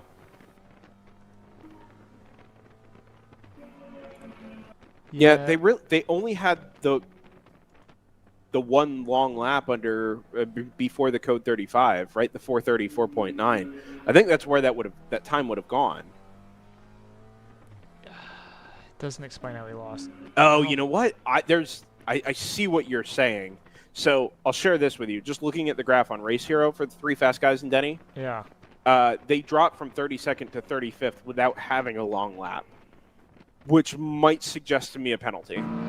Okay, because you're right. They're 4 laps down. Yeah, and so that came up as them missing. So what I think happened is race control would have just removed their last lap, their last passing. Right.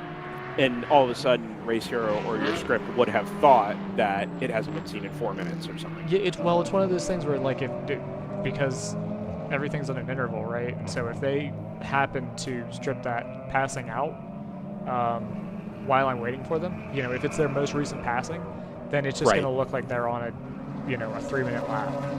That makes perfect sense.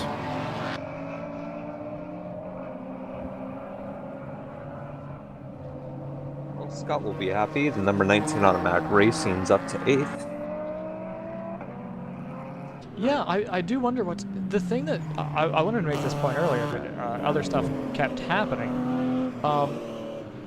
That electrical issues and sensor issues. I mean, presumably if it's a sensor issue, you get a fail-safe on it. Not necessarily, but if it's an electrical issue and it's shifting into gears, depending on what gears it's shifting into, you can do some real damage. I mean, that's not necessarily just like a nuisance. That could be expensive. Well, not just damage to yourself, but I mean, all of a sudden you pop yourself into a gear in the never mind blowing the engine or something like that, right? But all of a sudden you start slowing down on track in a big group of cars in a place you shouldn't be slowing down. Right. I mean, you can really catch somebody out. And that was their point yesterday when I talked to them during my sort of paddock walk around, was that, you know, it was getting to a point where it wasn't really safe for them to be on track anymore. Never mind managing the car situation, because I'm sure there is some level of failsafe there with the electronics where it won't let it engage a lower gear if it's going to bust a red line. You assume that, but it's right. It's always, if you've got an electronic glitch, then I feel like those cars are less secure. That little, it's not quite a house of cards, but that scaffolding is a little less secure than it was when things were working properly. Right, and I'm not sure what the ultimate sort of stopper is going to be there, whether, you know, the gearbox shifting on its own or the transmission shifting on its own is going to override whatever protections are involved, or if that limiter on the ECU or the downshift protection on the ECU is going to be enough to prevent it from downshifting into a lower gear. You know, maybe at worst it pops itself into neutral or something like that. But I think the bigger concern, if that is the case, is going to be that now you're going to catch somebody out or catch yourself out, and you're going to put either yourself or somebody else in the wall, or, you know, into your rear bumper or front bumper or whatever. They did the right thing by pulling that car off track yesterday. It's a shame because it was competitive, and it was really competitive at Circuit of the Americas, right? It won the Sunday race. I'd like to keep our eyes peeled for the 84 for 94 Motorsports. I did see that car. I believe it went into the pits. Okay, that makes sense. Don't remember if it went to the paddock. Okay. They have gone missing on my timing, which re-elevates the 86, which either has one of the three fast guys, or Denny. So he's not missing on Race Hero. He just has a little pit tag next to his interval. Terrific. Okay. So far they've lost 2 spots. They've lost third to a fast guy or Denny, and they've also lost fourth to their team car. He comes across the line now, by the way, the number 84. Piece of debris on track here, just maybe 100 yards before start finish. Can't really tell what it is. It looks like maybe a piece of bodywork. Oh, it's been hit. No, it's not body. Plastic. It looks like a piece of plastic, maybe a wheel well liner or something to that effect. It's in tatters at the moment, but it's been hit by one of the MX-5s, I think, that came down the front straightaway and pushed it along a little further. Nobody's in really any rush to go get it or to deploy a Code 35 to pick up debris, which is consistent with what we've seen over the course of the week or weekend. But it is smack in the middle of the racing line. The 178 Civic is headed back out on track. Okay, yeah, I wonder what the JNR. Yeah, I don't know. Well, I don't know what put it there in the first place, but it was around 15 minutes ago. It spent some time, or headed back to the paddock, spent some time there, and now should have been headed back out. Whatever they looked at was around the left front corner of the car initially, so. Another piece of debris. This one looks like it's on the outside of turn 2 and 3, but that's well out of the way. Let's see if we can see it from the ones on board. Yeah, like it's so washed out there. We're a little overexposed. Oh, it's been hit again and shattered down to 2 pieces, 3 pieces. Well, that's, you just keep making it smaller and smaller, it won't be a problem. Right. And just atomize it eventually.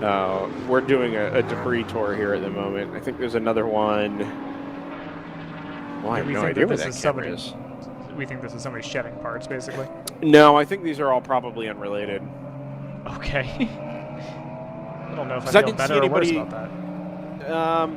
Well, at least one of them, I think the one on the outside of turn 2 and 3 was already there. Time loss for the 84 on that pit stop was about 2.5 minutes, which is pretty reasonable. Okay, very good.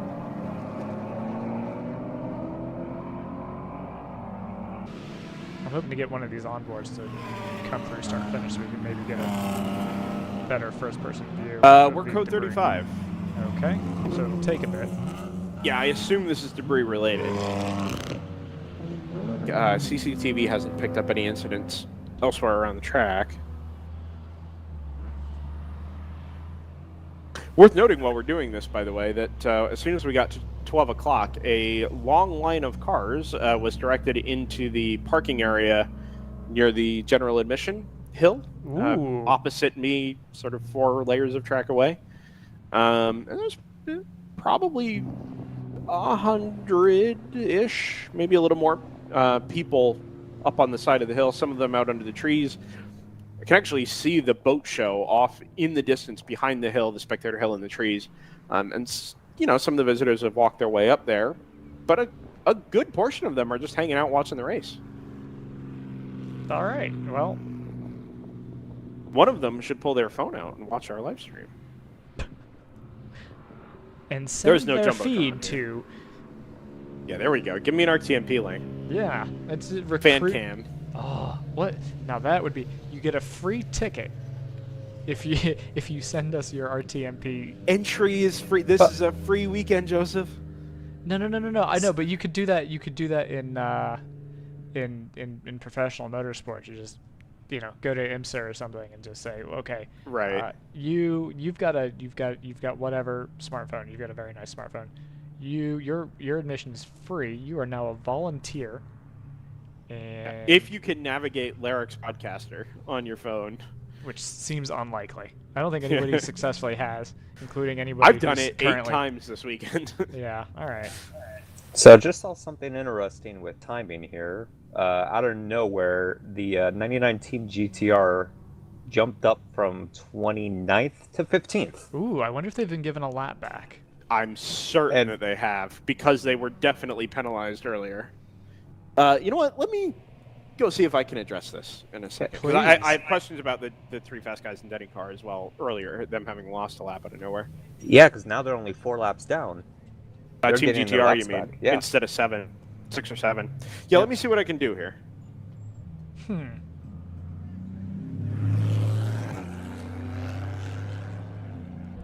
For those tuning in recently, earlier in the race, the 99 Team GTR took a pit stop under green and was unable to leave pit exit as a car had come to a stop blocking the exit onto the track and lost quite a bit of time from that.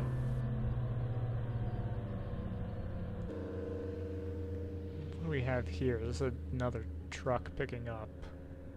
Is this also picking up debris? That's what it looks like. Yeah, it's not attending to anything in particular, at least nothing visible. Yeah, that looks like a debris pickup. Just kind of on their way now. Nice and quick. We've got a thrilling battle. What, between the green and the yellow flag? It's a pink flag, JT. Sorry. So they, just as a refresher, and also because I don't know if we ever told JT, so what they do is they display waving yellows for 10 seconds, and that's basically your warning to slow down to 35 miles an hour. And then they will display the pink flag, which is, their version of code 60, code 80. In this case, it's code 35 because English units. Miles an hour. We're good. Yeah. It coincidentally is also the pit lane speed limit. Okay. So whether or not that's actually a coincidence or just easier to manage, anytime you speed gun somebody that's going over 35, they did a bad job. But yeah, so that's the process, and the only time we've had a safety car come out, as it looks like we've removed. Yep. Yeah, there it is. Okay. The only time we've had a safety car has been to start the races and to bring us under control for the quiet hour, and then this is interesting. Okay, I'm going to interrupt myself from rambling because 22 GP3 leader has just come out of the pits. They've either timed this very well or very poorly. I think it very well. I can tell you it's very well. Okay. Pass through here. 01 is back out on track as well. It's the Audi TCR from Barber Motorsports. Okay. Okay, so what's the scoop, Brendan? Okay. So the short answer is the 86 was given a 1-lap penalty for passing under yellow. That's very cut and dried, and apparently. Okay. Oh.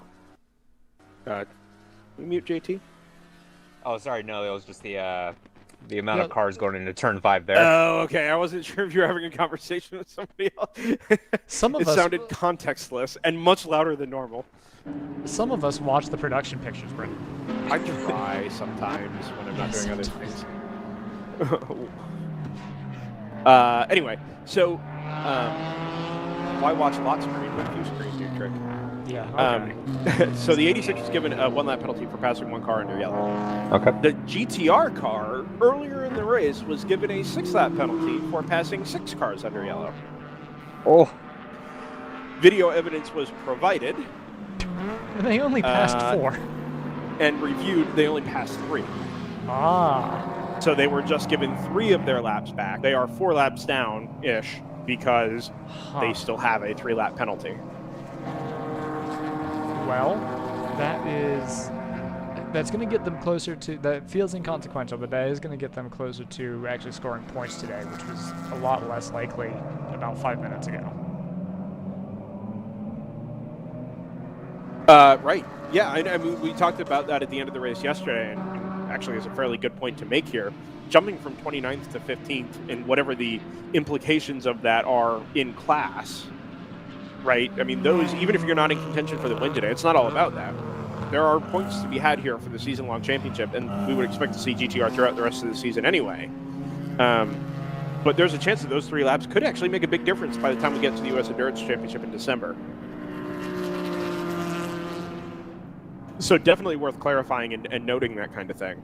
Yeah. PC Racing, the 44, I don't... No, okay, so they were not they at one point led GP1. They were not so high up in the order when they pitted. I thought that was a more substantial thing than it was.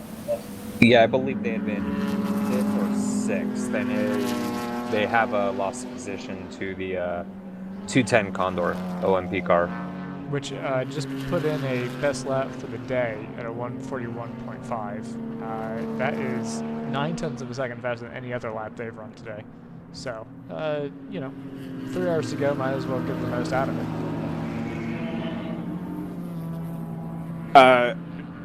Just a shout out to TLM USA, the number 172 in particular. I don't think we ever had a reason to talk about that car yesterday, other than the fact that it was pitted right underneath where I'm standing. And they're up into 7th today, 18 seconds behind the number 9 Team ACP Tangerine Associates M2, and about 12 seconds ahead of the number 19 Automatic Racing Aston Martin GT4. It is being chased by the Aston, but it's good to see a couple of cars up in the top 10, top 15 that we didn't really discuss yesterday. Something to keep an eye on. I don't know if we've seen full stints from either of these cars, so take this with a grain of salt, but we're getting close to stint length for both the 151 and for the 59. So that's 2nd in GP1 and 3rd in GTO. And the 29, I believe. They were in at 55, which I think would mean they should, well, it's 110, isn't it? We're headed to 110. Yeah. So I'm going to keep an eye on the pit lane here over the next couple of laps. That 59 car interests me a little bit because I feel like it went considerably longer than this yesterday. I think so. That's what I was saying. I don't think we've seen full stints yet, and so I wouldn't necessarily take that as gospel. No, I certainly don't intend to. Yeah, a couple other thoughts pop into the head, but really nothing else worth diving into, I think. The next car that I think is the most interesting to look for is going to be the overall leader, and the number 29, bearing in mind that we're 3 hours from home, and this is only its 2nd pit stop of the day. It took me until earlier this morning to realize that you can see the giant spider. I didn't notice it. Yeah. So if you see that on your screen, do not smack your screen unless there happens to be a like button there. But it's not a real spider. It's gonna be all right. I've always wondered something about that spider. Yeah. Why?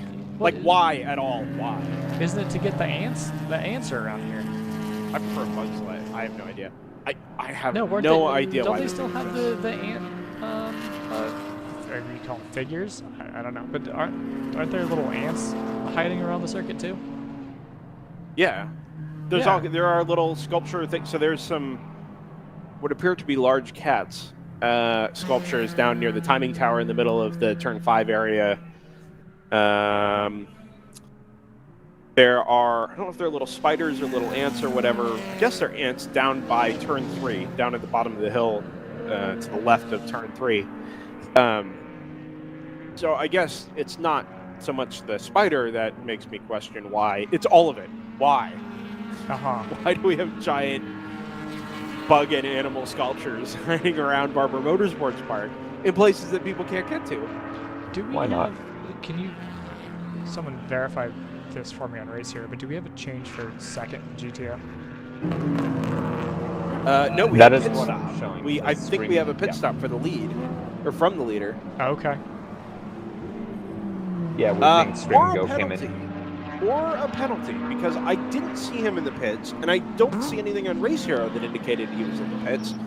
It just now shows him a minute and 12 seconds behind the Team Phoenix BMW, which reversing that would mean, About a full lap lost. well, Yeah, 28-second lead back to about a minute and 12 would give you a minute 40, right?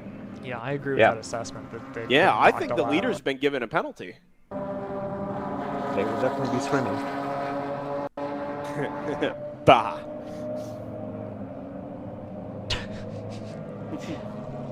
Again, that's, I'm sure everyone. But the big beneficiary of all this is Team Phoenix now. Or Phoenix, yeah, Team Phoenix. Yeah. 661 into the lead by a considerable margin over the Subico and V01, who himself just comes across the line now.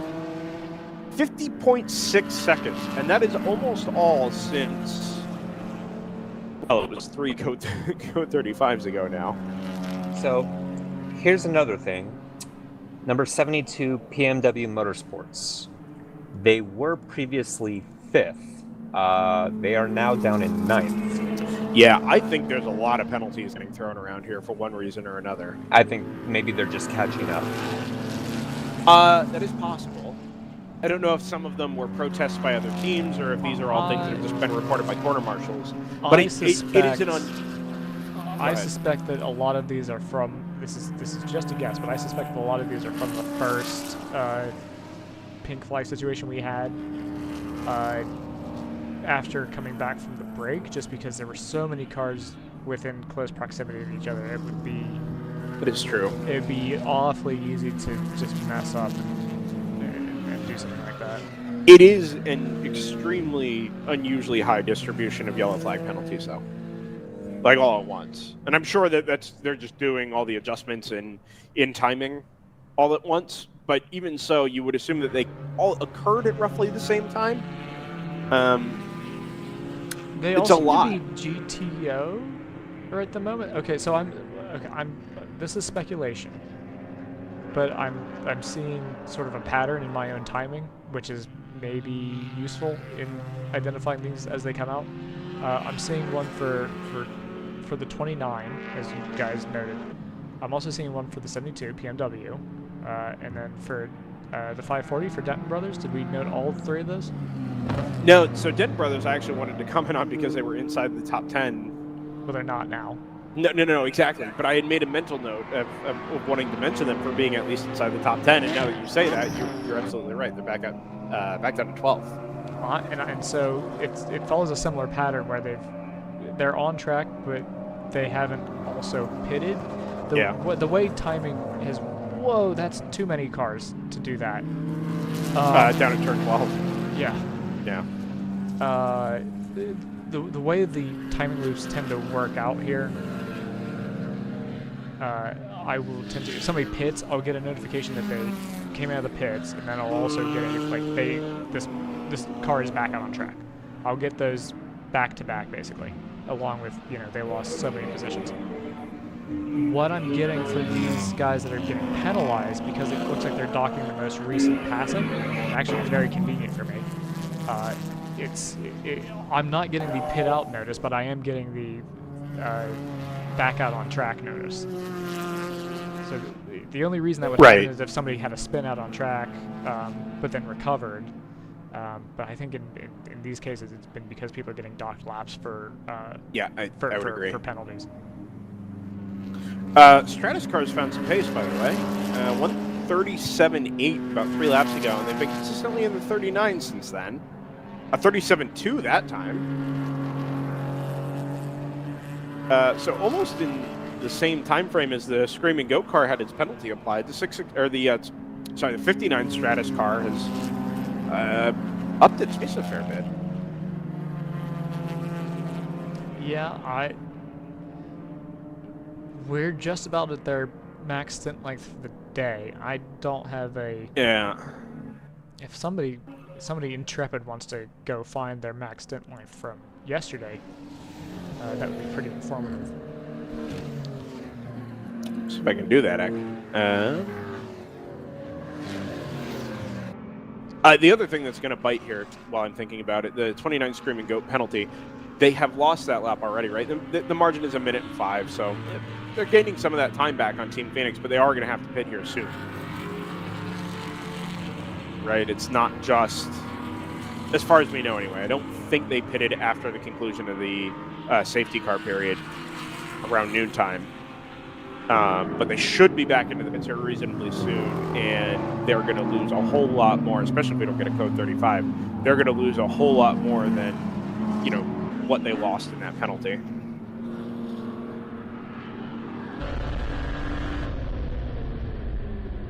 On board 601? Yeah, I believe that's right. I haven't changed it, so it better still be the 601.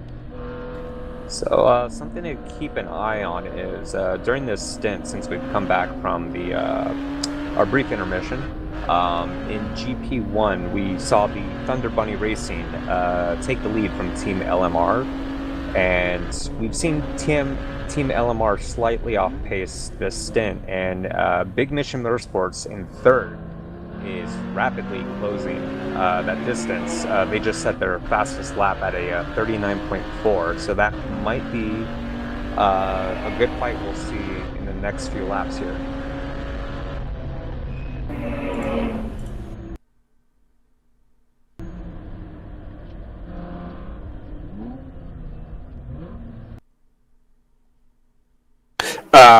Maximum stint length for the NP01 yesterday was 54 laps. Okay. So they ought to be able to go quite a bit further than at least their demonstrated stint length today. That would take them up to, 77 was their last actual pit stop, right? So About 130. yeah, that's about right. So another 15 laps there. In and out again for the 178 JNR Civic. Pit stop for the 540 Denton Brothers Porsche Cayman as well.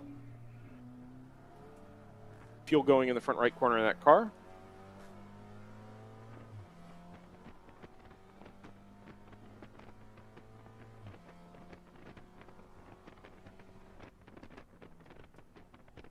Fast lap for the 604 for that car, 144.97. So they're putting in fast lap times with under half the race to go. That's remarkable to me. Yeah, it always shocks me. I mean, I know these cars are not, they're not exactly on the cutting edge, if I may be so unkind, but so it's not like they're gonna pick up a lot of flex over the course of 5 hours, but it's still, Sorry, spin. I just saw a spin out the window. It's the number 484. I believe the split decision M2 Club Sport. I couldn't tell if he got on the grass exiting turn 5 and up over the curb, or if he just looped it with a little bit too much throttle. The good news is he's avoided the wall on driver's left, right? So it just sort of spun 180 degrees and is now in the grass on driver's left, facing the wrong direction. He's dug up a lot of sod. We've got a change for position in GP1. Second place code has changed 35. hands. Interesting. Sorry. Yeah. Do we know what for? Have they? I some assume grass it's for again? the 484. Okay. He's stationary there, but he didn't hit anything. Oh, okay. I thought he had continued on. No, you'll actually see it here on the left.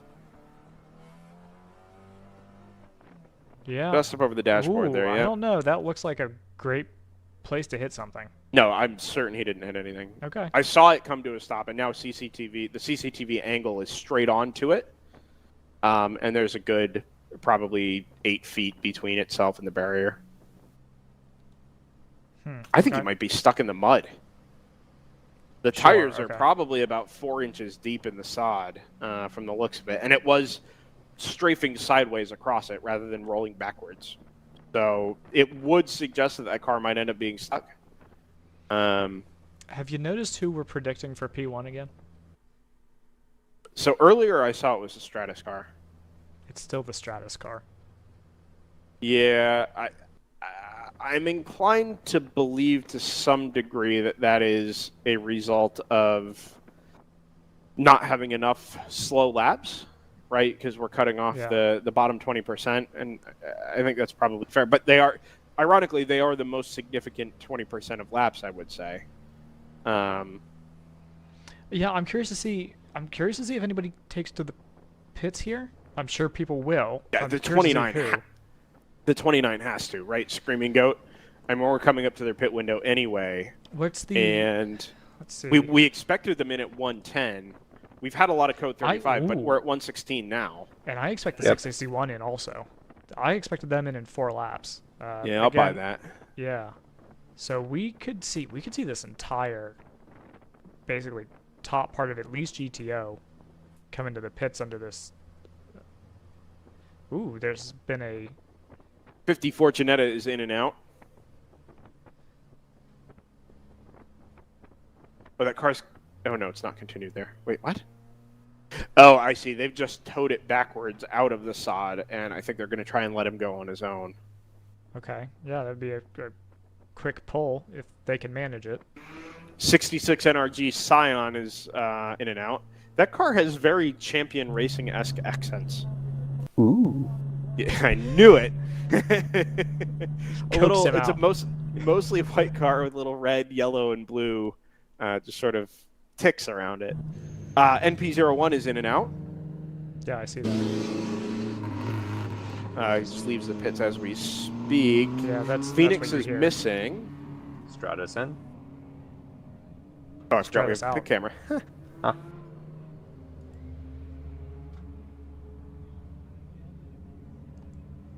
Phoenix Racing is pitted. No, I know. 29 is in and out. That's the 86. Yeah, so I think they're a big winner here, actually, because they will be only a handful of cars behind the NP01 when we go back to green. Who is this you're talking about? The 29 Screaming Goat car. So it's now having to recover because it had the 1 lap penalty. Yeah. And we thought that it was really kind of going to get hosed when it made its pit stop. In fact, it's now on the same strategy as the 29 Stratus NP01. And they were able to pick up time or pick up a margin and distance in the pit stop relative to the MP01. So if anything, this code 35 has actually worked remarkably well in their favor. Yeah, Well, to put things in perspective, this is our 4th code 35 since coming back from the break, and I don't think we've gone more than 11 laps at this point. So I mean, this is just how the pit strategies are going to play out. Phoenix in and out. I think that's a 1. It was a 151. Yeah, That's the LMR. 661. Yeah. Yeah, so the thing that I need to kind of try to wrap my head around is, does this advantage... I guess the obvious answer is yes, but to how much is the question of how much does this advantage somebody who was gearing up for a pit stop anyway? We're back to green. Yeah, I really believe that the Screaming Goat car is the primary beneficiary here. And maybe Phoenix to some degree, although maybe Stratus, maybe with their longer pit stop times over the last couple of days, maybe this is, this works in their favor as well. But they're going considerably shorter between stops than anybody else has been today. And I really think once we get back to green and everybody gets up to pace, the Screaming Goat car is probably going to be the primary benefactor here. It will also be interesting to see whether or not the same driver stays in the NP01. Yeah, I 'cause obviously that's- didn't catch that. Yeah, so we've been back out on track now for about an hour and 15 minutes. Right? He would have been in the car at noon when everybody sort of got bolted back in to go back racing. That's 75 minutes, which is pretty good for a driver's stint. If they're going to do a double, then, okay, maybe he comes back out. But What's going I could on also up see here? Is I this could an also old, see that being it. Is this old feed for Yeah, me? it's or got to is there be. something? It's got to okay. be. I saw that, and I did a double take of the actual corner station out my window here, and I couldn't see anything. Okay. I think it's just slightly delayed. Yeah, refreshing. Well, very delayed.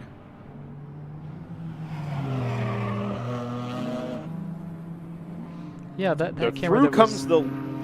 I was just gonna say that camera that was working so well for us earlier seems to have faded in the light of day. It's not too bad now, but it's not. Yeah, no, it's definitely behind. So we won't be able to rely on that one too much. 661 has come across the line. The overall race leader completed 118 laps. And I'm going to watch for the 59 and then the 29 here just to get a sense of what these margins actually are. Also, looks like the number 9 was promoted to 4th, and the TLM 172 car up into 5th. It looks like the 44 split decision racing may have taken a pit stop there because they're back down into 7th now. Who was this? Split decision? Yeah. 44 and GTO. Through comes the NP01. Much louder than I've heard it over the last couple laps, actually. My timing delayed here? Yes. 135. Yeah, they've changed drivers in that car. Immediately, a 135-1 on the Ilana, or the Subico NP01's first flying lap. The 29 comes through and does a...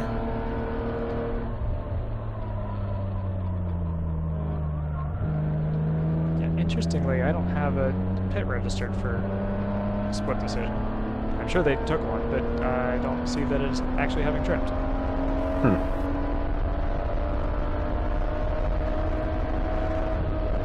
That also promotes automatic racing up in the 6th.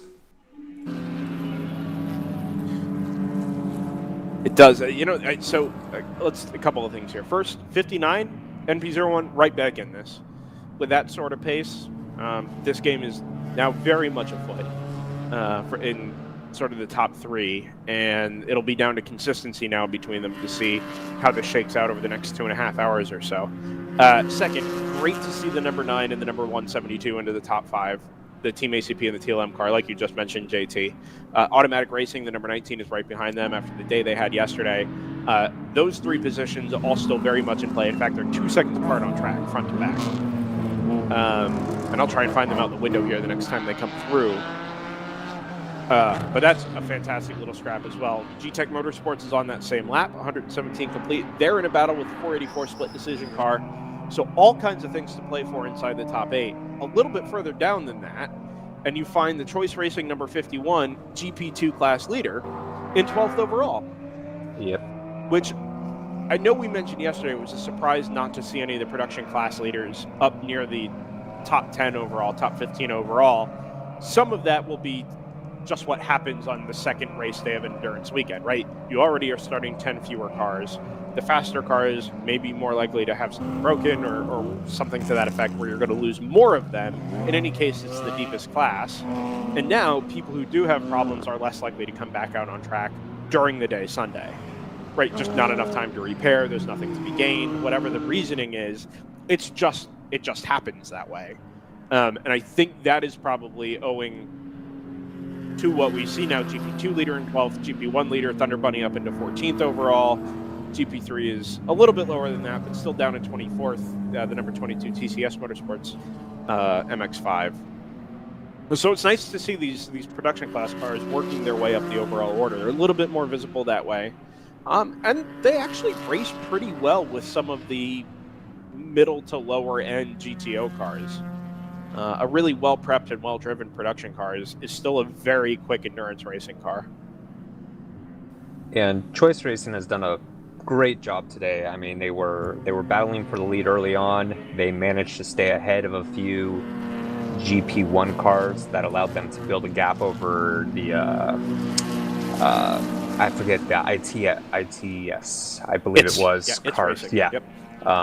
And from that point on, I mean, they've stayed out of trouble and they've just been climbing and climbing and climbing, and it's been fantastic.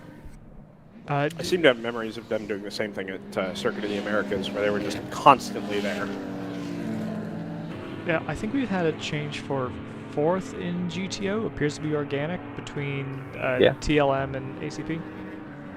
Yeah, we had just mentioned that they were about 2.5 seconds apart on track, including the automatic racing car, because he's right there as well. Yeah, 3 seconds back. Yeah. Now that gap just had the leader come through here. Yeah, that gap keep an eye out. has come up a bit. It was 2.8. It's now 3 even. Yeah. Okay. Team Phoenix sets their fastest lap. Well, they've got to push now because the NP01 is back up to its more or less its ultimate pace, right in the 35, 36 range. And certainly as the track has gotten hotter, you would expect that to be the case. But now Phoenix has kind of got to get a move on because it's got to preserve every ounce of margin that it has. Because that NP01 it's just been so quick at the right moments. And I would expect it to stay this way through to the end of the race. Get eyes out here on the 19 automatic Aston, or the number 9 for that matter.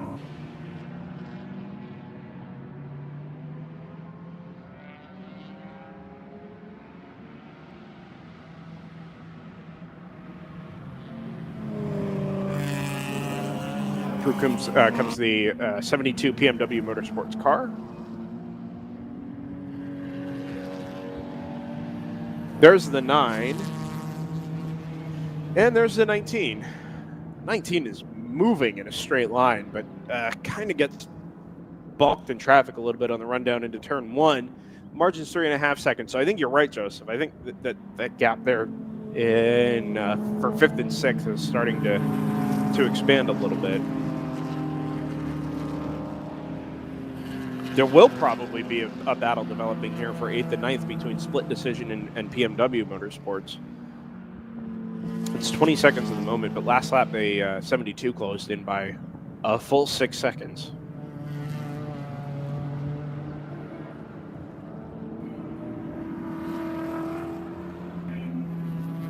Ooh, NP01 up over the curb on the inside of turn 11 there. Yeah, I've been watching that feed in my monitor, and it's amazing how often that car, I swear, every single time it comes through that corner, it's getting held up by traffic. They must be going ballistic. They must be apoplectic. Because actually, I don't remember if it was you or Scott that made the point, but the thing that is going to be challenging for them is if they make all their speed through the corners because they're a downforce car, and they're stuck behind a GP2 anyway through half the fast corners, it's really going to cut their advantage. I mean a ton.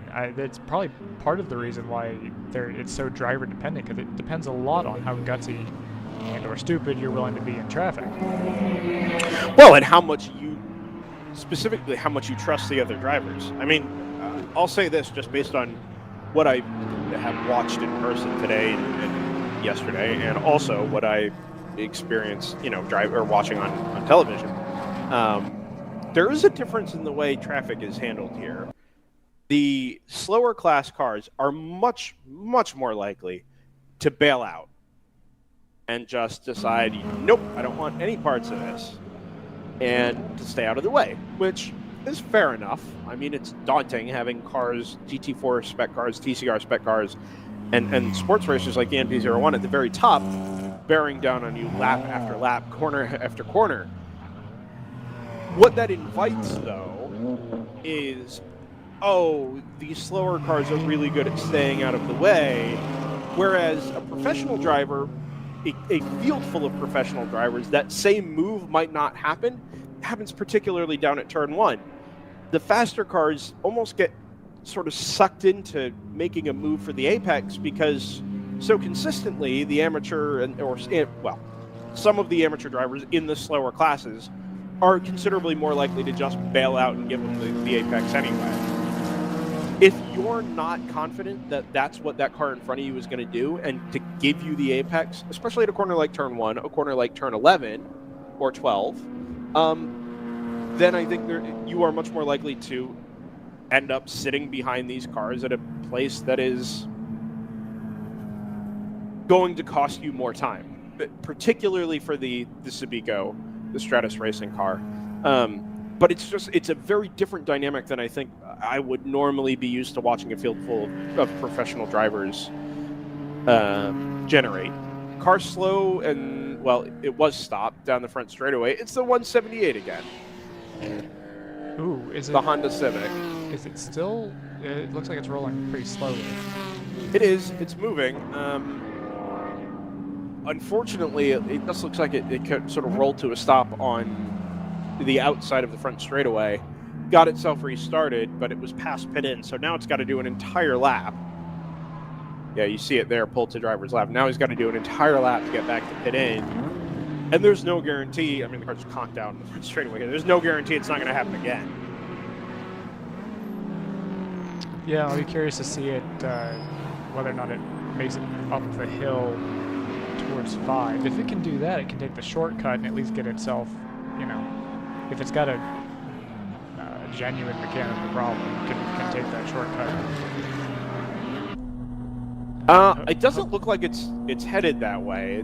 It's up to probably 40 or 50 miles an hour, which is better. But he is staying offline, so as long as it doesn't stop again, he should have enough power to make it home. I don't think he's going to get stuck on a hill or anything like that. Yeah. Okay. He's you know virtually what? already halfway there. He's headed down to the braking zone at turn 7. Dave, was this the 178 or the 78? No, it's the 178, the JNR Civic again. Okay, so that's right. That makes a lot of sense because they showed up as... I've been talking for so long, I can't remember the right tense of verbs. I know. I was like, was it shown or showed? They showed up missing, and then immediately reappeared. So that's definitely happened just on this lap. It's because it stopped ahead of the start finish line. No, so no, it went I missing understand because that. it didn't make it that far, right? And then immediately showed up again as soon as it got underway. It crossed the start finish line. Now, can we find it on the ones on board, or has it made a trek to a safe location? Nope, it's still moving. Well, out my window here, it's on the way into turn 11. Oh, so maybe it has taken the shortcut. No, it didn't. It made it all the way around the back part of the circuit that quickly. Oh, okay. Like I said, it's up to probably here it 40 or is. 50 miles an hour. Yep. Well, yeah, okay, maybe. There's the 1, actually, I think. Yeah. Or is that the 01? No, that is 0. You're right. That's 0. Yeah, it's a mostly black car. And so he should make it home, which is Found the 0. thank God, frankly. We were. I was just starting to get the sense that we were finding a little rhythm here. I know we had made it 11 laps earlier without code 35.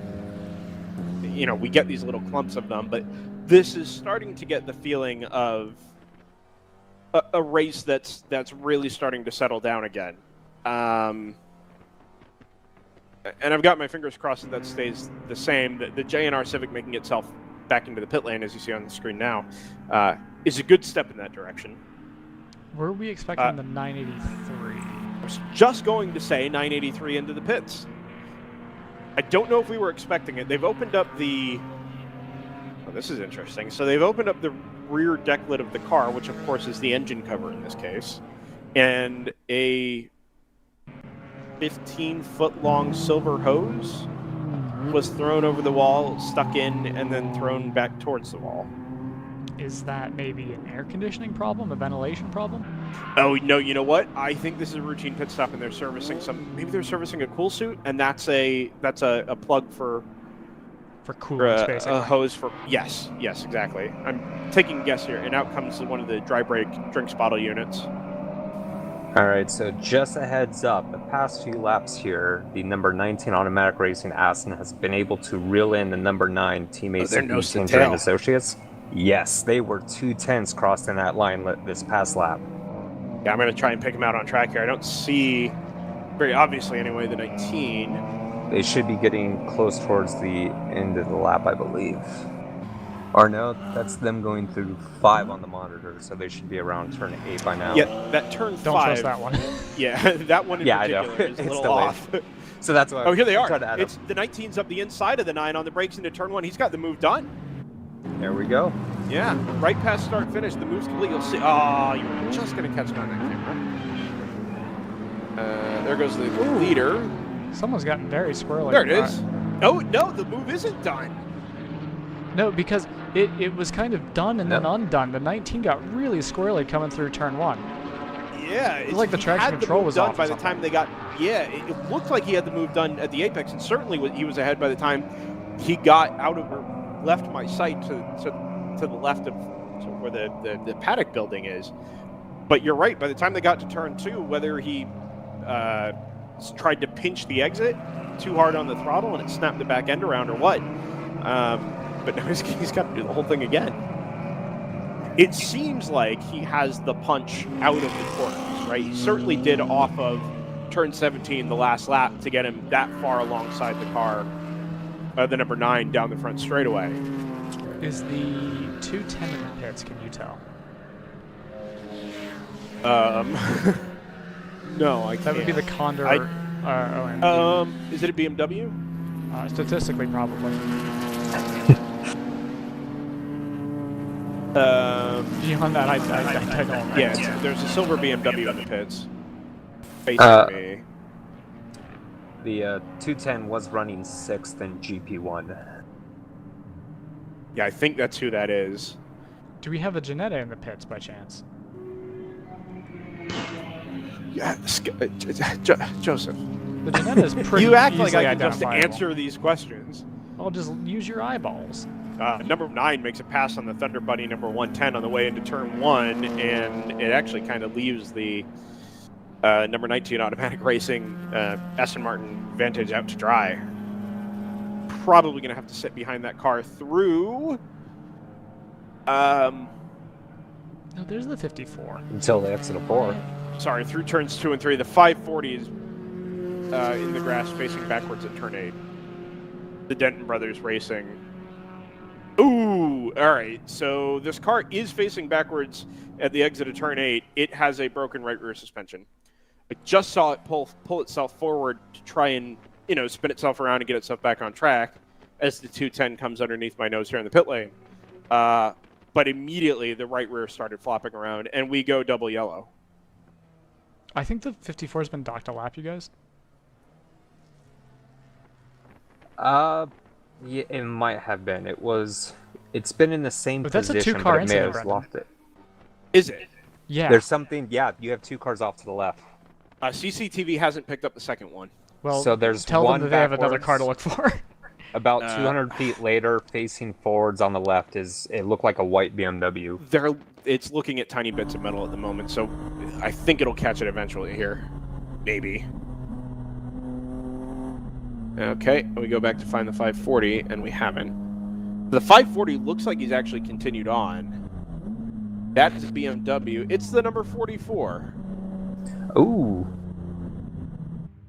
So That I is- believe that's PC Racing in Lots of activity. GP1. In the pits. It is. Weren't they... Well, earlier in the day, anyway, they were much higher up in GP1. They're, what, 6th Yeah. now? 7th? Yeah, they had been promoted to 6th when Condor pit. He lit the grass on fire again. He's pulled away on his own, but it's left that smoldering black patch of grass on the exit of turn 8 that we're going to have to go now. Take care of. Yep. Well, All not right. we. I'm not involved in there. Get out there. Look who I found. Yeah, it's the Ooh, Vantage. nice. 19 in. There's somebody else behind him there. I believe that's one of the W2W cars. Again. And getting their luggage. So timing says the 19th is in 4th. Yes. Oh, boy. But that means he would have just passed the 9 and the 172. which means one of those two cars is missing, or the 19 was given a lap back. I'm gonna wait for timing to figure itself out because it says the TLM car is 2 laps to P1, whereas both 4th and 6th are 1 lap. So we'll let that figure itself out. Yeah, TLM and ACP haven't come across the line yet. Let me go ask and find out what the story here is here with the 19. It would be unusual for 172 and number 9 to be given penalties on the same lap for this, each 1 lap. It feels more likely that the 19 will have been given a lap back, but let me confirm that. Yeah, we can see the 19s being fueled. It's possible that they could have passed the 9 right before we went to pink. I'm gonna just take a minute here before I do that. This grass fire is gonna become a problem in a hurry. It's spread all the way from the curb to the Armco. Grab a fire extinguisher. Yep. Yeah, Well, I'm on my way. I'll be there in 25 minutes. Well, maybe that'll be the last one we have to deal with. Because there won't be any left? Yes. Yeah, it's spread actually very quickly. The wind isn't helping, but it's made it to the Armco now, which suggests that it'd be unlikely for it to spread further. Although, given how fire works, I don't know. I'd probably just jump under the fence. Yeah. I mean, it's although there is a wind blocker, so we'll wait and see. Yeah, we're on board the one here. They're on scene now. We're on board the one. See if we can. And I'm also gonna keep the 201 on my monitor just to see if we can pick it out. It's definitely, we're exposed for the interior of the car rather than the outdoors, so it's a little. Whoa, that is quite a bit of smoke. That's what I was saying. Yeah, it's the biggest one we've had this weekend. And the 711 Miata did considerable damage to the grass yesterday, but this is much bigger than that. Well, we made it 11 laps of green racing. I was just saying earlier that it felt like we were settling into a rhythm here, and that maybe we were going to make it past 11. So the 44 and the 540 were involved here. Are we going to put 2 and 2 together and make 4 or 5? It seems plausible. They're loading up so that you see somebody being loaded up on the driver's right-hand side, which is curious because they were at driver's left. It's the 540. The 540 made it round to the cut, the short course cut on driver's right there, and then came to a stop again. They're putting it on a flatbed now. Okay. Yeah, the past hour has been rough for the 540. I mean, they were running pretty well up in 10. Yeah. They dropped down to like 12 and 14. They were given a penalty, I believe. Yeah, and since then they lost a few more laps and. Yeah, let me go address the penalty or the situation with the 19. See if I can get an answer there real quick. Yeah, I've got a feed up from the 601, and I'm just going through the replay for that because they had a much better view of the grass fire that got kicked off as a result of this. It's I mean, you could see it from the. You could definitely see it on that small straight right there, off on the left. Yeah. It would be nice to. It's unfortunate because the feed kind of cuts off right as they're getting there, so I've got to kind of time it. Actually, you know what? I'll switch right to it. I tried to hide the YouTube controls, but we're already here, so instead of trying to deal with that, now it's going to cut right here, or in a few seconds. And so look to your left. Yeah. I mean, that's a pretty good patch of grass. Yeah. I don't know if it was still in the process of spreading when the crews got to it, but good thing they did.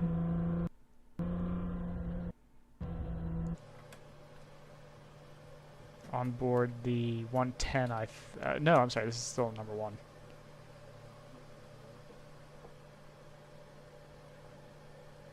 Interesting to note, in GP3, the 94 Motorsports cars, the 84 and the 83, are together, second and a half separating them. There's an awful lot of takers of the pits. It seems like basically everybody who didn't pit on the last code 35. Yeah, now they're all coming in. This one. Are you having trouble getting the one fired? Yeah, it looks like it. I don't hear the ignition. Is it push start? No, it's fine. Okay. It must have just been quiet. Yeah, I assume, once most of the drivers were coming around and seeing the smoke, I think it became clear it was going to be a few laps of Code 35. So Yeah, might as well come in. What's curious about that, I guess, so there would be a little bit of, I don't think gamesmanship is the right word, but there would be a little bit of a situation you actually kind of, so there is a breakout time, but not everybody's going to do that exact breakout time. Some people who are a little more lax are probably going to undershoot it by quite a bit. If you're behind somebody who's in that situation, maybe you decide that that's a good time to take your stop. I don't know how, if something on that level, how precise people are playing this, but that'd be something to think about. I mean, if you're just cruising around at 35 miles an hour, it's not a whole lot else going on unless you're being fed, health and systems information back, I suppose. Yeah, I mean, you might lose a little bit of track position right now, but nowhere near what you would lose under green flag racing. So, I mean, it kind of makes sense to come in and top off unless you're in a very close proximity battle with another car on track. Yeah, I'm trying to take a look at. I've got a bunch. We're not green again, are we? No. We're going green. Wow. Okay. I was like, no, there's no way. That doesn't make any sense. Well done, safety crews. The one actually got caught unawares there. They got passed by a few cars that I guess had gotten the message a little before they did. Where is the one? How much did they clawed back from their issues earlier? They're up to 18th in class. Still not exactly fun. I'm day, seeing it him has in to be said. 41st. Yeah, 41st overall, 18th in class. Yeah. My timing is still showing the 19 and the 172 in the pits. Oh, nope. It updated as the 19 comes across the line. Still in 4th, so that might be... Yeah, that looks like it is official, and they're all within 5 seconds there. TLM cars 4.7 seconds back, and then 2/10 behind is that number 9 Team ACP Tangerine Associates. You can see them coming through the shot there out of turn 11, I believe. Yeah, Brenda's just shared with me an image of the 46 after it was brought back on the flat. You can see it too, actually, JT. But yeah, it's not like the frame's totally compromised, but there's definitely been a pretty good shot to the driver's side door. So it makes sense that they would scramble the ambulance just out of the abundance of caution there. Absolutely, yeah. Apparently the team posted that. So is it Team Ginger or Ginger Racing? Ginger Racing. Go give them a look, and they'll I'm sure take donations to fix that door. Driver is good, bruise on the leg, but all right. This is Brendan's quoting, I believe, Ginger Racing. Got hit pretty hard and bent the roll cage in. Actually broke a few welds in the floor plate for it. I'm not sure what the full extent of the damage is. So hopefully it's as minimal as possible, given the shot that they took. Yeah, that's not going to be a quick fix if your roll cage is partially bent. Yeah, you might, depending on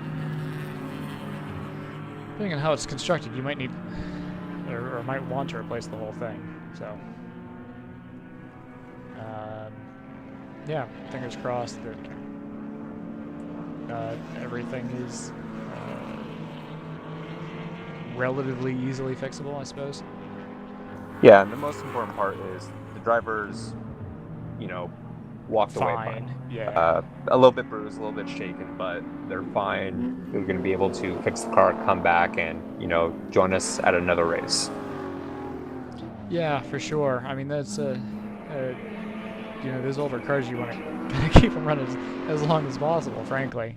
So you don't have to buy, you don't have to buy something newer if you can help it. So I'm sure they'll be, obviously bummed to have been involved in that. But as you say, could have been worse. Thankfully, wasn't. We're talking about the 46, I assume. Yeah. Yeah, it's pretty ugly looking car there. I mean, did you read out the damage report? I did, yeah. Yeah. And was that sounds on like their everybody's Instagram okay. or WRL? On WRL Racers Group. Okay. Asking if anybody had video of the incident. Uh, We don't. I wasn't recording. Those cameras, well, for now anyway, they don't record. No answer on the 19 yet, although looking at timing and scoring here, I know it did just pit under the most recent code 35, but it's only a couple of seconds ahead of TLM. It's actually starting to pull away. Yeah, which makes me wonder if it was actually given a full lap back or if something happened slightly more organically there. TLM wasn't that far ahead, if I remember correctly. It was like 12 seconds or something like that. Yeah. I don't know. RJ's tied up a little bit at the moment, so. TLM did pit, actually, the 172, as did the number 9 under the most recent code 35. Mm-hmm. You know what we haven't done in a minute, Brendan? Say hello to Cooper Tires? That one. Yeah, let's go ahead and do that. We're coming up to the end of actually, it's almost 2 o'clock here. Yeah, I know. That's why I was like, oh no, we're running out of time for the coops. No, let's take care of that. Cooper Tires, as we've mentioned a couple times this weekend, on board with the World Racing League for the first time. Well, anyway, it just signed on board, I guess is a better way to put it. On Tuesday, the announcement was made, one of the official sponsors of the World Racing League this season. Great to have them on board and have everybody's support there from Cooper Tires. We'll give them a little love here and be back with you in a couple of seconds time from Barber. Hey, your Uncle Cooper here. Once upon a time, there was a girl named Goldie, my niece, your cousin, and Goldie didn't know which tires were right for her. The first ones were too much tire, and then the next ones were not enough tire.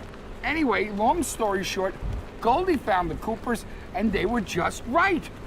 What a happy, practical ending. Go to sleep. I love you. Go with the Coopers. Cooper! And the love is over. We're back from Barber. Well, they penalized Love yesterday. I thought they did. We saw that. Yeah. I thought that was pretty upsetting. Oh. Camera's not loving it at the moment. So several of them aren't actually. In GP1, the 134 Big Mission Motorsports is taking the lead from the 110 Thunder Bunny Racing.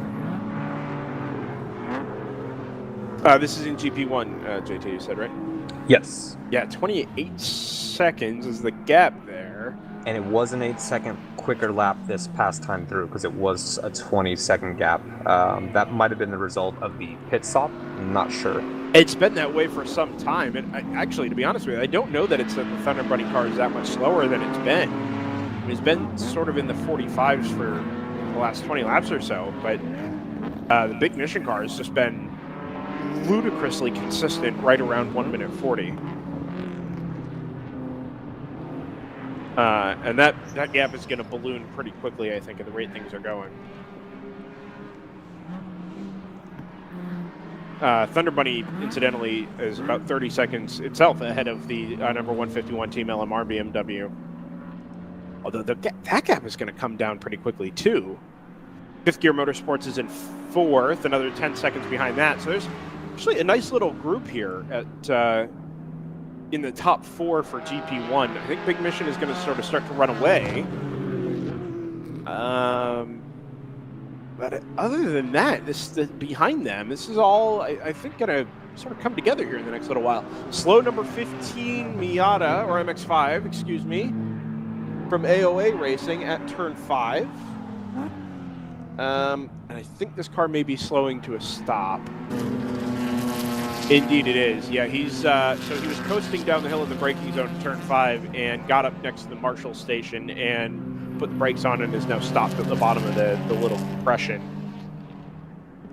There, sort of between 5A and B. Adjacent to the porta potty, as it turns out. Maybe he really had to go. Did you know, by the way, the porta potties here at Barber Motorsports Park are mostly, at least the ones in public view, are covered in English phone booth style graphics? Like TARDISes? Okay. Tardat? They're red, but sure. Okay. Somehow, that doesn't feel that weird at a racetrack that has gigantic sculptures of spiders and whatnot. That is true. I'll share this little experience with you. I don't remember where it was. I was marshalling somewhere, and as we go double yellow and eventually code 35 now as well, whoever the organizer was did not want porta potties and TV shots for the marshals or anybody for that matter. So any direct access that the marshals had to that sort of thing was gone. And all of a sudden, instead of walking like 50 yards to take a break, it was out behind the spectator areas, which also means you're using the same ones as the spectators. It's a mess. This is a much better way of handling it. If you're at all concerned about visibility and professionalism on camera, I guess English phone booths are the way to go. Or hang sponsor signs. Brendan, can you tell me... Unless you're being sponsored by the English phone booth company. Huh. Can you tell me... Maybe you can do both. Who Go ahead.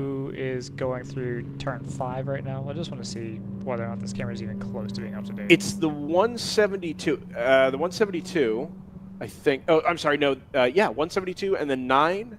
And then the number 1 Audi RS3. Ahead of that, the NP01 is reaching turn 7 at the moment. This is very much not up to date. All right. Okay. There's no 15 MX5 in the shot. It was a gaggle of cars and it wasn't going at full speed. So that camera's up against some bandwidth issues, unfortunately. Interesting. Okay. Which It is was a doing real so well. Yeah, it's really irritating because it's like something has happened to the like swath of area around the back part of the circuit, because now those cameras have become very irritating. Yeah, if I'm honest. Turn 1 through turn 3 looks great. Turn 6 looks solid. And the turn 11, 12 cameras look good. The others I'm a little suspect about.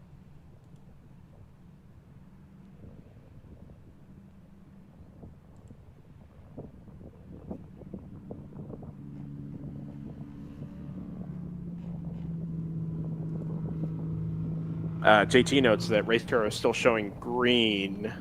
No, you know what? On second, there it is. Hey. Yeah, I was gonna say nobody has really gone missing yet, but that was all starting to happen right at that moment, and the lap times were up in the 2:19s. So Yeah, all the cars had slowed on lap 136, but Race Hero was just still green for whatever reason. Yeah, so that's got to be triggered by race control, and it does happen sometimes. Race control will make the decision and disperse it to the marshals, etc. Well, that is priority number 1. Right. But Yes. but it doesn't always make it to orbits. So Maybe they wanted to go get a slice of cake. Are you referencing the mostly eaten cake that was in race Yes. control this morning? Yeah, it's gone now. I don't know if that meant it was eaten more or what if a it's, mystery, Brendan. Who yeah. might have taken it? Oh, I didn't touch it. Okay. It's not my cake. Mary Jo Lisa. For heaven's sake. The That's not my cake. Okay. 15 is being loaded onto a flatbed. Which is interesting because it was not under its own power, but it was moving. Unless there's concerns about fluid being dropped there, but I don't know. I don't see anything on track, so...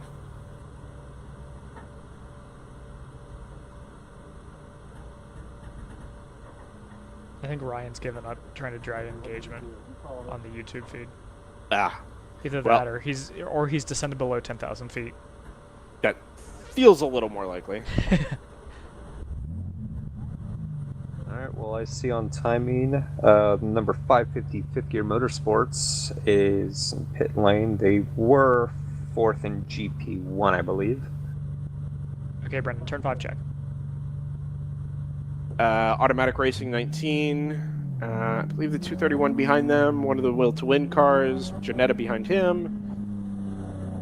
This is hard for me because CCTV is showing a kind of vaguely same angle as the number or as our turn 5 camera. Can we please have it? No.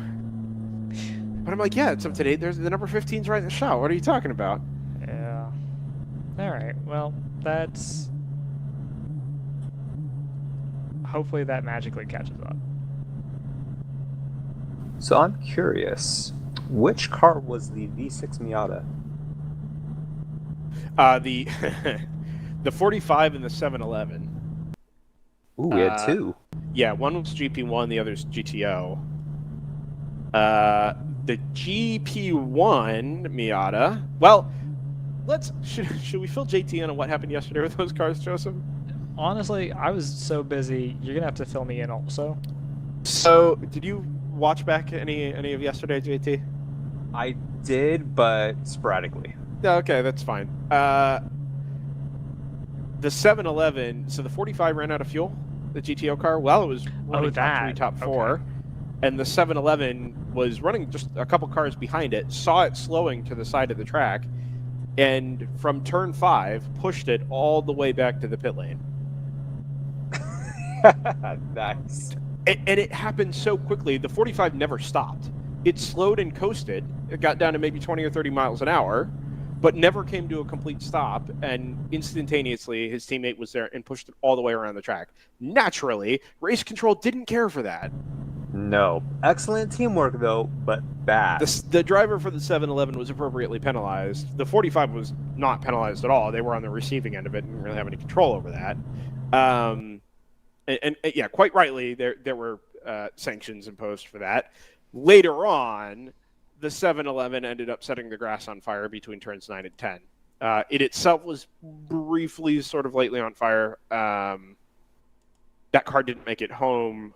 Shortly after that, within, I think it was 30 or 45 minutes, as we got into the late afternoon yesterday, the 45 also ground to a halt about 200 yards from where its teammate did. Less fire, equally as stopped. The end result is that neither of those cars are back in the race today. Those two are adorable.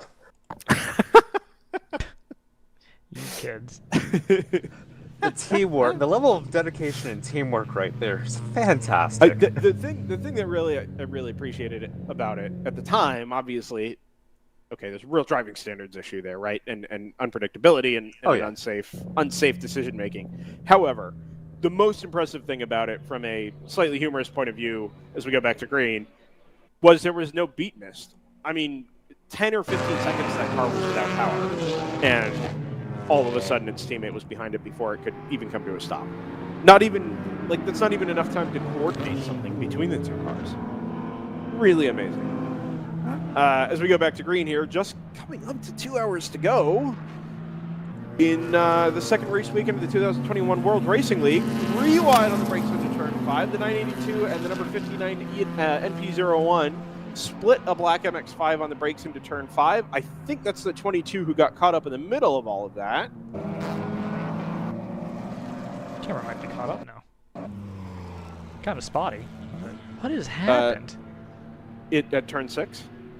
No, just to the cell service.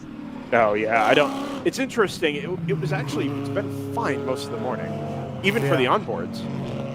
And now we've just kind of gone back there. I don't know if it's because the boat show is a little more popular and there are, a couple hundred more people accessing the towers this afternoon than there were this morning. I'm not really sure. I'd mark that plausible.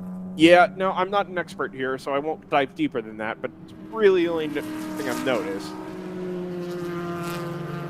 Some of the other cameras still look all right. A nice shot through turn 11 and 12, if pointed a little far to the right. Yes.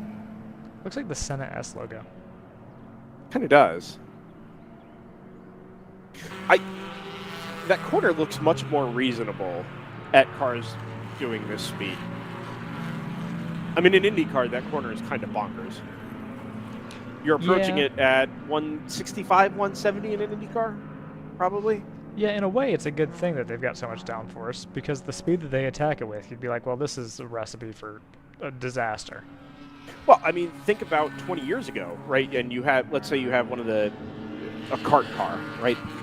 With 900 horsepower, or whatever those cars had at the time. Approaching that corner with considerably less downforce, albeit a little more drag, you're probably going to be doing 180, 185 into that corner with much less downforce than Indy cars have now. Right? Even that, like, in my mind, is an incredibly sketchy proposal. Yeah. Indy cars, modern Indy cars through that sequence of corners is incredibly sketchy, and you see it. Drivers end up in the grass 4 off to the left of this shot all the time, up over the crest of the hill. I mean, it's not uncommon. It just seems so bonkers, and seeing cars at this speed, maybe coming through there at 85 or 90 miles an hour, makes that whole experience seem much more reasonable. No, it almost looks sedate until the cars start coming up on cars that are not in their class. Yeah, or somebody gets forced up onto the top of the curbing or something like that. Yeah. Right? Yeah.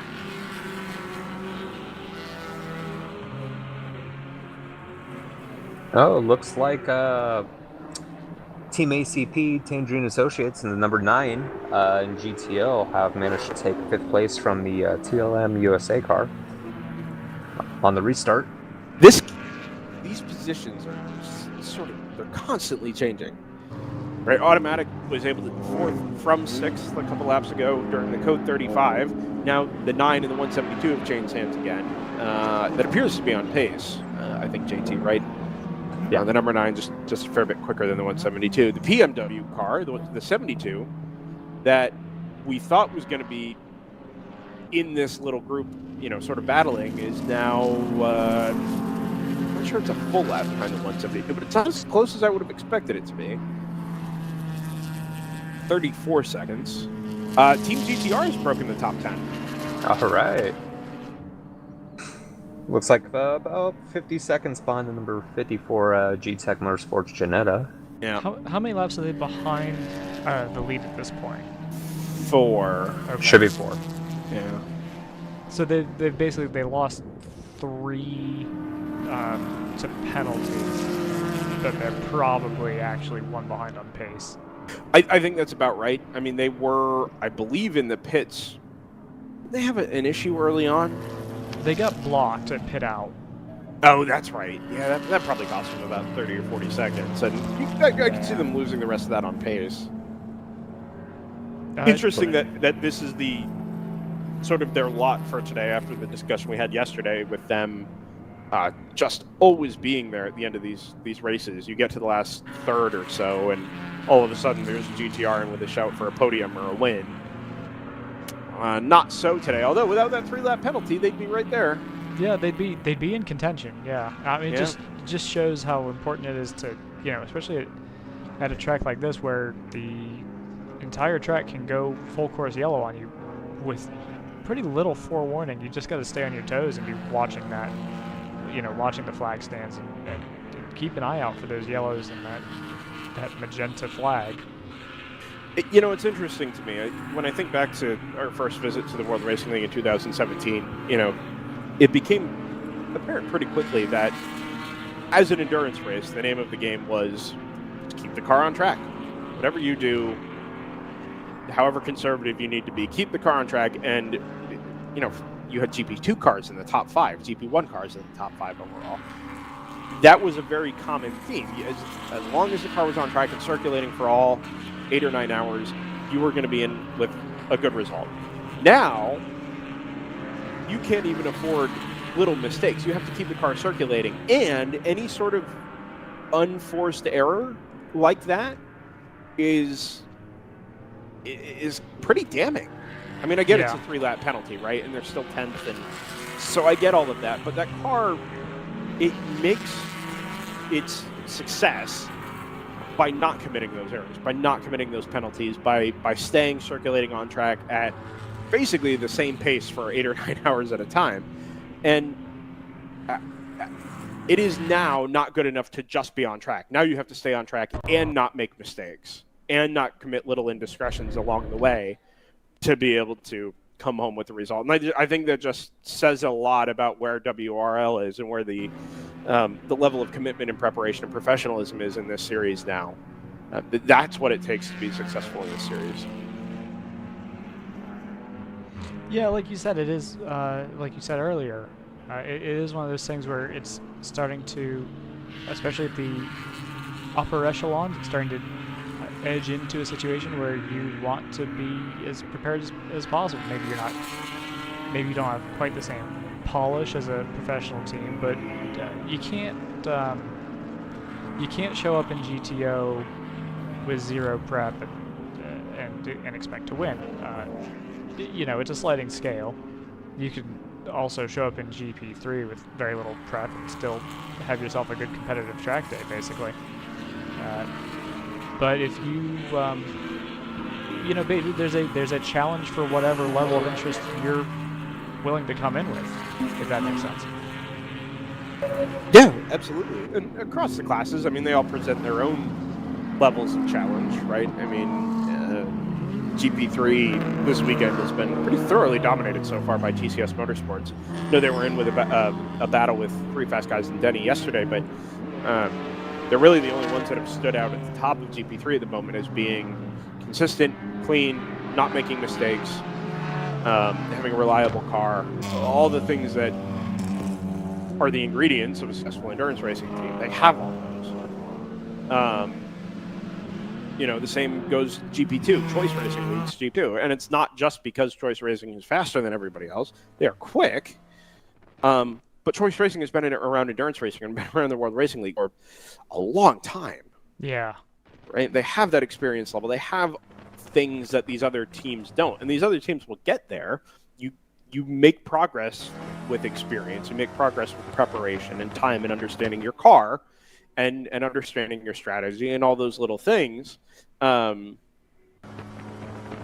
all the time, that level at the top is increasing in every class. To the point that, okay, some guys have got it figured out. Everybody else has got to chase them now. And we'll see that over the course of the season, I think. And especially once we get to the 24 Hours of Sebring later in the year, which pose its own unique challenge, but really highlight the teams that have come the farthest in all those things we just talked about: strategy, preparation, professionalism, preparedness, you know, experience, all those things. Been exciting to watch this weekend, but especially exciting to watch that development over the course of the 2021 season when we get to the 2 sort of blue ribbon races at the end of this year. Yeah, and there's always a little bit of churn. You know, there's some teams that have gone on to partial seasons in IMSA. There's some teams that are going to be newcomers or are making their way up the class ladder, if you will. So it'll be interesting to see, you know, are there any new faces that kind of spring up and show themselves to be championship contenders later on in the year that we, you know, maybe haven't seen so much of or that we weren't expecting to see. And I think too, you know, we had a discussion earlier today with Sarah Montgomery from Round 3 Racing and Shift Up Now, who was, you know, sort of just discussing her experience with the World Racing League and comparing it to other places that she's been in her career. Now, granted, she's, you know, maybe not been at the top tier, you know, IMSA or anything like that at the time, but her belief or her expression at the time. JT makes a good point. Is this current, Brendan? No, that's the 15 from like 10 minutes ago. Beans. Okay. Okay. Yeah, you should take that out of the rotation. Well, I put it back in the rotation because it looked like it went green around the same time the rest of the feeds did. Oh, fair enough. Yeah, no. I think we're roughly a code 35 cycle behind on that one. That's very funny. Okay. Anyway, just to wrap this up and just sprinkle more praise in the World Racing League. Sarah's opinion was that, you know, other experiences she's had in motor racing, this is right at the top. I mean, the level of professionalism is there. She surrounded herself with enough professional teams and professional experiences and ranks round 3 racing and what they're doing and the World Racing League as a whole and the level of professionalism and preparedness in the paddock as a whole as being right up at the top of what she's seen before. And, you know, the fun factor is there. The professionalism factor is there. People are constantly making investments in the series, whether it's just to come racing here or to step their game up even further. It's not the same paddock we saw at Circuit of the Americans in 2017. It's not the same preparation on either the series side or on the entrance side, for that matter. Everything has been pushed a couple of steps further and is constantly being done that way. The 24 hours of Sebring, you compare it to the last 24-hour race the World Racing League ran at High Plains. Nothing against High Plains, fantastic facility. The two are not on the same plane. Pun not intended. You know, and there's a real commitment here to building something special within the World Racing League, and I think the entrants have bought in. The fact that we're constantly selling races out. For that matter, NOLA didn't sell out. We still had 37 cars. Yeah. You know? Car off at the last corner. We'll wrap that discussion up. We can be done with that now. Just there's a lot of credit to go around in the World Racing League at the moment. And, you know, I'm excited to see where we end up between now and the end of 2021. Both for WRL on its own and for us at DriversEye Live, being able to work with them.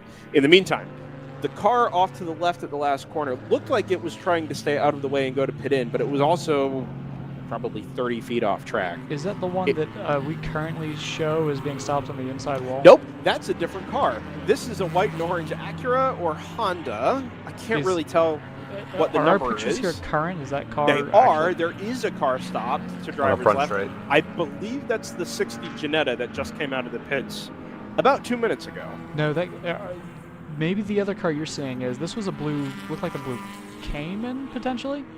Oh, then it's not that car. This is the car that we're seeing just right of center shot, correct? Yes.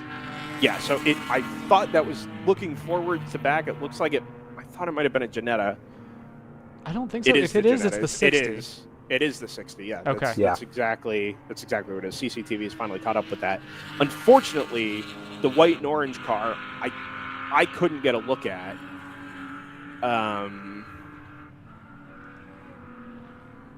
Is that the 87? I don't know when the last time we saw the number 87 is. JNR Racing Civic. Have we gone code 35 already? We have, yes. Okay, I was going to say it's gone awfully quiet for this feed. Yeah, see, I'm... It's not by any chance the 84, is it? That 94 Motorsports? It might be. I thought the 84 was a red and blue car, but maybe it's orange and white. Maybe that's the team car. Yeah, because for the past half hour, the 84 has been leading the 83 by like a second and a half, and it's been getting down to, 0.5 of a second, but they've been going nose to tail for quite a long time now, but now I'm seeing the 84s drop back quite a bit. Yeah, and based on what I could see, the angle that the PTZ camera got, it could well be a Lexus. 2001 Lexus IS. 300? Yeah, I'll buy it. 250, IS 300. It's a 300. It's only listed as an IS on Race Hero, but the sheet has it as 300. So, I will buy that. It might be up for sale, depending on what's wrong with it. It's very true. Yeah, it looks like he was going to try and stay in the grass because the car was disabled, but didn't quite make it all the way to pit in. As it happens, we're going to have to go code 35 anyway because of the number 60 Jannetta stop down the front straightaway here. Oh, that's interesting. We've got someone running across the paddock. I don't know if that's to talk to a marshal, to talk to an official. I just caught that, but if you look dead center of your screen, the figure in black ran across and talked to the figure in either white or neon green. It's one of the pit marshals is talking to the driver. The pit marshal is in a yellow vest. I would assume I'm talking further Further back the down. track a bit. Oh, interesting. Yeah, I see that now actually. I can't see it out my window here, but I do see it on the feed.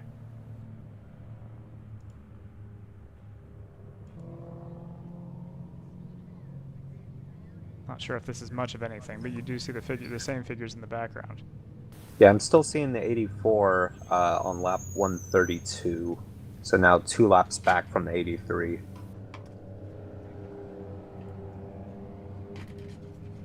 Yeah, unfortunately, we've got a bunch of people that have gone quote unquote missing. Yeah. On my timing, so they've got the flatbed out to the car that's stationary to the 60. We think that's the 60 that's parked up It against is the wall. definitely the 60. Yep. Okay. Well, we've managed another 11 laps. Yeah. Big sort of mid NASCAR era Grand Am vibes here. Rolex 24 vibes. Yeah, no fault of anybody's, obviously. Well, I was gonna say at least we don't have to deal with safety car periods in this. Oh, could you imagine? Yeah, so it doesn't disrupt the flow too. I mean, it disrupts the flow, but it doesn't disrupt the rhythm of the race per se. Well, like we were talking about this morning, it does it levels up the pit playing field a bit, but it doesn't really affect the racing itself. No, and it does create a slightly more unique strategy element. Right? You're not just running to your max stint length every time because you're kind of taking your chances with the Code 35s. It is interesting to me that they haven't got less frequent now that we have fewer cars. Honestly, so what's your sense, actually being trackside? Because it feels super sparse compared to this morning even. I feel like the attrition's been way higher today than it was yesterday. Well, and we've discussed that in races before, where, okay, you're going to start fewer cars, number one. Number two, you are less likely to come back out on track on the Sunday because there's no follow-up. Yeah. I think the Lexus IS 300 got stuck in some mud, actually. It looks like he's... Oh, no. He is still on a tow rope. Never mind. Okay. It's just a very grainy CCTV shot. No, but the point is, if you don't have a driving force to getting back out on track, right, you're not going to be able to score points tomorrow. Why spend the time trying to repair the car for minimal gain in the garage when you could take the car back, strip it down, rebuild the parts that need to be rebuilt in a proper garage, and do it the right way. In some cases, it's, okay, we actually don't have a spare engine or whatever, and there's no way for us to get back out there. In other cases, there's no reason for us to get back out there, which is fair enough. I'll list off a few of the teams that have taken pit stops under this full course caution. The 550, that's Fifth Gear Motorsports. They're third in GP1. The 348 that is immediately behind them in class, which is the Chattanooga Tourenwagenmeisterschaft.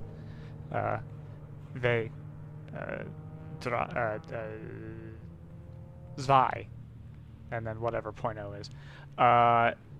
They've also pitted, the 604 Round 3 Racing is pitted from, or into 6, I guess. I don't know where they cycled out of. 94 Motorsports, the number 83, has pitted. The PMW Motorsport 72 has also pitted and in the process given up 7th to Split Decision Racing. So we'll have to see. When are we expecting the 40? We're not really expecting the 44 anytime soon. That margin is not very big, though. It's only 30 seconds at roughly 1/3 speed. So when they go back to green, I wouldn't expect it to be any more than about 10. I would assume then that the 44 pitted on the last full course caution. Does that make sense? Second from last. Okay. 126. Relatively recently, either way, then. So that makes sense.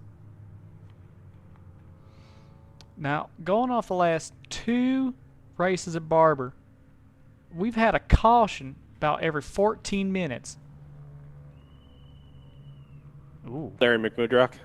thank you. Yeah. This is our 15th Code 35 today. What that's worth. Today? Yeah. Wow. Yeah. Better that than safety cars.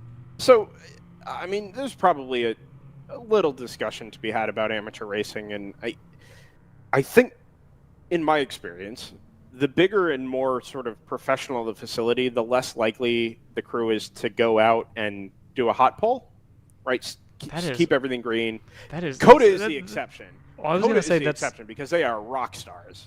I was going to say that's awfully strong praise for Summit Point.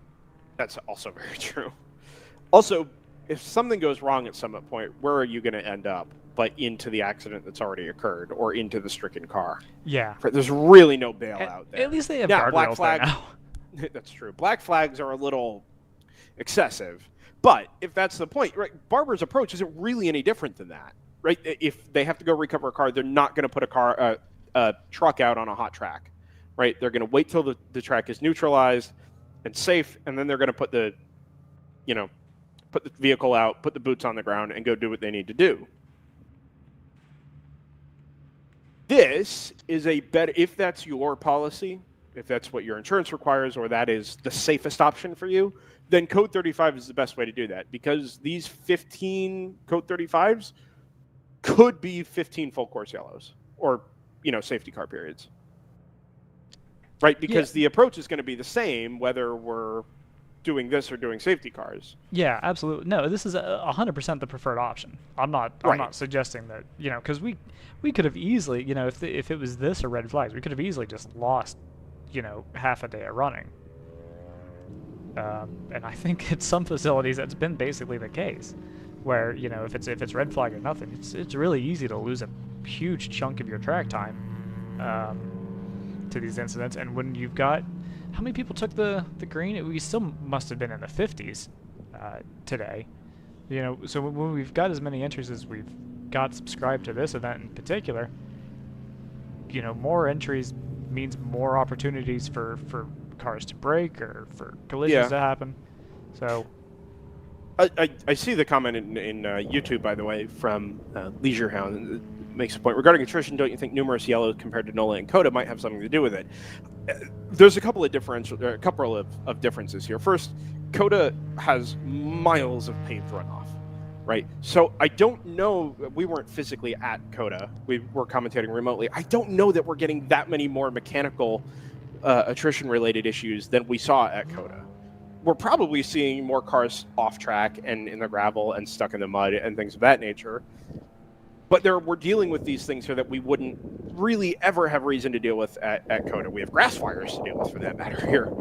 Self-cleaning incidents that's a really good point. Is that a lot of 3 or 4 times this weekend? It's a lot of these probably would have passed without incident if we hadn't set the grass alight. So it's a really good point. I also think at NOLA for that matter, I mean, it's dead flat and is wide open, right? I mean, there are arm codes to hit there, but comparatively speaking, you're not running into gravel traps. You're not beaching yourself. You're not, you might find yourself stuck in the mud. Also, we had half the cars at NOLA we have here at Barber on a track that's a little bit longer. Yeah. So that plays into it as well. I was listening back to some of our CODA stuff last night, basically because I was debugging our stream situation. But one of the things that we mentioned was, or one of the things that would come up is that if you got into a tough spot, you could take to that tarmac runoff. If somebody had kind of stuck their nose in where it didn't belong, it wasn't turn in and get like your options. At CODA, one or both of you have an option to bail out. Yes, right, exactly. Here it's from a bad decision. Here you don't necessarily, or you'll end up in the gravel trap and potentially, get gravel where you don't want it to be. Oh, we're going red. Going red. Okay. Stand by. Yeah, I see that. I see that on timing also. Here's one of the cars. This must be the 60 that's on the tow rope. Yeah, that's the Janetta. And they're gonna pull that around, so I'm gonna go to our pit exit cam.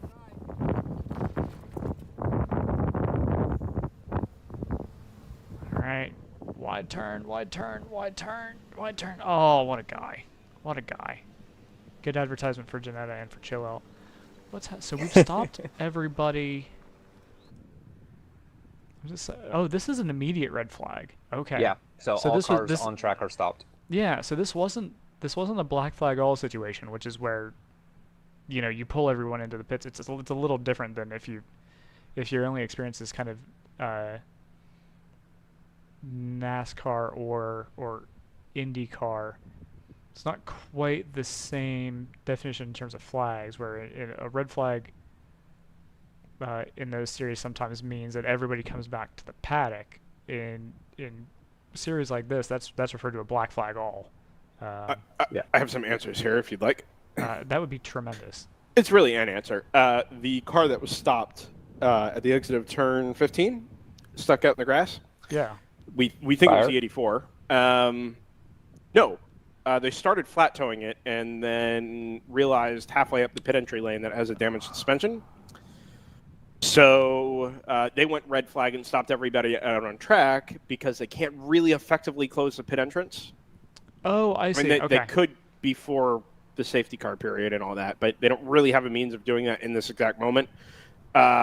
So rather than do that, especially because they can't black flag all and bring everybody into a pit lane that is blocked, this is the best option. So everybody has stopped out on track. You mentioned the flagging rules, Joseph. It's sort of a hybrid, or becoming a hybrid. It used to be much more similar to the SCCA U.S. domestic flagging rules, which, let's say you would know those far better than I would. I do, and I'm trying to explain it concisely. So, in international flagging rules, a waved yellow is used almost exclusively, right, for a car off track. There's no such thing as a stationary yellow. A double waved yellow is a significant incident with track blockage. In the U.S., a standing yellow is used for cars on course or cars stopped off course. A waved yellow is used for a stopped car on the course, right, which makes sense. 2 tiers of yellow. In the U.S., a black flag is at all stations is for cars to return to the pits. A red flag is to immediately stop on course off to the edge of the road, right? Internationally, there is no such thing as a black flag all. That purpose is served by a red flag, and there is no command to get cars to stop where they are. Right, so this basically just sort of adds a layer of what's the word I'm looking for? Adds a layer of granularity, elevation, let's say, or escalation. That's what I'm looking for. Adds a layer of escalation to situations like this, where you have to create a more neutralized or more safe situation for cars on course. Cars are not moving just yet. They're not moving, but we have been. No, they are. Commanded yellow. Okay, I assume this will go. Well, actually, I don't know. I would assume that this would go back to code 35, right? That would have been my assumption also. So you brought the point up that race control had made, that basically either this feed is on a delay or these guys are about to find company. No, I think that's delayed. Cars are moving. The 716 Mustang is headed through turn 7 now. Okay, there we go. No, you brought up the point about pit lane being closed, and that's really good that they did that, actually, because there were several cars that were at least in the window to pit. It's really critical now, because you're in a spot where... Green flag. Okay, great. Ooh, that didn't sound good. You're in a spot now where there's going to be a few cars that are going to be able to make it to the end on this. And this will be their last stop. So, it's as critical as... Look at spam text messages. It's as critical as ever. Maybe the most critical to make sure that the pit situation is as equitable as possible, because these are going to be final stops for a lot of people, and this is when people are going to actually back time their stops if they haven't been already.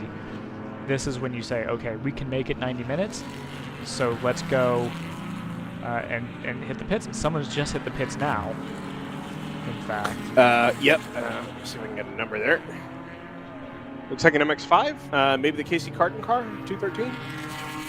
Would be about the right spot in pit lane.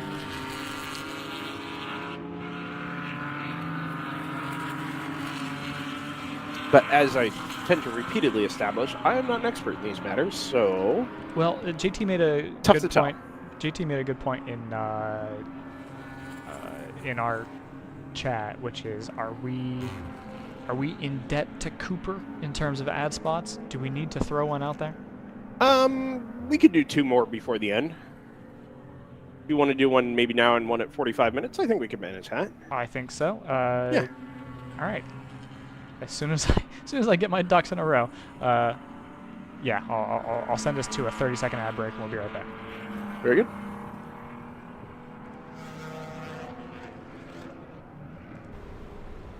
Hey, your Uncle Cooper here. Once upon a time, there was a girl named Goldie, my niece, your cousin, and Goldie didn't know which tires were right for her. The first ones were too much tire, and then the next ones were not enough tire. Anyway, long story short, Goldie found the Coopers, and they were just right. What a happy, practical ending. Go to sleep. I love you. Go with the Coopers. Cooper!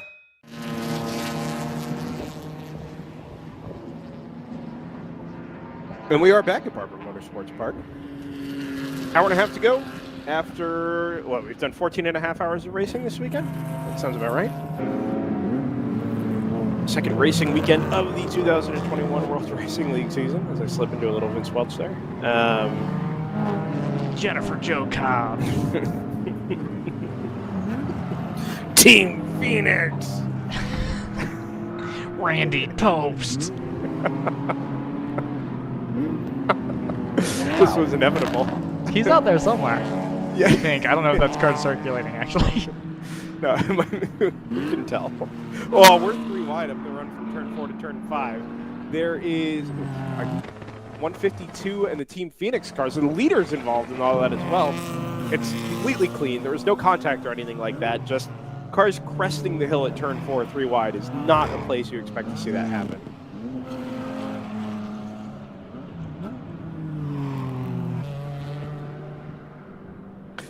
We just to sort of review what's happening at the top of the field. The 59 car has lost a spot.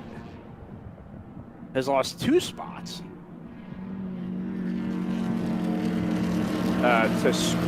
Okay, so let's take a minute here. The Team Phoenix 661 leads now from the 29 Screaming Goat Racing BMW. Stratus Racing has just come through into 3rd, and that's because they passed the number 19 Automatic Racing Aston Martin on the last lap. So we go Phoenix, Screaming Goat, Stratus Automatic in the top 4. The number 9 Team ACP Tangerine Associates is right behind the Vantage in 5th overall, and TLM USA's number 172 is about 15 seconds behind that. So as I look out the window on track, the number 59 NP01 is actually running away from the Aston Martin Vantage at this point. It was the quickest, one of the quickest cars on track last time around, not the quickest, but it lost the spot to the Screaming Goat car, and now sits a lap behind it, which suggests to me that I think we've had a penalty from the 59, or for the 59. I'll keep an eye out on... Let me go through my timing log to see if I see anything interesting there. Yeah, I just looked at the Race Hero. They didn't pit under the code 65, but they did lose 2 spots. Or code 35, excuse me. No, I don't think I see anything obvious. Not saying that nothing happened, but I don't... Yeah. Pit stop from the GP3 leader, by the way. The number 22 TCS Motorsports MX-5 is in and out. A quick stop. There's 210.5. You know what? I think it's pitted past. It is. Yeah, you know what? It's like it's the second pit stall from pit out. So it's 2:10 because that's what it took him to traverse the pit lane up to start finish, and now it's actually making it stop. So there's a 3-lap margin there. There's really nothing in play. I just happened to notice it come through the pit lane underneath here. I like when I want to switch to a camera because I see that there's activity, and I'm already on the camera. Nice. That's fun. Are you watching the preview feed of the camera separately from like the feed? Like when that camera's active, you're watching it in preview? I'm watching everything. Like I'm watching Gotcha. I'm watching the thumbnails, I'm watching the preview. Actually, I'm not watching the preview so much. I'm mostly going straight to cutting straight to feeds. Incidentally, I know There's one. JT. That's such good resolution. Yeah, it's a non-binding resolution. Is 240p a non-binding resolution? Because it kind of feels like it. Yeah. It's honestly, I feel like, well, I'll stop complaining about bandwidth, but it seems like a few people have been running up against the same issues that we had. Oh, not for sure, not exactly yeah. the same issues. Some of the issues have been self-inflicted. I'll make that point. James Candelaria was very honest in mentioning the issues that we were finding ourselves in with regards to cell phone bandwidth. Yeah. Obviously, you know, that's what we use, but it's also what all the teams use to get their cell signal back to the pits. And with 5G not being regularly available, especially in areas that usually are home to racetracks, it creates challenges sometimes. And even around we need a Kickstarter to get millimeter wave towers installed at racetracks around the country. Please and thank you. I did see that private LTE towers are a thing. Yeah, that'll fit in your carry-on. Yeah. Never mind the server. Yeah. The 22 was due for a stop and may be taking it. It is. Yeah. I mentioned that. That's a GP3 leader. Elsewhere in general production classes, Choice Racing still leads GP2 by 3 laps. Really not very much to play for there at the moment. ITS Racing is back in third. They sort of surround the number 21 North Loop Motorsport BMW at the moment, and there's not really much to choose from in terms of pace between those cars. We are losing, by the looks of things, the number 525 Fat and Furious Racing car. I believe that's a Spec E46. It is, yeah. Not really sure what's happening there at the moment. They're down to 5th in GP2. Oh, you know what? They've actually just come across start-finish in the pit lane and gone into the paddock. Yep. Just saw them make the hard left.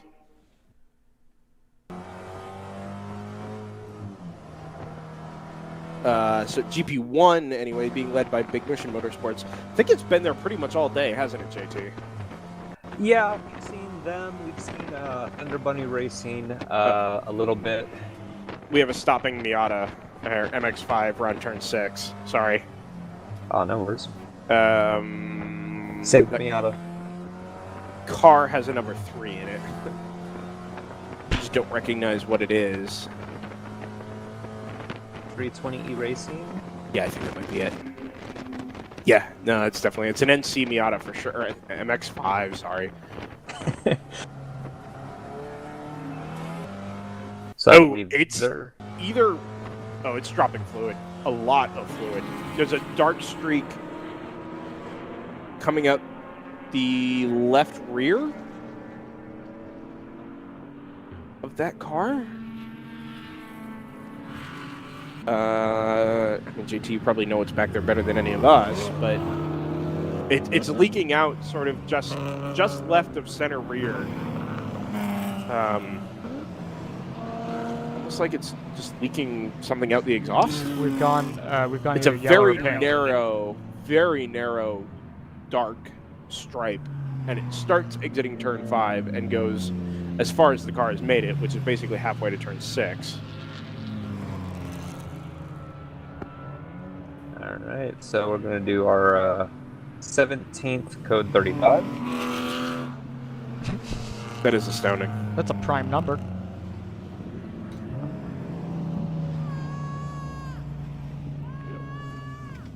It's quite Fair an point, well made, anomaly. nicely presented. Oh, we're And going red red. again. Yep. I see that. I wonder if this is just because we have oil to clean up. It does seem excessive for oil. Unless it goes around for farther than we think it does. Well, that's kind of the thought that I had, was that maybe... Oh, is this up to date? Sorry, It just looks like all the feeds have died at the same time. Yeah, no, it does. Other than, thankfully we have box trucks in the background. But actually, no, this is a, Live view on track. yeah, this is actually a camera that had died on me earlier, so I'm glad to have it back. Would prefer better circumstances. Well, we know this car is not going to move into an area with bad cell phone reception. So, yeah, I'm that was a thought that I had when you mentioned that it was dropping fluid, Brendan. It's fuel, by the way. Is it? Yes. So, RJ just poked his head in the door here. The concern was that when he came to a stop, he would pull in the grass. Yeah, which has been known to catch fire today. Uh-huh. Oh. And so really, I think they made the decision to go red before it really even got there. But in any case, the fuel has leaked basically around the entire track, from what RJ said. That's what they've seen upstairs, well, up here in race control, is that this trail goes on for quite a while. And given the issues they've had with the grass today, adding fuel to a fire, I'm gonna be was honest. not a great idea. I'm not a chemist, but I'd be a little surprised if fuel is actually a better accelerant than dry grass. Dead grass, yeah. Fair point, actually. Well, I mean, but neither what one about is fuel prefer. on dead grass? I don't know. I mean, it might water it. There's no fuel. There's no water in it, obviously. You know what I mean? Yeah. Wow. See, I was like, this will actually be very convenient. Oh, they've put their four ways on. No, they're just hitting the brake. Okay. Somebody's bored.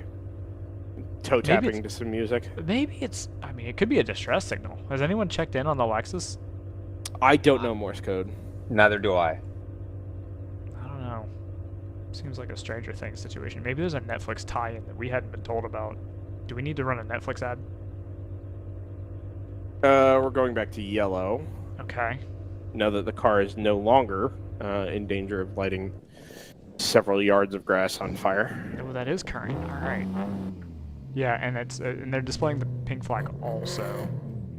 Yeah, okay. So much like last time, I wonder if there was a little confusion there where the pink flag didn't really quite get displayed timely. I wonder if now they've made it a point to make sure that the pink code 35 flag gets displayed at the right time. The MX-5, we decided what was it 320? There's a string of cars coming into the pit, which I honestly didn't expect. Yeah, 320 is being loaded up onto a flatbed. So let's call some of these cars into the pits, Joseph. It's the 172 TLM USA M2, the 86 Three Fast Guys and Denny Toyota 86 is in the pits. ITS Racing number 231 is in its stall here towards the end of pit lane. There is a 134, that's a GP1 leader, is on its way out, which suggests to me that they got caught in the pits under the red. I wonder how that would. Okay, this is maybe a technicality in the rules, but if the red comes out while you're actively fueling, or is it just you just take the nozzle out straight away? Is it one of those deals? I don't know. RJ is tied up at the moment. I believe that. I believe that very. Yeah, sincerely. I'm sure we could do this research on our own. We're all a little busy at the moment, and yeah, I'm not sure actually. I got to be honest. I hadn't really prepared for red flags today. No. We prepared for Rule-wise? one. Well, that's true, but those rules were very specific Yeah. and available on the WRL app on iOS and Android. I did forget about that, to be honest with you. Yes, it's a good point to make. Actually, if you're going to be with us for the last hour and 15 minutes here on DriversEye Live, and why wouldn't you be? Other than dinner time, I guess. Resources just to follow along for the last little bit here. Racehero.io for live timing. All kinds of streams are available and have been posted at various points on the WRL Racers group. Some of the onboards we can and can't pull in. But we're doing reasonably well in that regard. More pit stops here. Screaming Goat Racing was in, the 19 automatic racing cars in. And you know what, Joseph? I've just realized they're all in the pits because everybody can make it home from here. Yeah, that was a point that I was just getting ready to make, is that this is, unless you're basically running a car that's designed to only run sprints and can only take 45 minutes to an hour worth of fuel, this is when you basically want to come in and get everything ready. Yeah, it's a no-brainer. The only challenging thing, if you are a team that runs particularly soft tires, is you can only change one at a time in this circumstance. I don't know if anyone's. I mean, I don't even see anybody changing a tire. I mean, the TCR car yesterday was really the only one we were acutely aware of going out of their way to change tires. The 0-1 that ended up winning the race. They played that really, really well. That strategy game really, really well. I'm just, I don't know. Okay, there's I can't imagine you would take chances. Yes, the 9 car is in behind it, the 34. Hitman Racing car is out of the pits as well. I just don't know that you would take the chance on having to pit again to change a tire if you think you can make it, unless you absolutely have to. No, you can make it home from here. I can imagine. I don't suspect this is the case, but I can. This is gonna be. I was just thinking about where is the actual blend line at this track. It is the responsibility of the car behind to maintain single file. Okay, but what does that mean? I assume that means if you have an overlap at pit out, it means that if you end up behind somebody as you blend, you are responsible for being single file. No, the NP01 is miles ahead of that entire group as we get up the hill. It's because the 83 is doing something like 25 miles an hour and holding everybody up behind it. So now we're 3 wide into the braking zone at turn 5. The 83 is hanging out on the outside lane, 3 and 4 wide, and it's a whole bunch of GP2 and GTO cars that have got to work their way through it. The 34 gets through, the 99 gets through, the number 9 is in that mix as well, the Team ACP car that currently sits. Let's switch back to our overall positions here. Currently sits 5th, and actually has got to go chase that NP01 down if it's going to have any hopes. They kind of got hosed there a little bit, actually. Be interesting to watch the pace of the 59 here as well. Every time they make a pit stop, if they make a driver change, it just tends to tweak the ultimate pace of the Subico NP01 a little bit. And I'll be curious to watch over the next 2 or 3 laps what that looks like for that car. Yeah, so do we assume, if we made this point, I missed it. Has the 661 pitted recently? Are they good to go also? I will confirm that. Because I'm not convinced that they are. They were in at 149 9 laps ago. Yeah. Joseph, they probably are. You think so? Okay. Yeah, I mean, we lost some of that time to red flag, right? Okay. So what I'm expecting, and again, I don't think anybody's had to make a green flag pit stop. No, I don't think so. I mean, I'm sure a few people have at some point, but I'm expecting them in 28 laps, which I don't think you can get. If they've only run 9, I already see a stint here elsewhere in the race that is, oh boy, 33 to 76, which is what, 43 laps? Yeah. So at worst, let's for So argument's that would be sake, 28 43 laps laps from from now. 9. It's gonna be- Yeah, I don't know. It would be close. But I can't imagine they wouldn't have hit it now If they could, if it was gonna be if at they all could make close. it, yeah, right. If they could make it with a stop now, but couldn't without. and much like the Hammer car yesterday, I don't know if I made this point earlier. Tim Irons texted me last night while he was listening to the parts of the broadcast back. They knew that that Hammer car could go further than the 47 laps it did in its initial stint. The team car went 54 a couple of times. They pitted the car as soon as they were in their window and knew what the ultimate range of that car was, even if at no point during the race did they extend any stint to that length. I suspect that given the Code 35 situation here, like you mentioned, very few cars have had to make green flag pit stops at any point. And I'm just wondering if with that Team Phoenix M2 Club Sport in particular, they're in the same range, where that car might actually be able to go 50 laps, but has had no reason to go that far at any point today.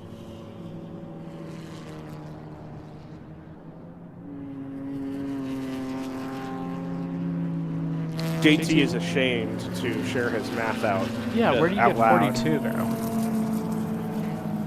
What he's saying is with an hour and 9 minutes left, if he's going to do 1 minute 40s for the rest of the race, he's going to do 42 laps.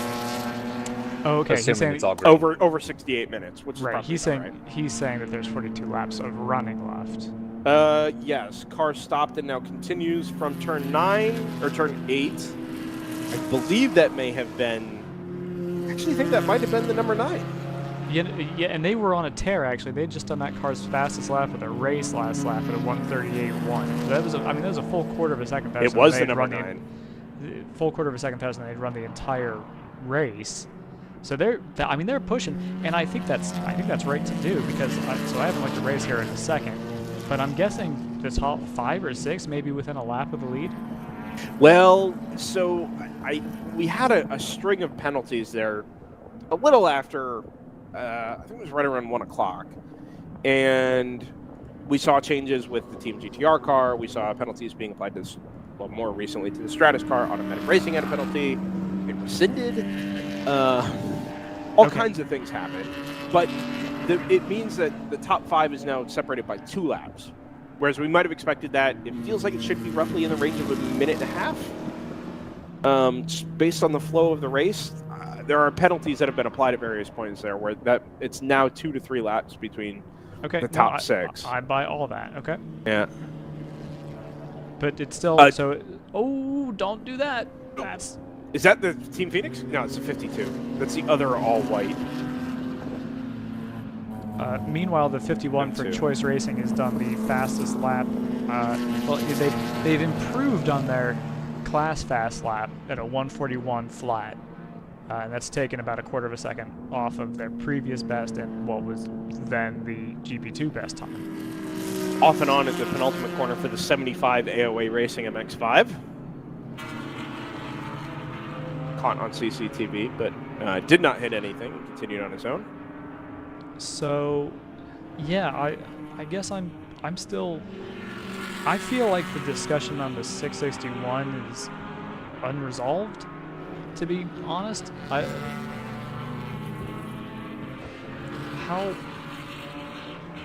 long do we think that car can go time-wise? Well, it would have to go 51, 52 laps, wouldn't it? Time-wise really doesn't matter because we've had 2 red flags since it last pitted. At least 1. No, I know. But, like, how long do we think a car of that spec can go? Well, time-wise.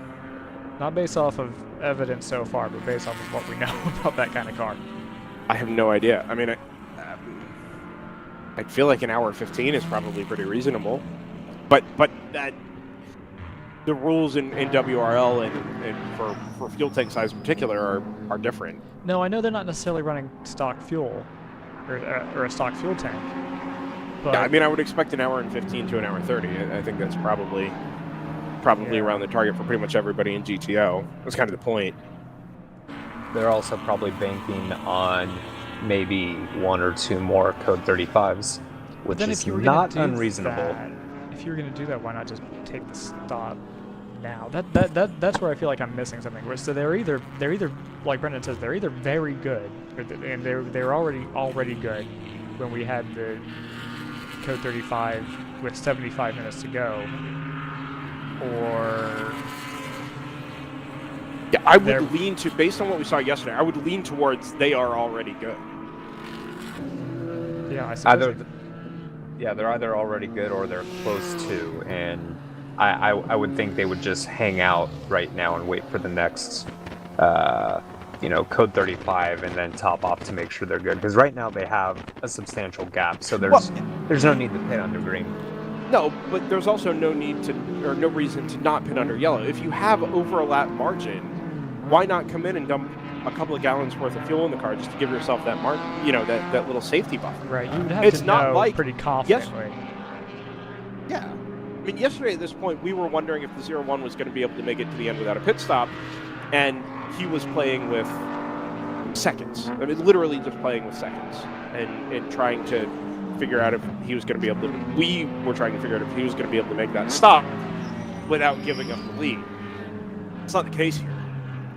I just don't see a situation where that car isn't good to go until the end, especially with all the Code 35 we've been having.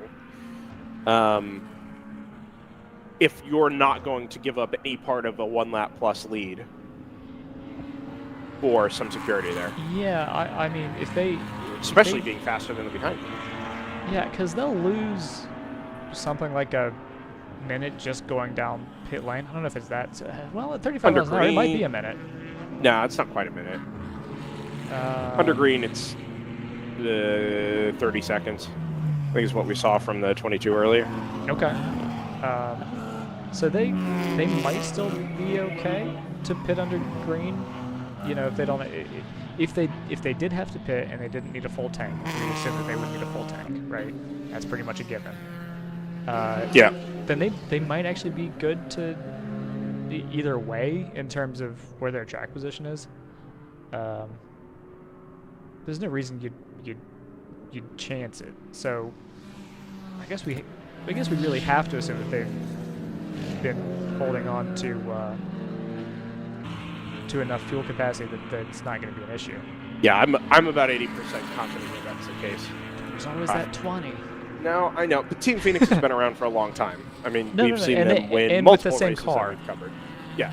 Well, it was a 235. Now they've gone up to the M2, but incidentally, behind them, battle for third is very much afoot. The automatic racing number 19 Aston Martin Vantage GT4 leads the Subico NP01 from Stratus Racing by a second and a half. No, 3 seconds last time. It was a second and a half. It was. They're both in quite a bit of traffic at the moment. Yeah, we saw about 3 laps ago, coming out of the final corner, nose to tail with the Aston leading. It just looks like the Stratus Racing is having a bit difficult time trying to get around the Aston, most likely due to the Aston pulling on the straights. He's not really gotten close enough to be able, or to be in a position where he's sort of threatening to make a move. Right now, they've just been navigating traffic, and I think it'll go one direction and then the other. But generally speaking, it's favored the Aston Martin so far. And indeed, as they come through turn 1, that Aston is going to have clear track for a little while. See it here. So that's the NP01. The Aston's already gone through. There it is. The Aston goes through turn 2. NP01 will come through, stuck behind the number 44 BMW. Yeah, the interesting thing with this kind of weight and balance formula is you would kind of, that's a situation where you'd almost expect, you'd be, at least I would be tempted to expect the NP01 to just take that around the outside of 2 and 3. But they clearly don't feel like they can. Or should. remember, we're now coming up to the final hour of the second endurance race of the weekend. So what is on the outside of turn 2 and 3 at the moment? Well, it's not something I would want all over my tires, that's for sure. From this shot, it looks like a bunch of rocks. Oh, the BMW Motorsports M3 is grinding to a halt between turn 6 and 7. That is Is that to driver's right there? the sixth we're a little place car. grainy, but It is. It's driver's right. You could actually kind of make it out. and this is it's the same kind of phenomenon that I had mentioned to Scott yesterday. They just set their fastest lap of the race right before that happened. Yeah. Oh boy. By a half second, actually. So the car goes like stink and then immediately breaks down. Yeah, the late 90s kart phenomenon. Yeah. Yeah. My favorite is that... I've got an extra 15 horsepower. Oh, no. my favorite kart car was the one that took a surprise pole by a margin that is totally unreasonable and then blows up 9 laps into the race. Like, well, so we know that extra power went. Yeah, and it's now been expelled straight into the atmosphere. Yes, correct. The good news in this case, compared to the last car that came to grief in almost that exact location, is that it doesn't look like there's any fluid behind that car. Although it followed basically the same trajectory through 5 and 6, so you wouldn't be able to tell anyway. Well, let's see. Look who's up to 7th now. It's the 99 Team GTR. That car's gonna win the race. Well, so let's talk about this again because, like we said, you come to the last third or so of an endurance race, and any WRL endurance race, and Team GTR is going to be there, right? You'd be looking at it, and all of a sudden, poof, that car's in contention. That car had a 3-lap penalty this time around, right? We know that. It was 6 laps, rescinded to 3 laps based on some video evidence. How many laps behind the overall leader is that car? Is it 3? 4. It's 3. Well, no, it's 3. I think 3 plus, let's say. Right? Whenever Gotcha, 3. whenever the timing thing cycles back through, I give time and laps, so that'll tell you. Right. It'll give you Predictor some, likes the Stratus car still. Yeah, I'm rerunning it. I don't understand. Honestly, I kind of don't understand why. No, I don't either. The odds of I just reran it. The odds fall down to about 60%, which is still too high for my preference, but a little more realistic. It is very hard to see it being somebody other than Phoenix at the moment. I would assume that your script assumes that Phoenix has to pit again, and that Stratus would be able to run the 29 and the 19 down, which is fair enough. Yeah, actually, the thing is, this is going to be, even if that's true, that's going to be neutralized pretty quickly by this pink flag situation, because if they do need to stop, if they're inside an hour, they'll definitely be able to make it from here.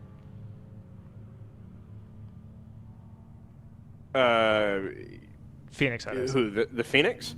I don't think they have to, though. I think No. I'm just saying. I'm just saying that if it was in question before, it's certainly not now. Oh, right. Correct. Yeah. Oh, I see. I didn't realize that was your point earlier. You were suggesting that they were still outside of their window to make it to the end if they pitted at that moment. And they were just pushing it until they got inside their fuel window. I was considering it as a possibility. Yeah. No, I understand that. Now, I didn't realize that was your point earlier. Yeah. No. Yeah. There's no way. They'd have, like you said, they would have been in this time for sure. I I actually think don't know they're where good to they the are. end. I don't know where they are on track. So Entering turn 7. okay.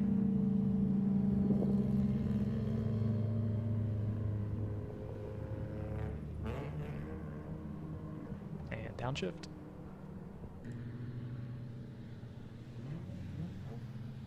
There's a fair bit of panel beating going on the side of the number 51 Choice Racing BMW. It's the first time I've caught it while we're under code 35 here, and That's your leader, by the way. I don't know if you. it is, yeah, in GP 2, yeah. Green flag.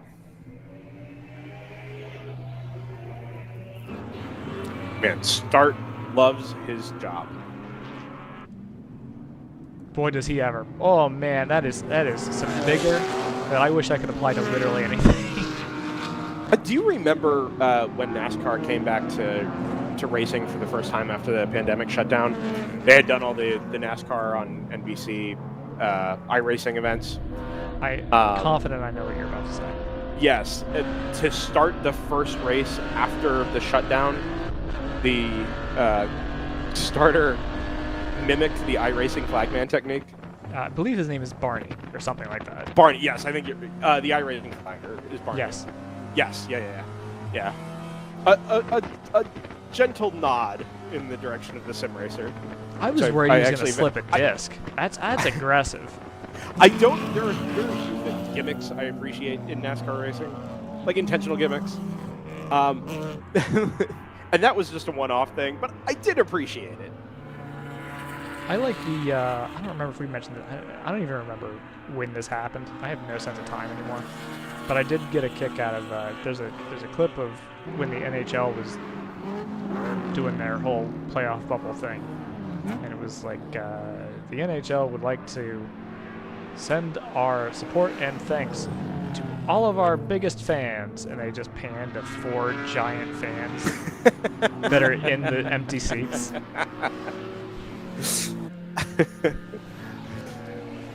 It's pretty good.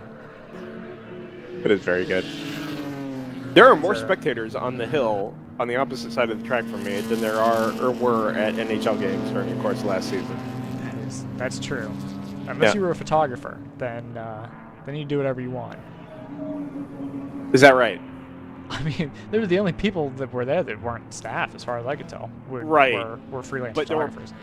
Probably not 150 or so of them. 125. No, but like cumulatively, there's a lot of. Right. I don't know if you're familiar with hockey playoffs, but they play a lot of games. They might as well not even have the regular season. They play so many games in the playoffs. It's fair. Oh, we had a pit stop, by the way, from the 99 Team GTR BMW. Which is interesting to me because, well, I'm sure they came in during the Code 35. But they did not make it out in time to beat the green flag. We've got a good fight for P3 and GP2 between the 601 Round 3 Racing and the 231 ITS Racing. And that is for what position? That's for third in GP2. So we're on board with the 601 now, so they're being pursued. This is not, it's not the car that's in front of them that matters, but the car that's behind them. Correct. The 601 is trying to hound the Thunder Bunny Racing GP1 car ahead as the Janetta moves in front of them. We'll come back to that. Don't worry. Don't worry. I've got eyes out for those couple of cars here.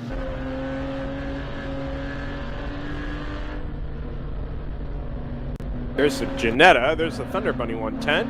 Oh, the 601 fades the 231 coming up to the braking zone for turn 1. Giving him the old Pruitt fade. Yeah, he pulled left, or she pulled left basically to the middle of the track. Almost gave up. Well, you'll see it. Well, you almost saw it here. Scott's family at home. Oh, that's the 231 going through the shot there, I think. Oh no, it wouldn't. There's no way. You're giving. Yeah, no. Yeah. You're giving YouTube's latency way too much credit. Very true. Additionally, while we watch this, it got the Stratus spot Racing back. is also a half second behind the Aston. Yes, so I wanted to follow that because it was sort of hovering around 1.5 to 3 seconds there. Yeah. And now that we've got to a point where they're nose to tail on track, now it's very much worth following out the window here. So I've got to pick up an NP01 and or a white and lime green Aston Martin. They're coming around the back part of the circuit, I believe. Sure, they should be coming towards the front straight. So yeah, we have 2 separate battles on track that are very close. Here they are, actually. Yeah, it's about a half second across start finish now. Oh, fastest lap of its race, the number 19 automatic Aston Martin. Now's the time to do it. Oh, yeah, he has no choice. It'll be clean to the end for everybody, right? I think they've all made their final pit stops. Correct. Yeah, there's actually a bunch of, it's cyan for me. It's a little inside tip, it's cyan. But North Loop has also put one in. That's second in GP2. The 85 AOA, they're fifth in GP3. And as you say, the 19 for automatic. Are they trying to hold on to third? Is second in play for them, or is it just a fight for third for them? I believe it's just trying to hold on to the last spot of the podium. Yeah, I don't know what the time margin is like between second and third. Actually, Joseph, you probably have better numbers on that than we do. No, everything cycles through, and it's on the tower now. So. Yeah, I didn't know if you could queue any of that. No, it's strictly automatic. Right, fair enough. Well, even just in your own data, like you could see it on your screen or anything like that. It's but that's strictly fine. automatic. Coming around turn 12 now.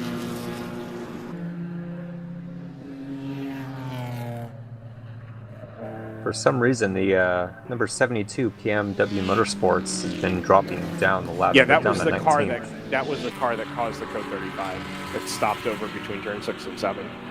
Gotcha. Oh, they're nose to tail now. Yep.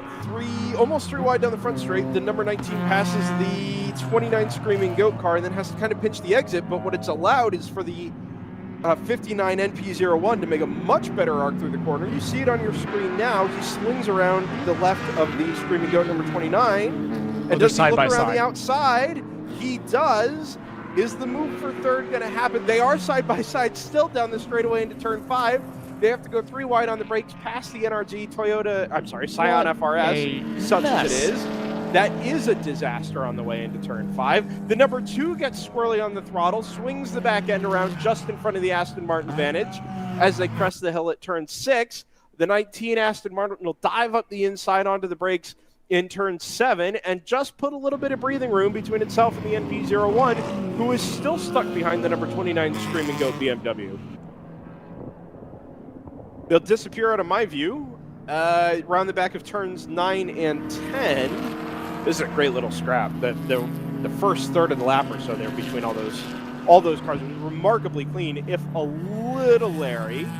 The NP01 looks up the inside at turn 12 of the 29 Screaming Goat BMW. I think he's going to get the move done if he doesn't get trapped behind this pair of, lapping BMWs anyway. The number 2 is involved in all of that at the moment. Team ACP Tangerine Associates car. Now he's going to get his cut off. Have him out the window here in a minute. The automatic car's gapped him quite a bit now. He gets by the number 52 Team ACP car into turn 1 as well. The NP01 is going to be sandwiched in between the 34 Hitman Racing car and the number 2 Team ACP, one of the other Team ACP cars. Worth noting here that there's really not a whole lot of urgency. You already pointed out, Joseph, that this really doesn't put anybody any closer to being able to pick up second, that they're pretty much just scrapping exclusively for third. So there's no real impetus to get the move done now. However, all this scrapping is allowing the number 9 to catch up to them from behind to the tune of a couple seconds a lap.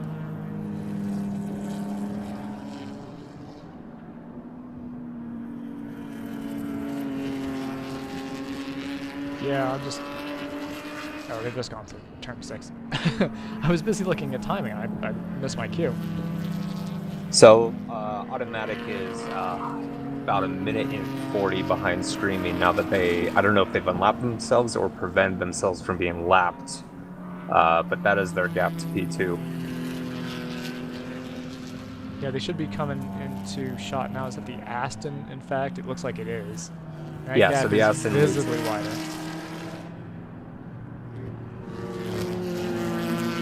So it seems like Screaming Goat is a little off the top pace right now, because it looks like the 59 is going to catch up and try to get around it as well.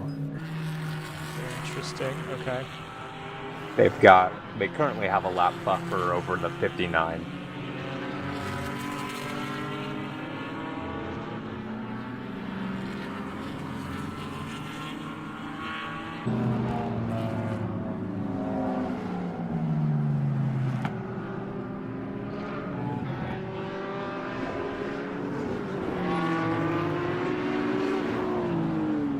And meanwhile in GP2, it looks like the 231 ITS Racing did get around the 601 round 3 racing. That was a battle for third in GP2. Yeah, the gap between third and fourth is blown up to about 5 seconds. Was 3 the lap prior, and then was 0.5 2 laps ago. So it's it's obviously a traffic game, and that's again that goes back to a point that Scott made yesterday, which is I think it was Scott made yesterday, which is the NPO1 makes all of its speed in the corners. It's the whole deal with this power to weight ratio thing is the Aston's now going to get balked a little bit. While the NPO1 has clean air. But if you're a car that makes your speed in a straight line, it's not really a problem to have traffic. I mean, it's not great, but it doesn't hurt you as badly to have traffic because you can just get by them on a straightaway. You don't have to wait. What do you want? There it is. Can I interject here, guys? Oh, please say that. I could see where that was going. I'm happy to say we have a guest in the booth. All right. High above Barber Motorsports Park. Alex Mayer has joined us, driving the number 01 Audi RS3 LMS TCR for Hammer Motorsports this weekend. Already a victor. Yeah, we won yesterday. First time ever here at Barber. First time in an Audi TCR as well with Hammer Motorsports. Yes, it turned out to be a great weekend from the start. Strategy was perfect, and the car handled just like it should and made it all the way through the first 9 hours.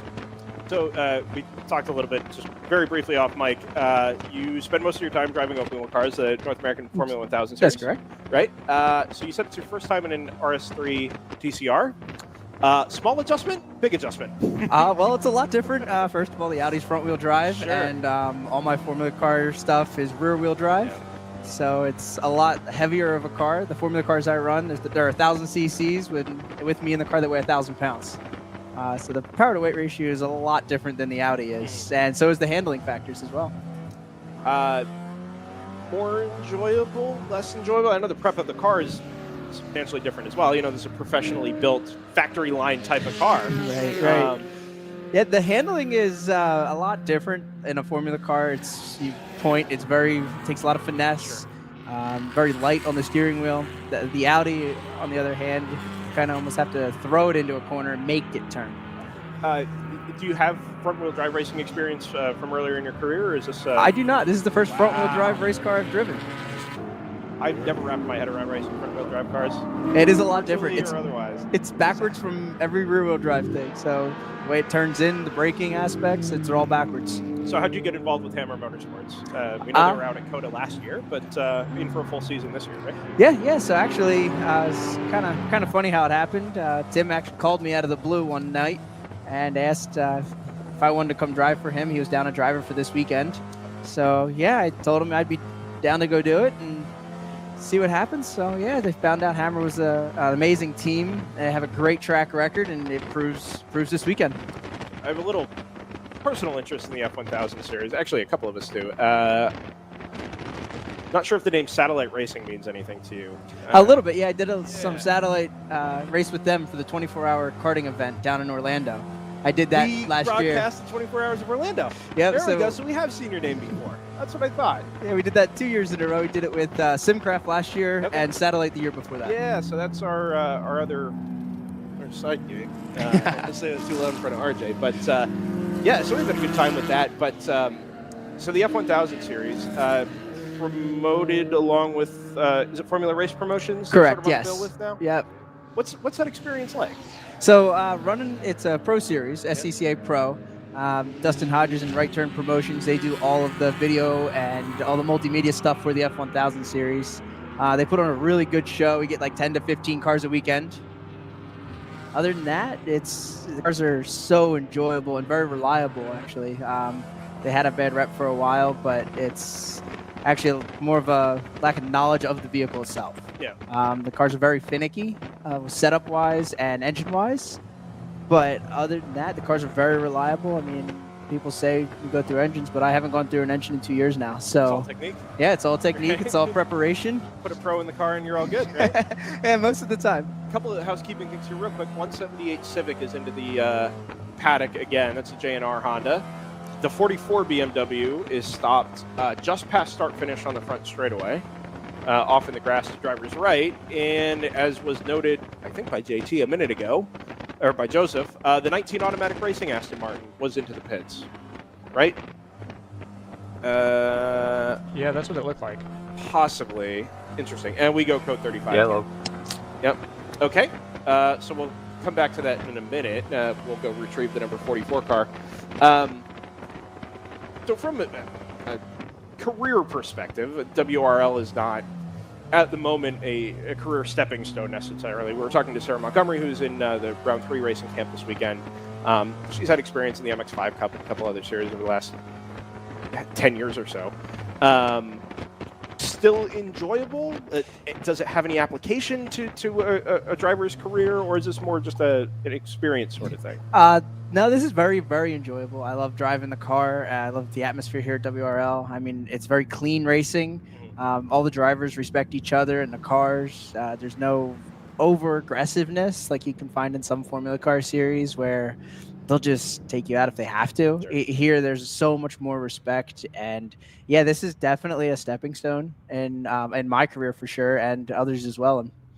Nice. What was the sort of toe in the water experience like? You said it's your first time in a front wheel drive car, first time at Barber, first time at WRL.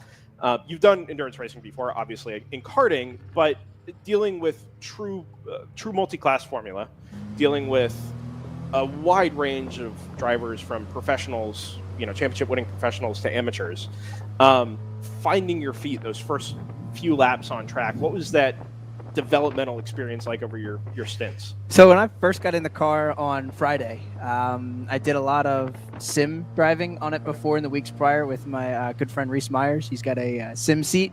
So we were using the iRacing simulator, and I got a feel for the track and a slight feel for the car. The sims are quite accurate. So I kind of had an idea of what it would feel like, but getting in the real car, it's very similar, but you actually have to learn the way it turns in and the way to apply the throttle, because it is a turbo car. So when you just jump on it, when you just jump on it like in a Formula car, it accelerates. But in the Audi, it actually will slowly accelerate, and then once the turbo spools up, it'll spin the front tires if you're in a low enough gear. Interesting. So yeah, you can definitely feel the turbo spool up, but when it does, I mean, that car really takes off. Yeah. Is it a car? I mean, I know you said you are enjoying the experience as a whole. Is the Audi TCR, first off, is it a beginner-friendly car? Second, do you see it as, somebody coming from Formula cars, a car you would find yourself enjoying long-term, or is it more of a chore to drive than feels very natural for you? The car is actually very, very easy to drive. It takes almost little to no effort. Driving this car, I did a stint yesterday of 3 hours total straight. Holy cow. I did that same 3-hour stint at the 24-hour last year in a go-kart. Driving the go-kart was more taxing than driving this Audi. I believe it. Even though you're in a car, it's hotter because you're inside the vehicle, but the cool shirt system that they use is phenomenal. I mean, you stay cool, and the hand motions are so easy and effortless. Mm-hmm. So my only experience with Hammer Motorsports, the team you're driving with this weekend, is a couple of discussions with Tim Myers and everything, his development since the race at Circuit of the Americas at the end of last season. Take us inside Hammer Motorsports. I know this is your first weekend with them, but what's the experience like? What's the professionalism, the level of preparation, and all of that been like? So Hammer Motorsports, they put on a first-class operation. It is amazing. The crew guys are so knowledgeable. Every one of them, they know everything about the cars. And, I mean, if something were to go wrong, they jump right on it right away. We actually, in the 01 car, on Friday, we had to replace the gearbox. So we had to they pulled the whole engine out, replaced the gearbox, put it all back together. It was like 2.5 hours. They were done. The car was running. So today we had some issues with both cars, the 1 and the 01. The 01 had an ABS failure very early in the race, and it took them about 2 laps to fix that. They came in, we had it towed in, and then they plugged it right back in and fixed the wires that were having You the weren't on problem. board the car when it happened, were you? I was not. Okay. No. Yeah, we saw it. It first looked initially like maybe they were about to end up punching the back of somebody else under braking there on lap 2 or 3, and we found out later from Tim that it was just an ABS failure, and the car went straight off into the gravel. Yeah, these guys they run first class operation. It is amazing just to watch them work. I mean, everybody has their job and they know exactly how to do it. There's no hesitations. There's no nothing. The pit stops, do tire changes and fuel stops, and everybody just jumps at the car as soon as they can. I think we've made the point a couple of times this weekend already during the rest of the broadcast, but that you guys, almost by definition, is now the level of preparation and preparedness and professionalism required to be successful in the WRL, right? I mean, you guys barely eked out a win yesterday. The strategy was absolutely on point, but that's what it takes to win. That's right. I mean, people say got to keep coming in for fuel stops and fuel stops. Well, I know Tim Myers and the crew guys up on the box from about halfway. They were doing fuel calculations to the end, and I mean, they were running it out to the decimal points. I mean, it was every little bit counts. A little bit of fuel saving here under the code 35, and then fuel savings shifting 200 RPM earlier in some corners. It's just every little bit counts, and those guys know how to figure it out.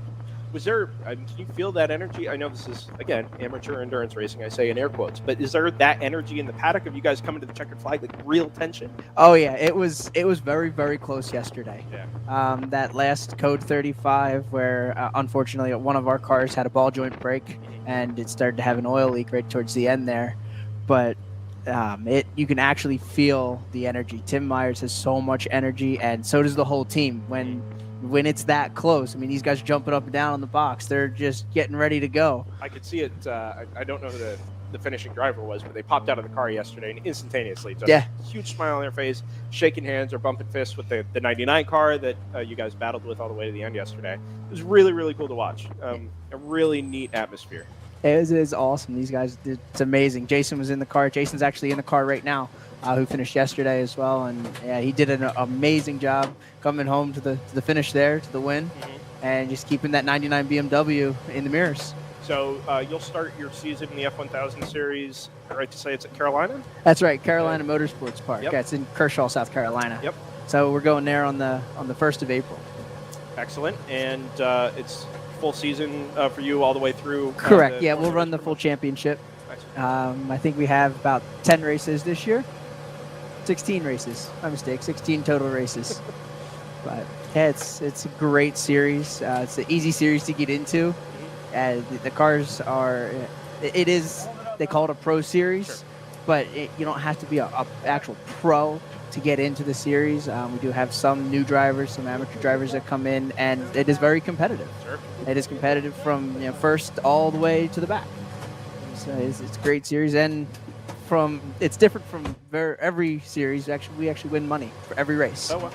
Which is pretty amazing. It's pretty different for any Formula Car series. So are you married to the Formula experience, or is this the endurance racing experience enough for as you continue your career trajectory? Maybe consider.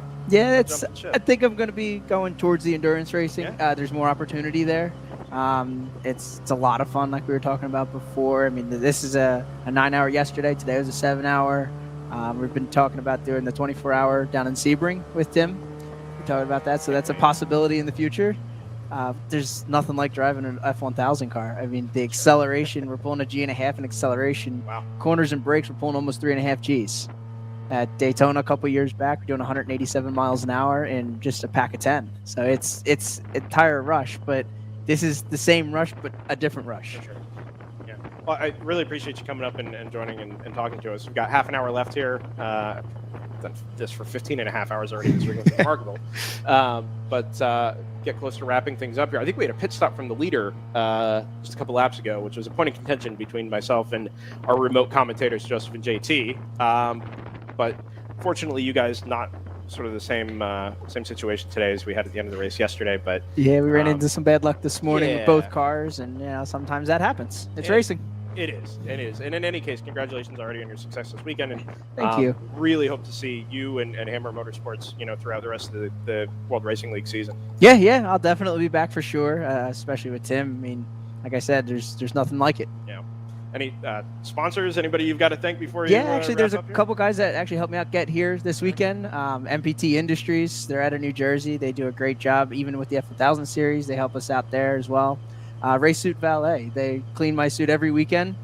They do an amazing job. My suit is white, and I had a go-kart suit that was white as well. In the 24-hour, I did 3 hours in the rain. That sounds like a and terrible idea. It was brown when Yeah. I was done. So I sent it to them, and I was like, guys, good luck. And when it came back, it was beautiful. Did It you start looked brand that new. race in the rain? I did, yes. Started in the rain and drove all 3 hours in the rain. And, I mean, those guys are great. It's amazing. I got a couple guys back at home at J&H Automotive. They've helped me out for a while. Technotex is a good friend of mine who's been in racing and loves racing. So. Well, again, thank you so much for coming up and talking to us, and I hope we have some more opportunities to talk to you throughout the rest of the World Racing League season. And I got to be honest, you make the F1000 series sound like a lot of fun. So It is. maybe we have the opportunity to check that out sometime in the future too. Yeah, definitely. Thanks a lot for having me. Anytime, Alex. Thanks. Alex Mayer, driver this weekend of the number 01 Hammer Motorsports Audi RS3 LMS TCR. Winners yesterday, not so much today, but really appreciative of Alex and his time coming up here to talk to us at World Racing League and DriversEye Live this weekend. Joseph, let's talk about the Phoenix car. Yeah, let's talk about the Phoenix car, jerk. I think more pressing is so look at. I'll gloat and bask in that later, although the effect appears to be immaterial. If you look out your window, Brendan, does it look like there's a bunch of oil dry down?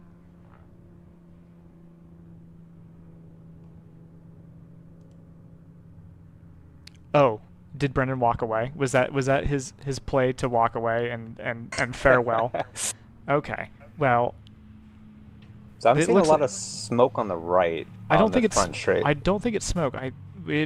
It might be. That might be something that had to be extinguished, but I actually think that's a bunch of oil dry that's been put down in the dust from that.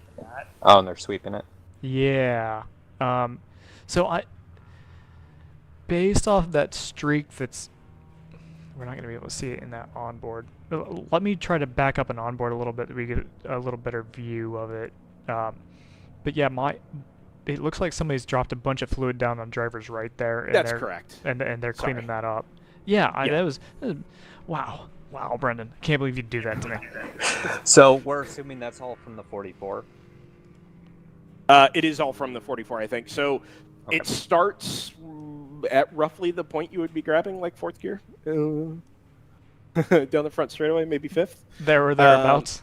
Yeah, and then it goes for about 75 yards, and it drops off into the grass. I will say, whatever fluid he dropped, it didn't light the grass on fire this time.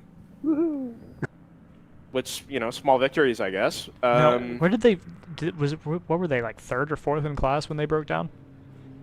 No, they had a few issues earlier, so they had actually dropped down a bit more. Okay. Find out where they were. Yeah, I thought that they were pretty well represented early on. Maybe they first were. or They second. led the class for a long time. Yeah, they were in the thick of GP1 earlier, but I want to say the last hour and a half they ran into some issues. They had a 48.5-minute lap on lap 119 that dropped them from 27th to 45th, which I suspect is why they would have lost most of that time.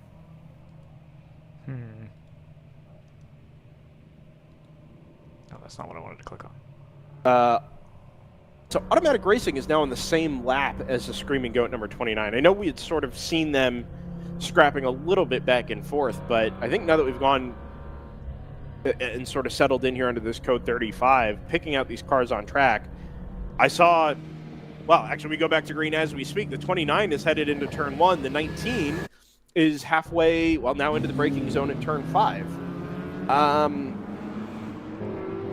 There's no way you can make up that in 26 minutes, right? Yeah, so yeah. To go back on this, 19 did, I believe, unlap himself or prevent himself from being lapped when he was battling the 59 and was pulling away, was clocking pretty quick laps. The driver that was in the 29 Screaming Goat Racing was putting in laps a little bit slower than either the 19 or the 59. So I think the 59 also unlapped himself as well. I think you're right. Yeah, the 50. Ooh, well, there are about 10 cars trying to get to turn 1 at the same time. Excellent. Switch to. Yep.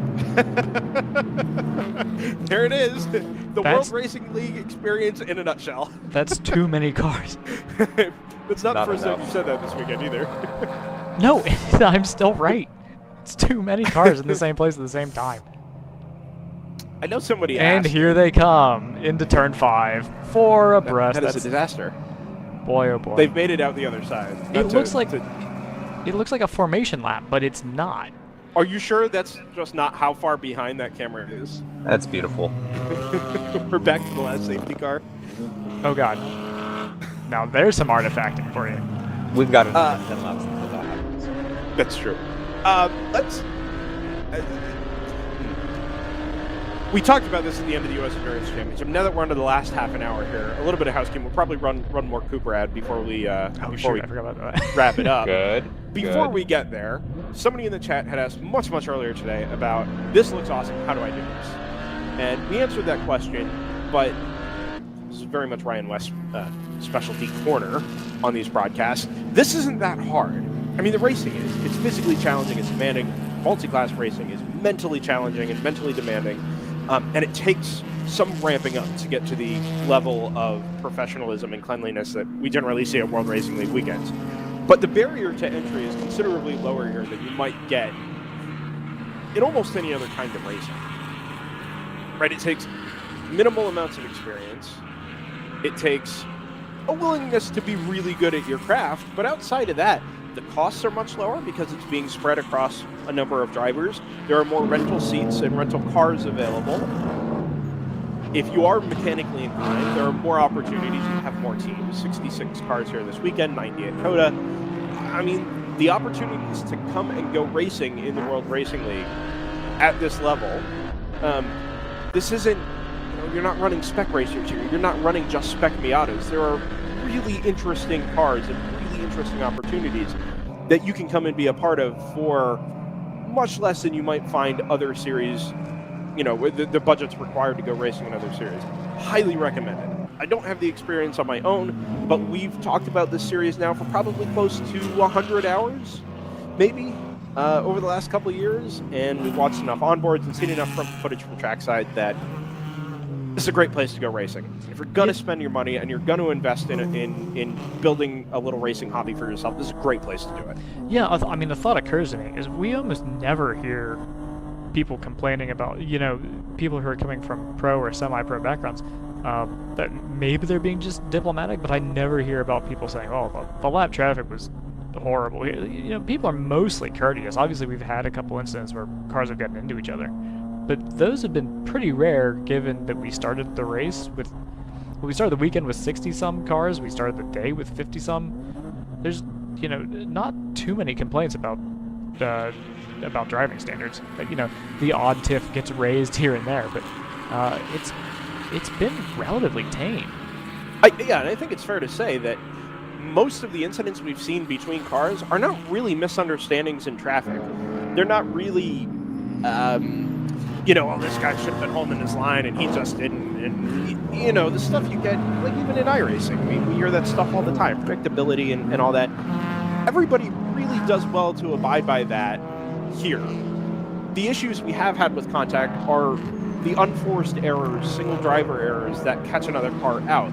That driver was going to make that mistake anyway. Even in a sprint race, you're going to have those kinds of mistakes. It just so happens that on a much more densely populated track, where there are speed differentials and closing rates and things like that, sometimes things happen. Yeah, one of the things I think about a lot with it happens in pro racing too, and it shows up more often in the lower rungs.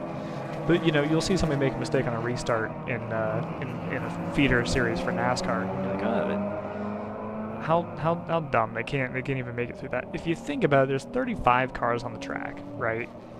What are the chances that every 35 times you go do something on a racetrack, you don't make a mistake? Probably pretty rare. So the chance that somebody's going to make a mistake, probably pretty high. So, things will happen just basically by the law of large numbers. But you know, it's not chaos. If you put 60 cars on a track that's the size of Barber, I would expect chaos, and we haven't gotten that. We've had a lot of mechanical failures, but you know, people aren't bashing into each other. No one's doing anything that's that dumb, which I find encouraging. Yeah, and I mean, Barber is a relatively speaking, an unforgiving track. There's a lot of challenging chambers and corners and changing radii and things like that you don't get everywhere else. We're going to head to Mid-Ohio next, right? About a month from now, the second weekend in April, and it's a fully sold out event. The same. The traffic density is going to be identical, right? It's a different style of facility. It offers slightly different challenges, but you would expect a similar level of professionalism, a similar level of cleanliness in terms of the quality of the racing. And you know, there's no reason not to assume that that's going to continue through the rest of the 2021 season. Just really quick, we do have a change for second in GP3. Very good. Can't tell from as a spectator whether or not that's organic or not, but it has happened, and the fight for what is it? Yeah, I guess it's 1.8 still third. seconds on track, Joseph. Yeah, so that must be real. That must not be something that's come about through penalties or through a pit stop. So we'll see if that gap expands or if it comes back and that turns into a dogfight for second in GP3.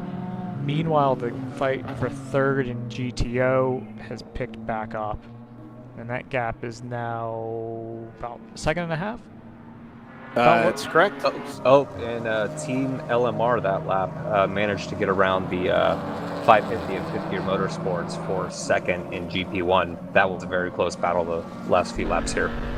Oh, I gotta find this stuff on track. The 59 is through on the Aston Martin on the brakes into turn 1. As I was saying it, there it appeared. And wait for it to appear at turn 2. A second. There it is. Yeah, there it is. The move is done. It was a second and a half last time around. The 59 made up all that margin and more. I feel like it was only a couple minutes ago I said there's really no impetus to get the move done now. All of a sudden, we blink, and we're 18 minutes from the checkered flag. So we're getting to that point. And very smartly, it kind of seems like the 59 just kind of bided its time and made the move at the right time. It's not done yet. The 19 has a huge head of steam down the run to turn 7. He's going to get him on the brakes. He's got the move done. There it is in your shot now. Ooh, he's squeezing. Maybe not. I thought he had the move completed into turn 7. You don't usually run the Pruitt fade in the braking zone. Well, I mean, you do it in the braking zone, but you don't usually do it while the guy's already alongside you. No, I'm waiting for them to appear. No, 59 defended that pretty well, actually, but they're coming up on a group of probably 7 cars up the hill at turn 12. He's got a car between him. Yes, but this is where the 59 isn't maybe the strongest. It can't punch out of the corners the way that the Aston Martin does. And as they work their way through traffic, we'll see what this looks like over the next couple of corners. Because this is where it is a little twisty and a little tighter. All right, now this is where he's really got to make hay here. Yeah, he's got it 3 wide. He's going to send it 3 wide, yeah.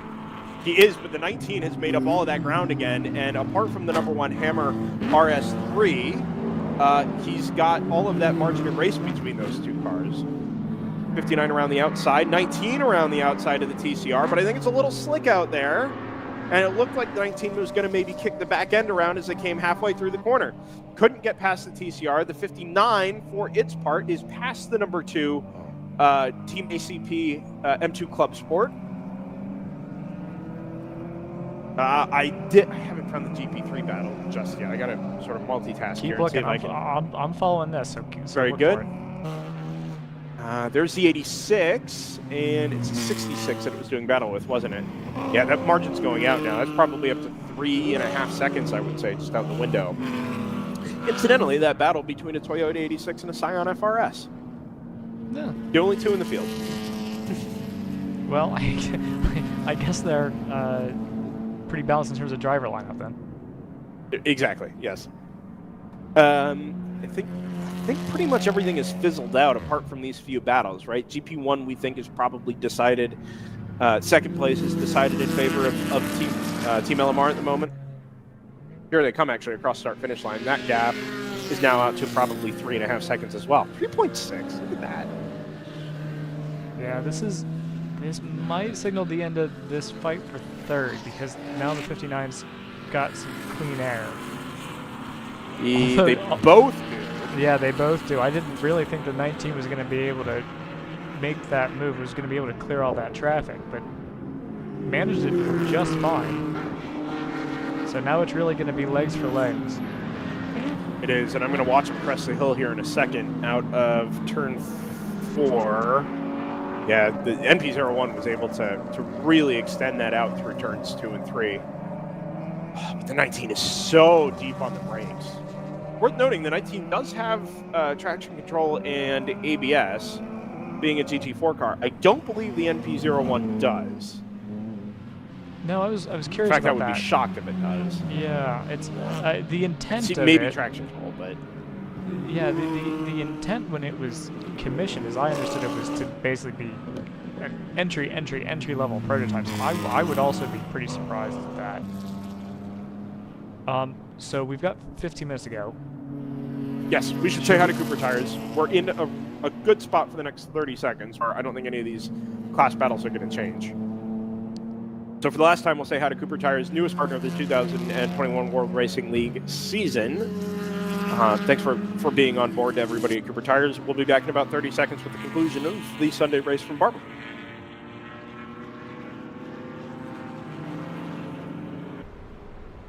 Hey, your Uncle Cooper here. Once upon a time, there was a girl named Goldie, my niece, your cousin, and Goldie didn't know which tires were right for her. The first ones were too much tire, and then the next ones were not enough tire. Anyway, long story short, Goldie found the Coopers, and they were just right. What a happy, practical ending. Go to sleep. I love you. Go with the Coopers. Cooper! Back at Barber Motorsports Park for the last 13.25 minutes of the dual 9 and 7 hour race weekend in Birmingham, Alabama. Round 2, I should say, of the 2021 World Racing League season. Thanks everybody for being with us all weekend on DriversEye Live. Really great to have everybody's company as always, and huge thank yous as well to everybody at WRL that makes this series and makes our experience what it is, and to say nothing of the competitors' experience, of course. This is just a very small part of everything that they do, but they make us feel welcome, give us the opportunity to come and share racing with our audience, which is ultimately really the only thing that matters from our end. So big thanks to RJ and everybody that's been involved this weekend. Really, as always, just the best experience.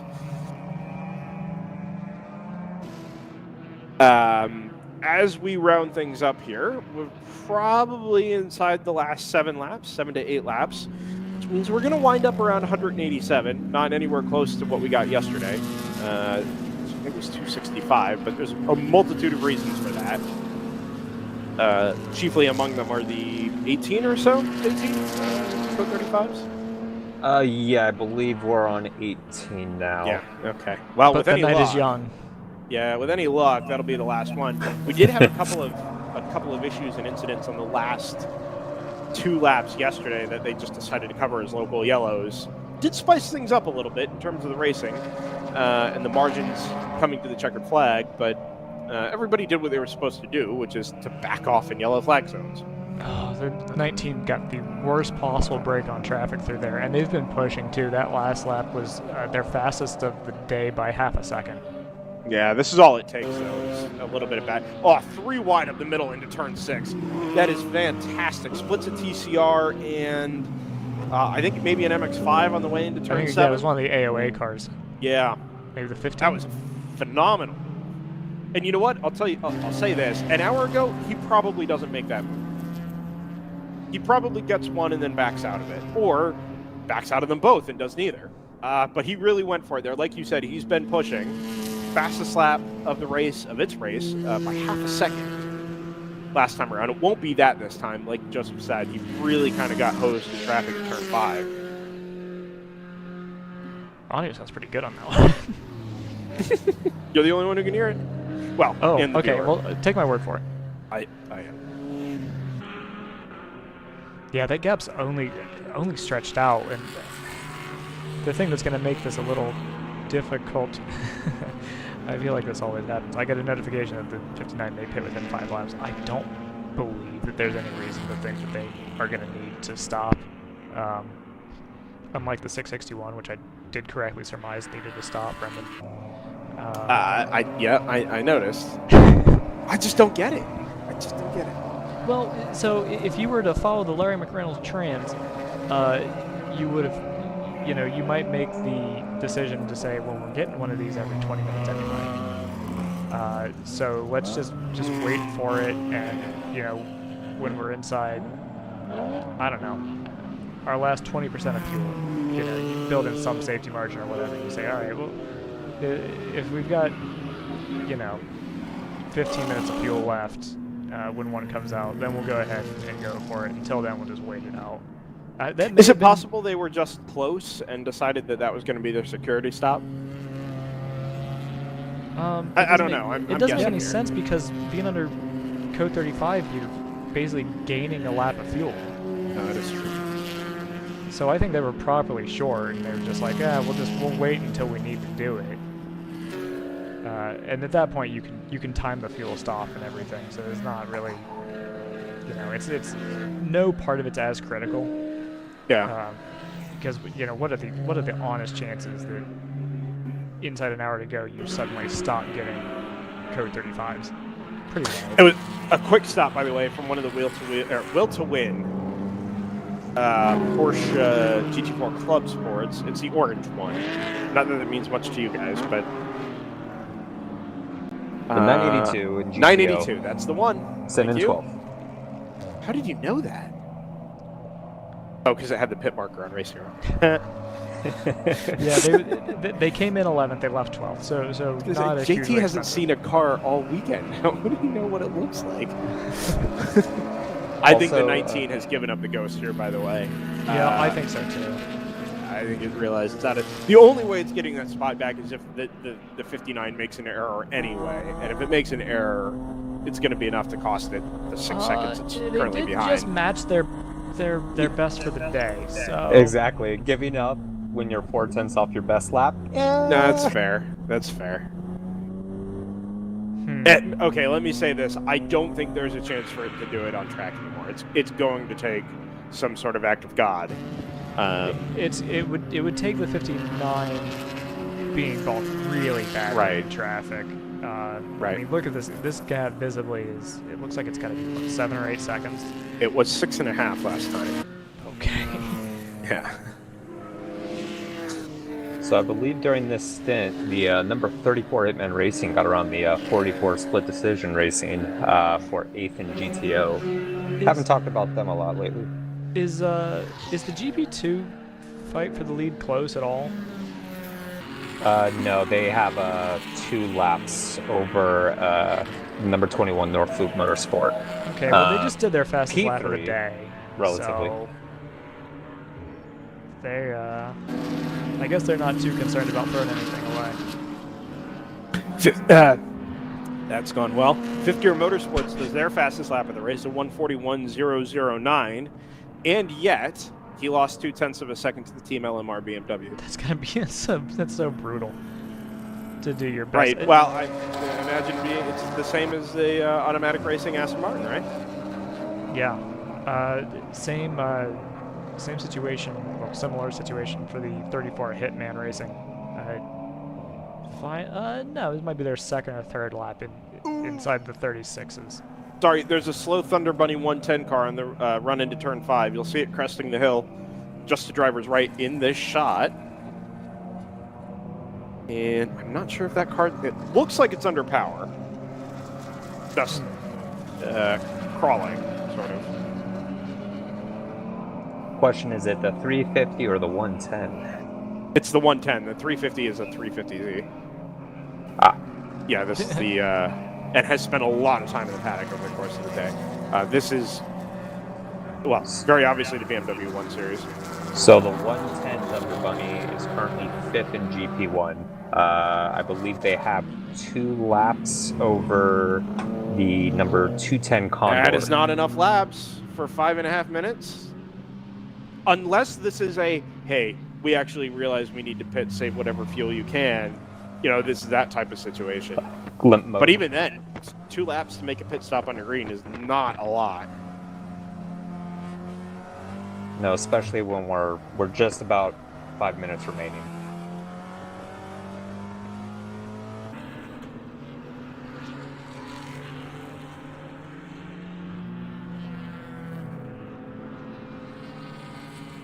I should go ahead and rerun my prediction so it looks really, really good at the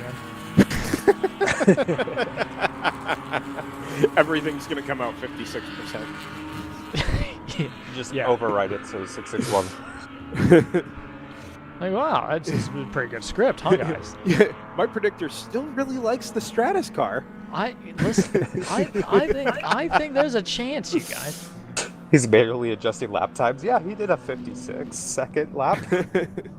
Here's our 110, and I hope people. I don't know how blind that corner is. It makes me a little anxious. Actually, that's probably one of the better sightline corners on the track because you can see it all the way up the hill. It might be.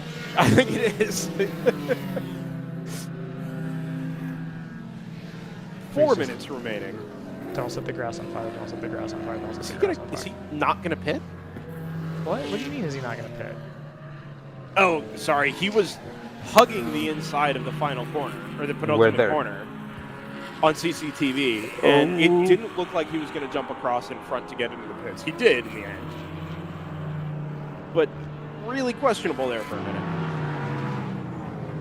Ironically, even if he stayed out and did a lap at 50 miles an hour, he might have been able to hang on to that 5th spot. A terrible decision, by the way. Absolutely not condoned. However, it is possible. It didn't sound broken, but it also clearly wasn't at full song when it came through. So I don't know if that's just a matter of being low on fuel pressure and they can put a gallon in it and send it, or if that's going to drop them down the order. This is about the time of day where we should be picking out the leader, isn't it, Joseph? That's what I asked for. Yeah, I saw that, and I think now's about time, but I think I've left it a lap too late because now I have to spend the next lap trying to find out where it is. Uh-huh. No, it's because a lot of these, it's a white BMW, right? So I think it's going into turn 11 now. I'm going to be really embarrassed. Yeah, that might have been it. That's it. This is it at the back end of that. That was it at the back end of the shot. Do we not have a turn 1 camera anymore, Joseph? No, we do, but the car spends so little time in that turn 1 camera that sometimes it just misses setting the up shot. a playlist. It doesn't. Yeah, that's fair. Oh, no, yeah. I mean, I'm not running the playlist. I've never run a playlist in a while. Oh. Well, I'll tell you where the leader is here. It's at start finish now. Oh, well, in behind 3 cars. And now we wait. It will enter stage right momentarily. That's Nope, one. not that one. That's 2. These 4 cars. Yep. That's it in the middle there. Yeah. That's already. Has it already gone through? I think it's already gone. I don't know. This is I'll reset those to make sure that we can follow everything. into the braking zone at turn 5. Out the window anyway. That's it. Just to the inside there of, I believe, the 60. Okay. Oh no, it's the MP01, isn't it? Yeah. No, the MP01's behind it. Yeah. It is. That's what I meant. Yeah. Thunder Bunny. Oh, that Thunder Bunny has a broken left rear suspension. That is why it crawled its way into the paddock or into the pits. That's galling. Yeah, to get within 5 minutes of the end of 16 hours of endurance racing. A slow number 29 Screaming Goat car. Where? Why? Going into turn 1, its last lap was a 143, and it was going no faster than you could go in about 3rd gear from the look and sound of things down the front straightaway here. Yeah. That's it at the tail end of that, well, group of 3 cars there. He's got a lap in here, so this is not really urgent. I want to say he had about a minute 30 or something like that. Right. Okay, we'll keep an eye on that. I think he's... Yeah, he's not accelerating well out of turn 5, which would lead me to believe that car's stuck in a gear. The white flag waves on the number 661 Team Phoenix BMW M2 Club Sport with about 40 seconds left when he came across the start-finish line. And with that, so come the throngs to the pit wall to wave their cars and their teammates home. Yes. Let us sing the throng song as we finish. We should put 7 that in our hours next of racing. broadcast. We should put that in the next broadcast. A non-rides version of the throng song. We're almost there, guys. Come on. A good shot. In any case,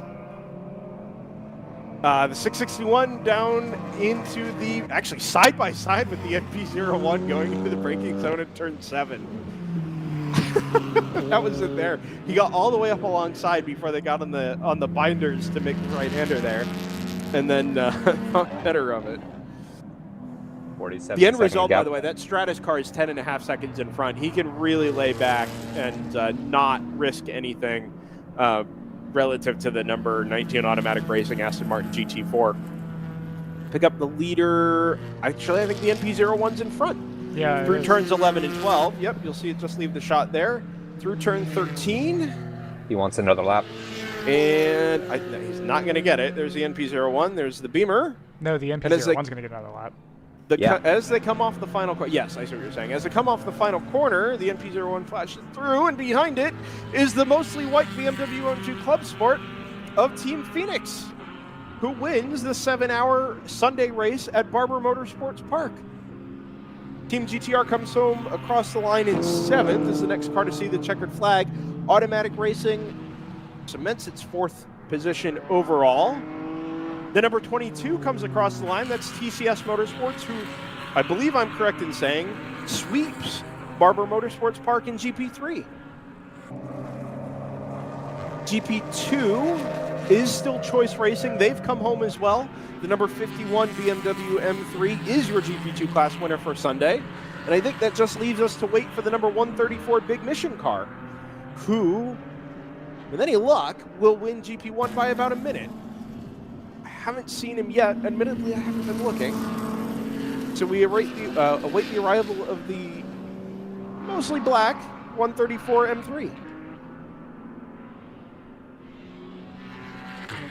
Team LMR has taken the checkered flag, 2nd in GP2. So in any case, I guess this battle is done. ITS Racing pulls up to the pit wall across the start-finish line. 601 comes home as well. There's the 134. So by something like a minute, actually, I think it'll end up being a lap for the margin of victory. Oh, this is the fight for second. This is the fight for second. Isn't that Screaming Ghost slow? Oh, it is? That is. It is. Coming through the final corner. Absolutely good call, Joseph. It's the 29. He held on by 0.4 of a second. I wonder if the 29 was short on fuel. Oh, and my just goodness. Desperate to save over the last couple laps because he was finally back up to speed as they came down the front straightaway. Full throttle, just absolutely foot to the floor to try and stay ahead of that NP01. That was a really good catch, Joseph. Well, coming to the checkered flag. JT had pointed out that the gap was in the very low double digits, and I thought, wait a second, that NP01's still going at full tilt. Something is up. For what it's worth, the last 3 laps for Screaming Goat were a 143, a 209, and a 152. That's 15 seconds off. Well, the last lap was 15 seconds off. The second to last lap was what? 30 seconds. Yeah. Double that. Mm-hmm. Wow. That was remarkable. Really good catch there. And marginally closer than the battle we had for the win yesterday, as it turns out. Wow, I really didn't expect that. Was a real little adrenaline kick there. I did not see that coming at all. No, and I didn't want to whoever was in that Screaming Goat car, it's really heads up, right? He was down in the 2 minutes. Lap times were above 2 minutes there for a second. And somebody either told him or he realized somewhere around the last lap that he couldn't do that again. That if he did that again, he was going to give up the position. And he timed it absolutely perfectly and kicked the boot in coming around the last corner and was able to be full throttle down the front straightaway to take the checkered flag by less than half a second. No, I mean that was playing prevent defense. I mean, at the maximum. Prevent defense prevents you from winning. It doesn't prevent you from finishing second, apparently. No, clearly. Instead of being second of 2 this time, it's now second of, I think, 29. Not a bad result there. I think we've had everybody take the checkered flag. We definitely have, because the NPO1 was the last car to... Oh, that was literally the end of the race. The last car to come home. Very nice. Yeah. It's a nice way to round this weekend out, actually. So, we come to the end of 16 hours of racing from Barber Motorsports Park. We're 32 hours deep into the World Racing League season, and there are many, many, many more where that came from, including 24 hours at Sebring later in the year, including 14-hour single race at Daytona the first weekend in June. Maybe some of it will be live on DriversEye Live. The response is generally good. We know the interest is there from the World Racing League. We have the interest. We love sharing this with you guys. We love being able to watch and follow this racing and listen to Joseph talk about his script and all the other I didn't break everything today. And all the other little things that come with getting to be a part of the World Racing League and endurance racing at this level. It really is a treat for us. I hope it's a treat for you as a viewer as well. There's lots to take care of in tearing things down, and I have to do it alone because I'm the only one here this weekend. But with that being said, our usual strategy here, since we don't have the opportunity to broadcast the award sessions at the end of the race, especially waiting for impound and all of that to take place, is to just wrap up some thoughts on the day. Like Joseph said, there's a little kick of adrenaline that comes with what just happened there between second and third coming to the checkered flag. So I'll let him parlay that into some closing thoughts from Barber. Yeah, I feel like I start with the same sentence every time, which is basically, that was interesting. It's one of the points I made yesterday was all these tracks are a little different because we're at the club level, and so we're depending on local crews and per track regulations and things like that. So you get certain things like Code 35 that you're not going to get really anywhere else. Not that it's particularly special, but everything's going to be unique to that track and how they handle club racing. That had interesting effects all weekend. It preserved the race order, which is great, which is perfect. It has an interesting effect of flattening out the pit strategy. And I don't know how I feel about that. I'm kind of hot and cold on it. But I think the effect was that the best teams, ended up where they should have been. We didn't have any kind of like shock results or anything like that. There was nothing by the end where we saw something in the top 3 and we're like, how did they get there? We kind of always understood what the flow of the race was, and it felt predictable and it felt reasonable. But it was still exciting at the end. It was kind of a little bit of everything. It was comfortable, but it was exciting. But it was an endurance race. I will follow up on that in just a second. I'm going to turn it over to JT, who finishes his first WRL race. No, that's not true. You were at Circuit of the Americas the first year, weren't you? This is your first time doing it remotely. And I think it's fair to say, JT, the grid and the experience looks and feels a little different than the last time you were around the World Racing League. Your thoughts on what you saw today? Ultimately, great showing by WRL today. Lots of fantastic racing on the track. The nature of the track and some of the conditions made things a bit difficult. We ended up having a total of 19 Code 35s. But that's just the nature of the track, the sheer amount of cars we have on here, and just some minor mechanical problems throughout the day. Racing was great on track. As long as drivers could stay out of trouble, there were positions to fight for, positions to gain, and I mean, we, all 7 hours, there was always a battle on track somewhere. And I think that's really a good testament to the World Racing League in general, is the fact that, you can arrive here and there's going to be people you can race. You're going to have a good time. And at the end of the day, that's exactly what we saw, and that's why everybody comes back. So it makes for good coverage, and I hope everybody enjoyed it as much as we did. I certainly did.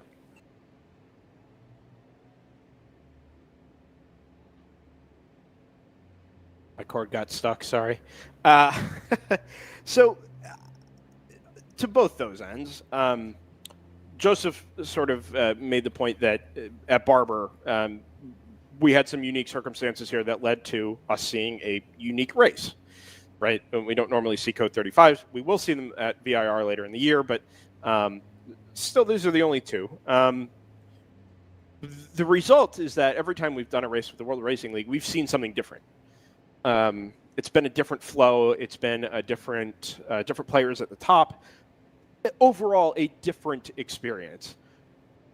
But as we walk away from it, in retrospect, it's actually very similar. There's excellent racing every time we come to the track. There's strategy interest and intrigue that comes along with it. It's different here. It'll be different later in the year. There's familiarity and comfort there because you're going to see something exciting. You're going to follow some of the, well, what I believe is the best endurance racing in North America. That includes the professional stuff, by the way. There's depth in the series, there's depth in the entrance, and there's depth in what we have to come later in 2021, right? Joseph sort of provided a retrospective on the race. Let's look forward for a second. We're going to Road America in May. We're going to Mid-Ohio next month. We're going to Daytona. We're going to Topeka. We're going to Road Atlanta, High Plains, Hallett, VIR, Sebring, US Endurance Championship at Circuit of the Americas. Awesome races. They're all going to throw us something a little different. We're going to see a couple of different entries here and there. We have some familiarity with the entrance, with a few full season entrants, but by and large, every time we boot up a broadcast, which hopefully will be more frequent this year, we're going to be able to talk about something different that just builds on the depth and the excitement and the experience that we've already found the end of last season, the beginning of this season here at Barber. I cannot wait to see what that means, especially if we get to the 24 Hours of Sebring and we've got 5 or 6 sprint races. Well, I say sprint races. They're long distance races, but the dual weekends under our belt, I see no reason to expect that we wouldn't see repeats of what we saw here at Barber. Maybe looks a little different. Maybe getting there is a little bit different, but ultimately it's going to be, 16 hours worth of weekend after weekend, awesome endurance racing. Kudos to everybody that makes it what it is. Everybody at WRL, everybody in the paddock, the entrants, the drivers.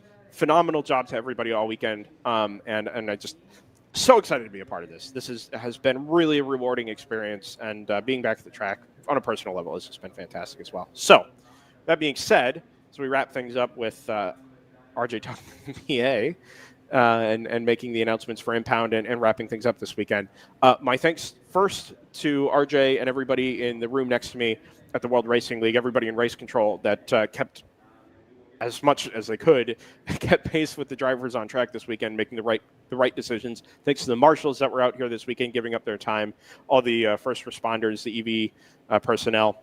Excellent job by everybody all weekend. And lastly, my thanks to Joseph and to JT and to Scott over the course of the weekend for making, as far as I'm concerned, this the best endurance racing experience that I could possibly imagine. And that includes, years of marshaling, sitting at home watching races on TV. This is just the best to be able to share it with these guys and with all of you as an audience. So thanks again, as always, for your company, everybody. 16 hours this weekend could not have gone better, could not have been more exciting. And, hopefully there's many, many more hours to come here on DriversEye Live with the World Racing League as well. Share it with your friends. Feel free to listen back to it. I know we're going to have a bunch of team members that do the same later on.